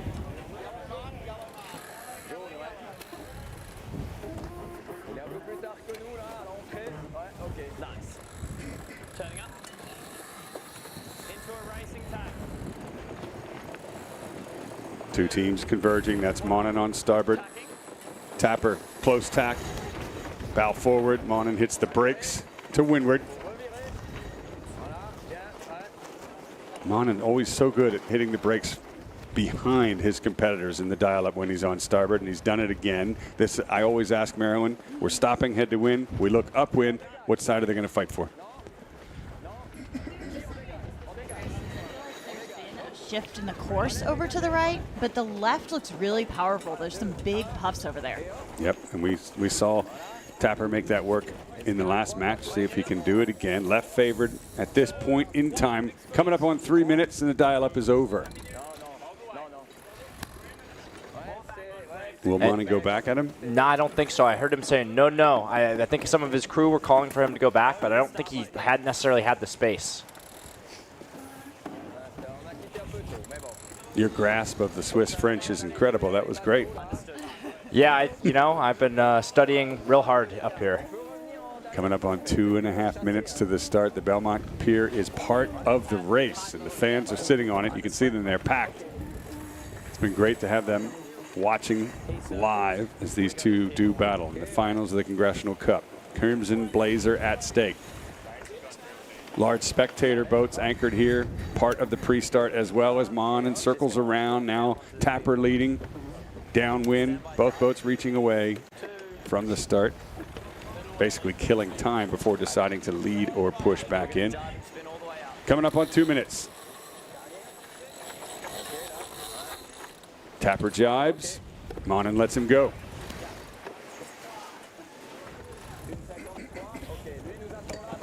You can hear the crowd cheering him on. You don't get that often in the sailing.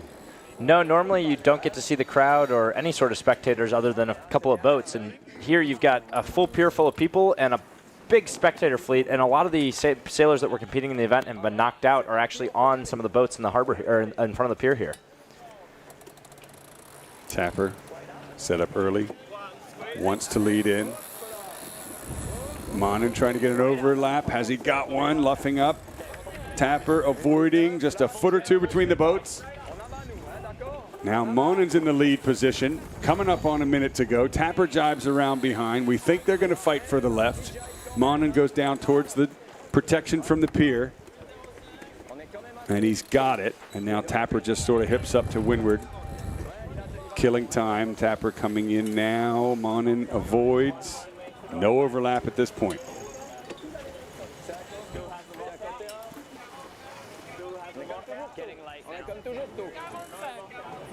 Tapper says getting late now. He's not late for the start to my eye, but he's not going to steal the left from Monin. No, but he's doing a really good job pushing Monin really far down in the box off the port side of the line. Well, if Monin wanted the left, he fought hard for it, and he's got it. That's going to be Tapper to windward, 25 seconds to go. The only question now is, as Monin luffs, whether Tapper's going to live there or tack. Doesn't want to get pinned towards the signal boat. We're going to freeze for a second there. Both boats going bow down. That's a good call for Tapper at this point. It's time to go racing. Nope, maybe not. Another luff. Now Tapper tacks, and I don't think Monin can go with him. So it's going to be a split tack start. Race number 3 coming up. Monin to the left, Tapper to the right. Here we go.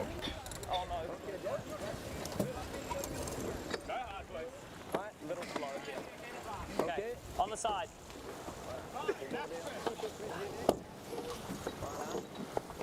Écoute, moi je vois la gauche bien remplie, j'ai pas la droite. Tapper just a little bit more wound up than the last 2 matches. And look at what is at stake and how well he's sailed to get to this point. Match point, the finals for the Crimson Blazer. As he tacks onto starboard, Monin has continued to the left. Oh yeah, oh he is fired up now. This is the first time we've seen him this amped. Well, there's a lot to play for here, Tucker, that's for sure. Everyone hiking, please. Just working on the boat now. I love the move Tapper made here, tacking back over towards the left, trying to see if he could have gotten anything out of the bottom right, but trying to stay close to his competitor, not wanting to roll the dice. This cross will be huge for both teams. Keep hiking, keep hiking.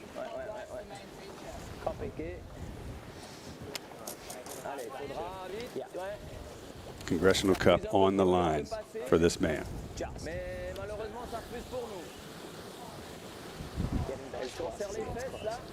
Has Monin got it? Will he get across? Will he tack to leeward? Tapper on starboard has rights under the rules. It's close.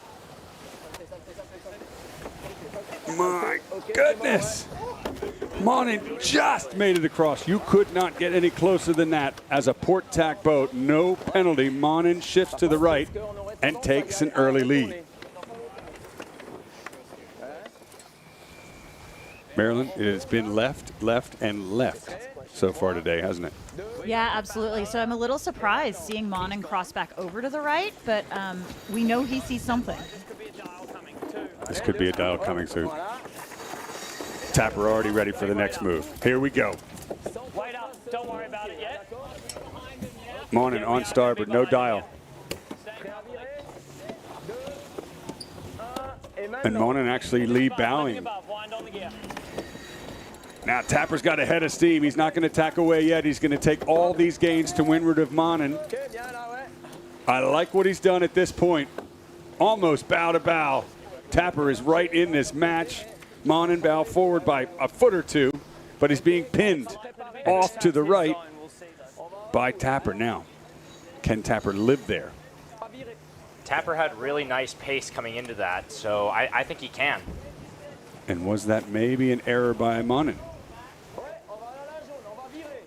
Maybe. It's a game of inches, and the other thing I have my eye on is that the weather mark. It's just out of screen for us. I think that they are just below ley line. I'm not so sure they're on ley line, are they? No. This is going to be interesting. It's going to be a luff for Monin. Here it comes.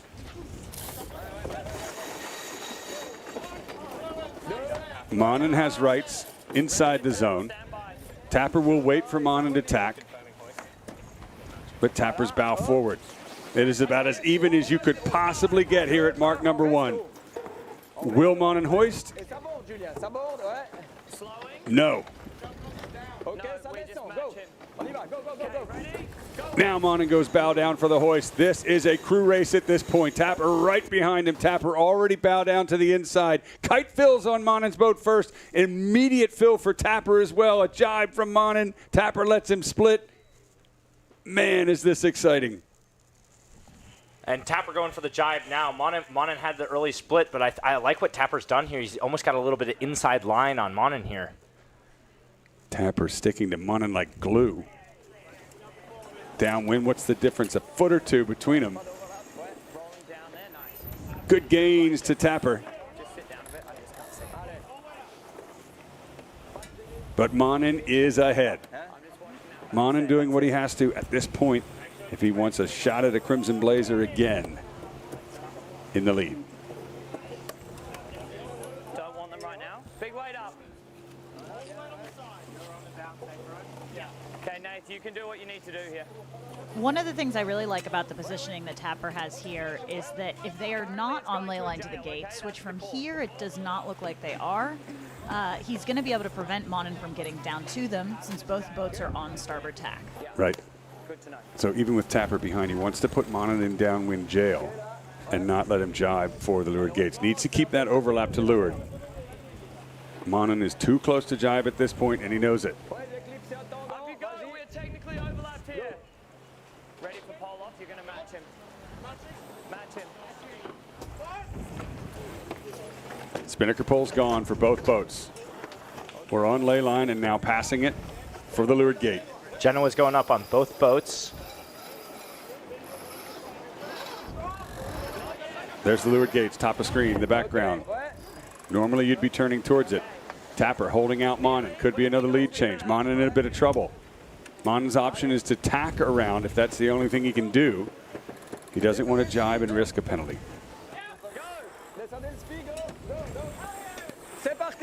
Oh, it's going to be a jibe from Monin. Could be a foul. He's on port. Whoa! Incredible. I don't see a flag.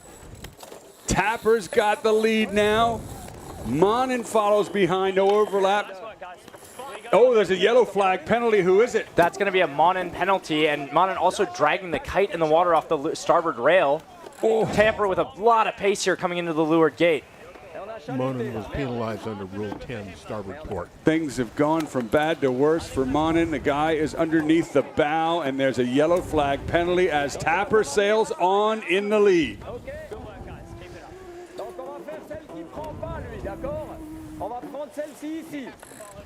Ok, à jiber là, 2, 1, et ça jibe maintenant. Ready for a full speed wind up. 2, 1. And now it's a massive button hook turn for Monin.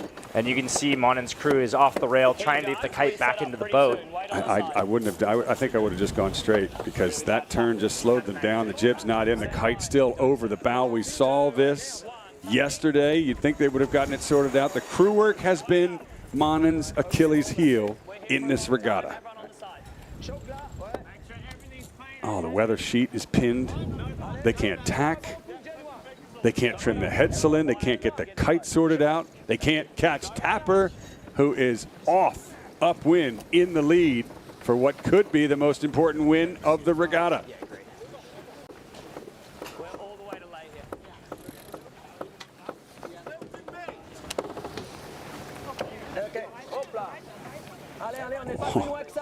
Uta, Eric Monen's wife, shaking her head, trimming the mane.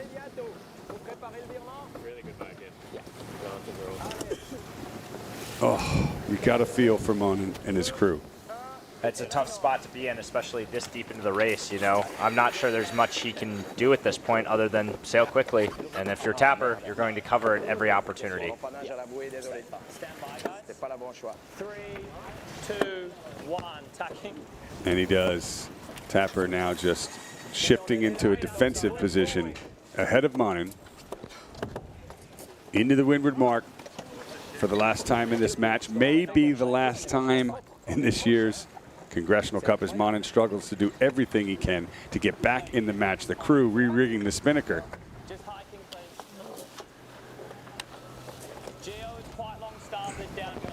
Monen was so excited to make the finals again.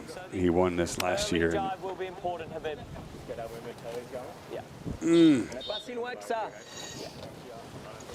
It's not over, but you can just feel the frustration on board.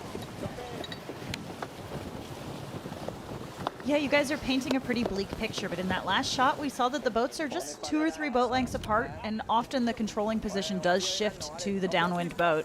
Fair point, Marilyn. The Swiss are not out of this yet.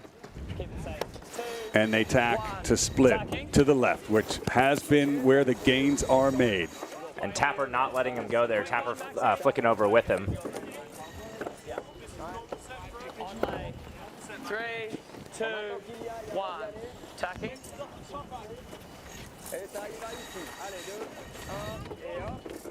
So Tapper tacks on ley line for the set.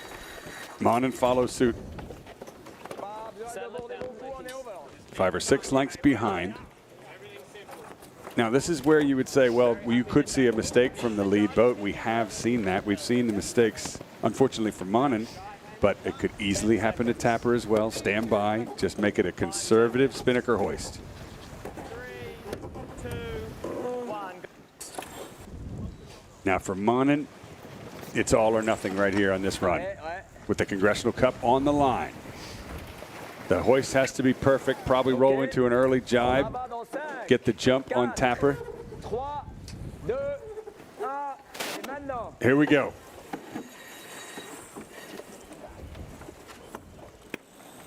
It's a good set for Monen. That's gained him at least 1 length. Trying to chase Tapper downwind. We've seen Monen make huge gains on these downwinds, so something could happen here.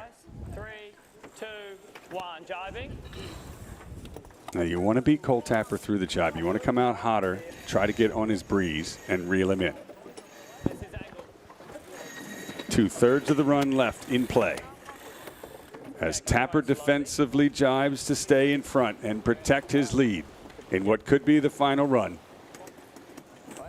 Tapper's heart rate hasn't changed all day. I mean, this guy is smooth. As smooth as they come. Absolutely. You just actually told him, Dave, the cameraman, that he's a bit in the way for looking back on Monen there. Yeah, come on, Dave. Do you know the camera guys have a competition? Who's one more? No, just kidding. Ooh, look at that shift. Look at that lefty, Marilyn. That's going to help Cole Tapper and make it harder for Eric Monen, who is powering from behind. He's brought some breeze to Tapper. Tapper looking over his shoulder, seeing Monen behind. Now looking the other direction, seeing the finish ahead. Monen has reeled Tapper in with some breeze from behind, but the finish line is in front, just off the Belmont Pier. Cole Tapper with George Richardson, Max Brennan, Nathan Gullickson, Hamish Voss, Jack Freywin. Those names, ladies and gentlemen, in addition to Cole Tapper, are going to be the next winners of the Congressional Cup. After 3 wins, the Crimson Blazer, and victory goes to Cole Tapper! Oh my God. Good work, guys. buddy. That is so good. Wow. Gentlemen's. Oh. Tucker, that was incredible. They came back from a 2-loss record yesterday into a 5-win record here today, if I'm not mistaken. Incredible. The pressure valve has just released on board. What a finish.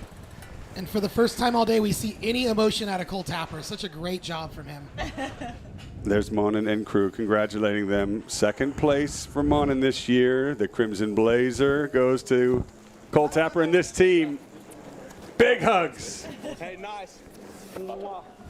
Nice. Oh, fuck yes. Oh, fuck yes. Look at him dancing. I love it. I love it.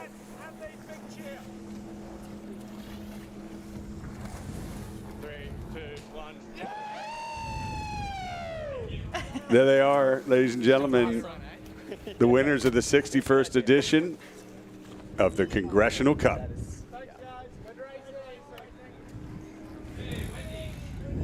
Wow, what an incredible series it has been. And Eric Monin congratulating Cole Tapper yet again. What a gentleman, what a sailor. He's won this event before,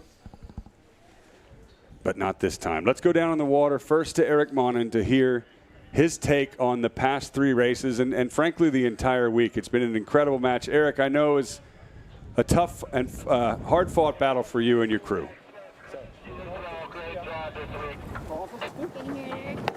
Yeah, I'm ready. See if he's got Eric Monin down on the water. Can you hear us? Yes. Well, I know this isn't the interview you wanted to have, but you made it to the finals again. That was incredible. You wanted to walk away with a Crimson Blazer, and I'm sorry you're not at this point, but talk us through today, those last 3 matches against Cole Tapper. Yeah, we had finally, I think we had 3 close matches. Yeah, he was just better than us in some key moments. So that means he has a well-deserved win, and congratulations to Cole for his first Crimson Blazer. Today he was better than us for sure. Yeah, we had quite a good week, of course, with ups and downs also today. But yeah, I want to thank my team for getting me around the race course and help by this so many catch-ups we did all throughout the whole week. But yeah, I think Cole is a great champion and well-deserved win for him. Congratulations. What a great gentleman, Eric Monin. Thanks to you and your entire crew. It's been great to watch you race this week. And there is your winner, folks. Doing the victory lap off the Belmont Pier in front of all the fans here in Long Beach and all the members of the Long Beach Yacht Club who make this event possible. Huge cheers. And well-deserved.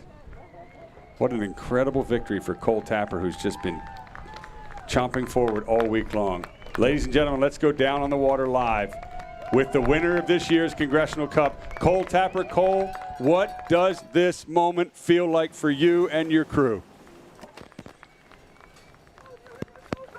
I think this is so easily the most satisfying moment I've ever had sailing. So I'm so stoked. I'm so happy with the team. Those boys just lifted so hard for this series, and yeah, I think I couldn't even speak when we finished. So I'm so happy. You should be, man. Congratulations. And it wasn't easy. You guys worked hard for it all week, and you peaked at the right time. Yeah, we definitely had a lot of ups and downs, including yesterday we went out and didn't win a race. So it's all about just keeping a good mentality and then going out hard when it matters.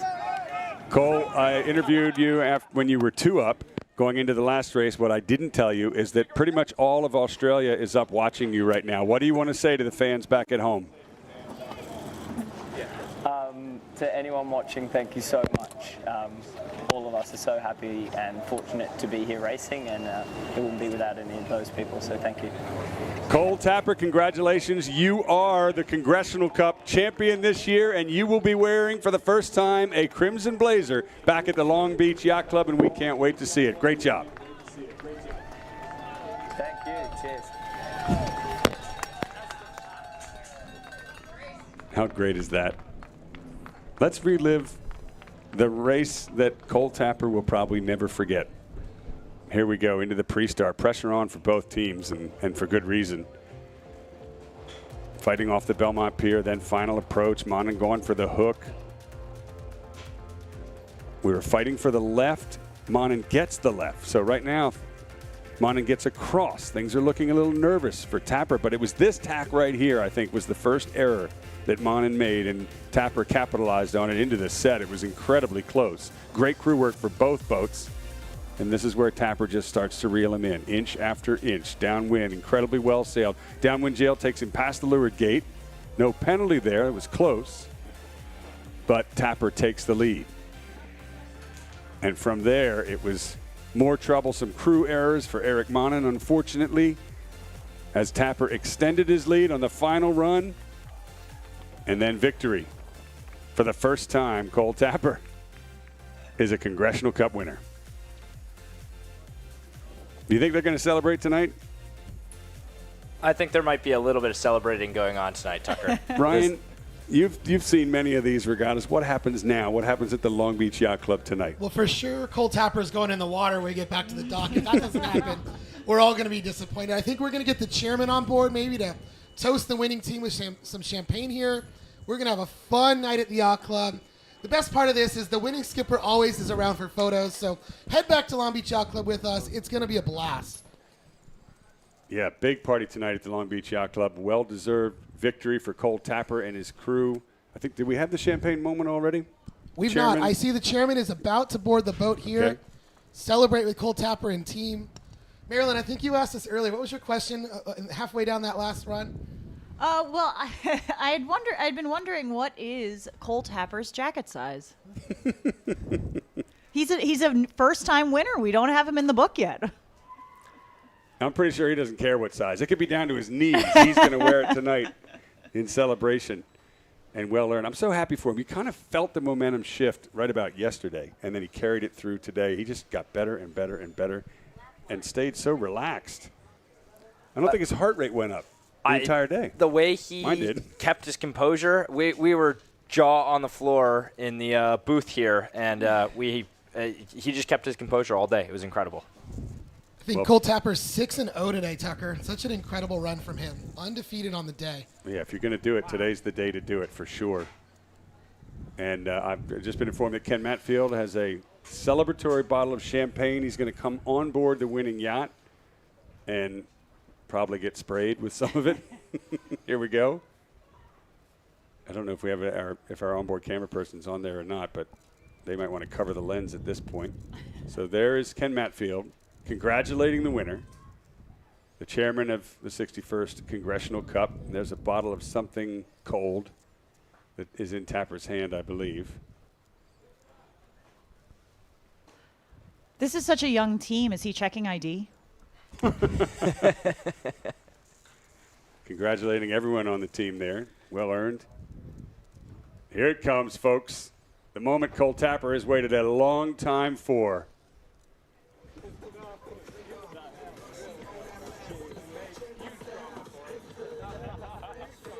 How did they get a speaker on board? I think they might have brought that this morning. That's pretty cool. There's Ken. Ken is going to get deuced with champagne. He's running out the back behind the camera person. That is a good place to be. Here comes the champagne moment on board. Get ready for it. Cole Tapper, you guys have earned it. Here we go.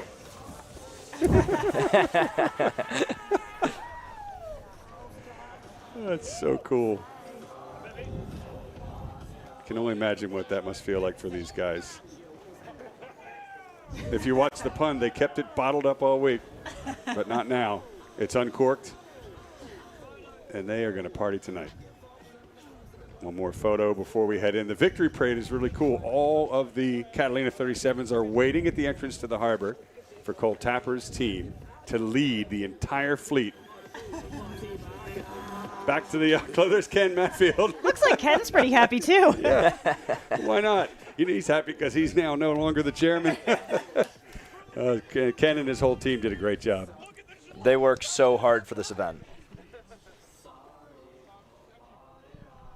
Boy, have they earned it.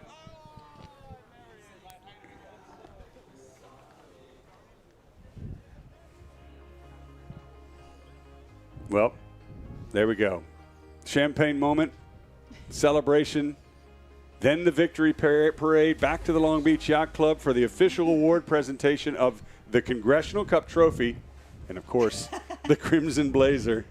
Maybe a little dancing too. Oh, I think it's going to go on. I think the dancing's already started. Yeah. He might not be the greatest singer in the world, but he definitely knows how to dance, and you know what? He's earned it. This has been one of the most incredible Congressional Cups I have ever seen. I've been involved in over 25 of them, and this one kept us guessing literally right down to the very last second.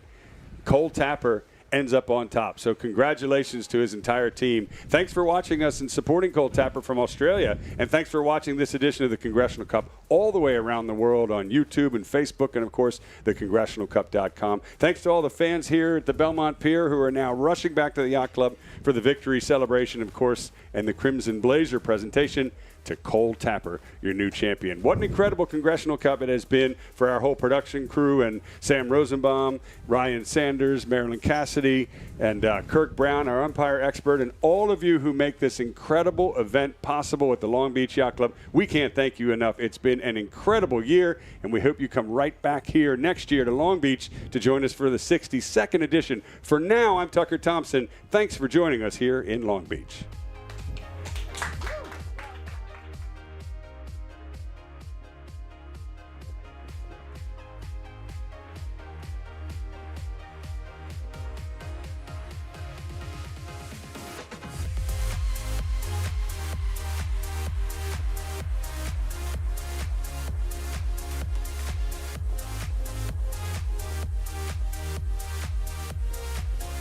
Behind every great start line is the Long Beach Sailing Foundation, preserving and maintaining our legendary Catalina 37 fleet. Their work allows the world's best match racers to compete on equal terms right here in Long Beach. If you love seeing these Catalina 37s on the starting line, please consider supporting the Long Beach Sailing Foundation with a tax-deductible donation. Your generosity helps keep our iconic fleet afloat, literally, and ensures these boats continue serving sailors for generations to come.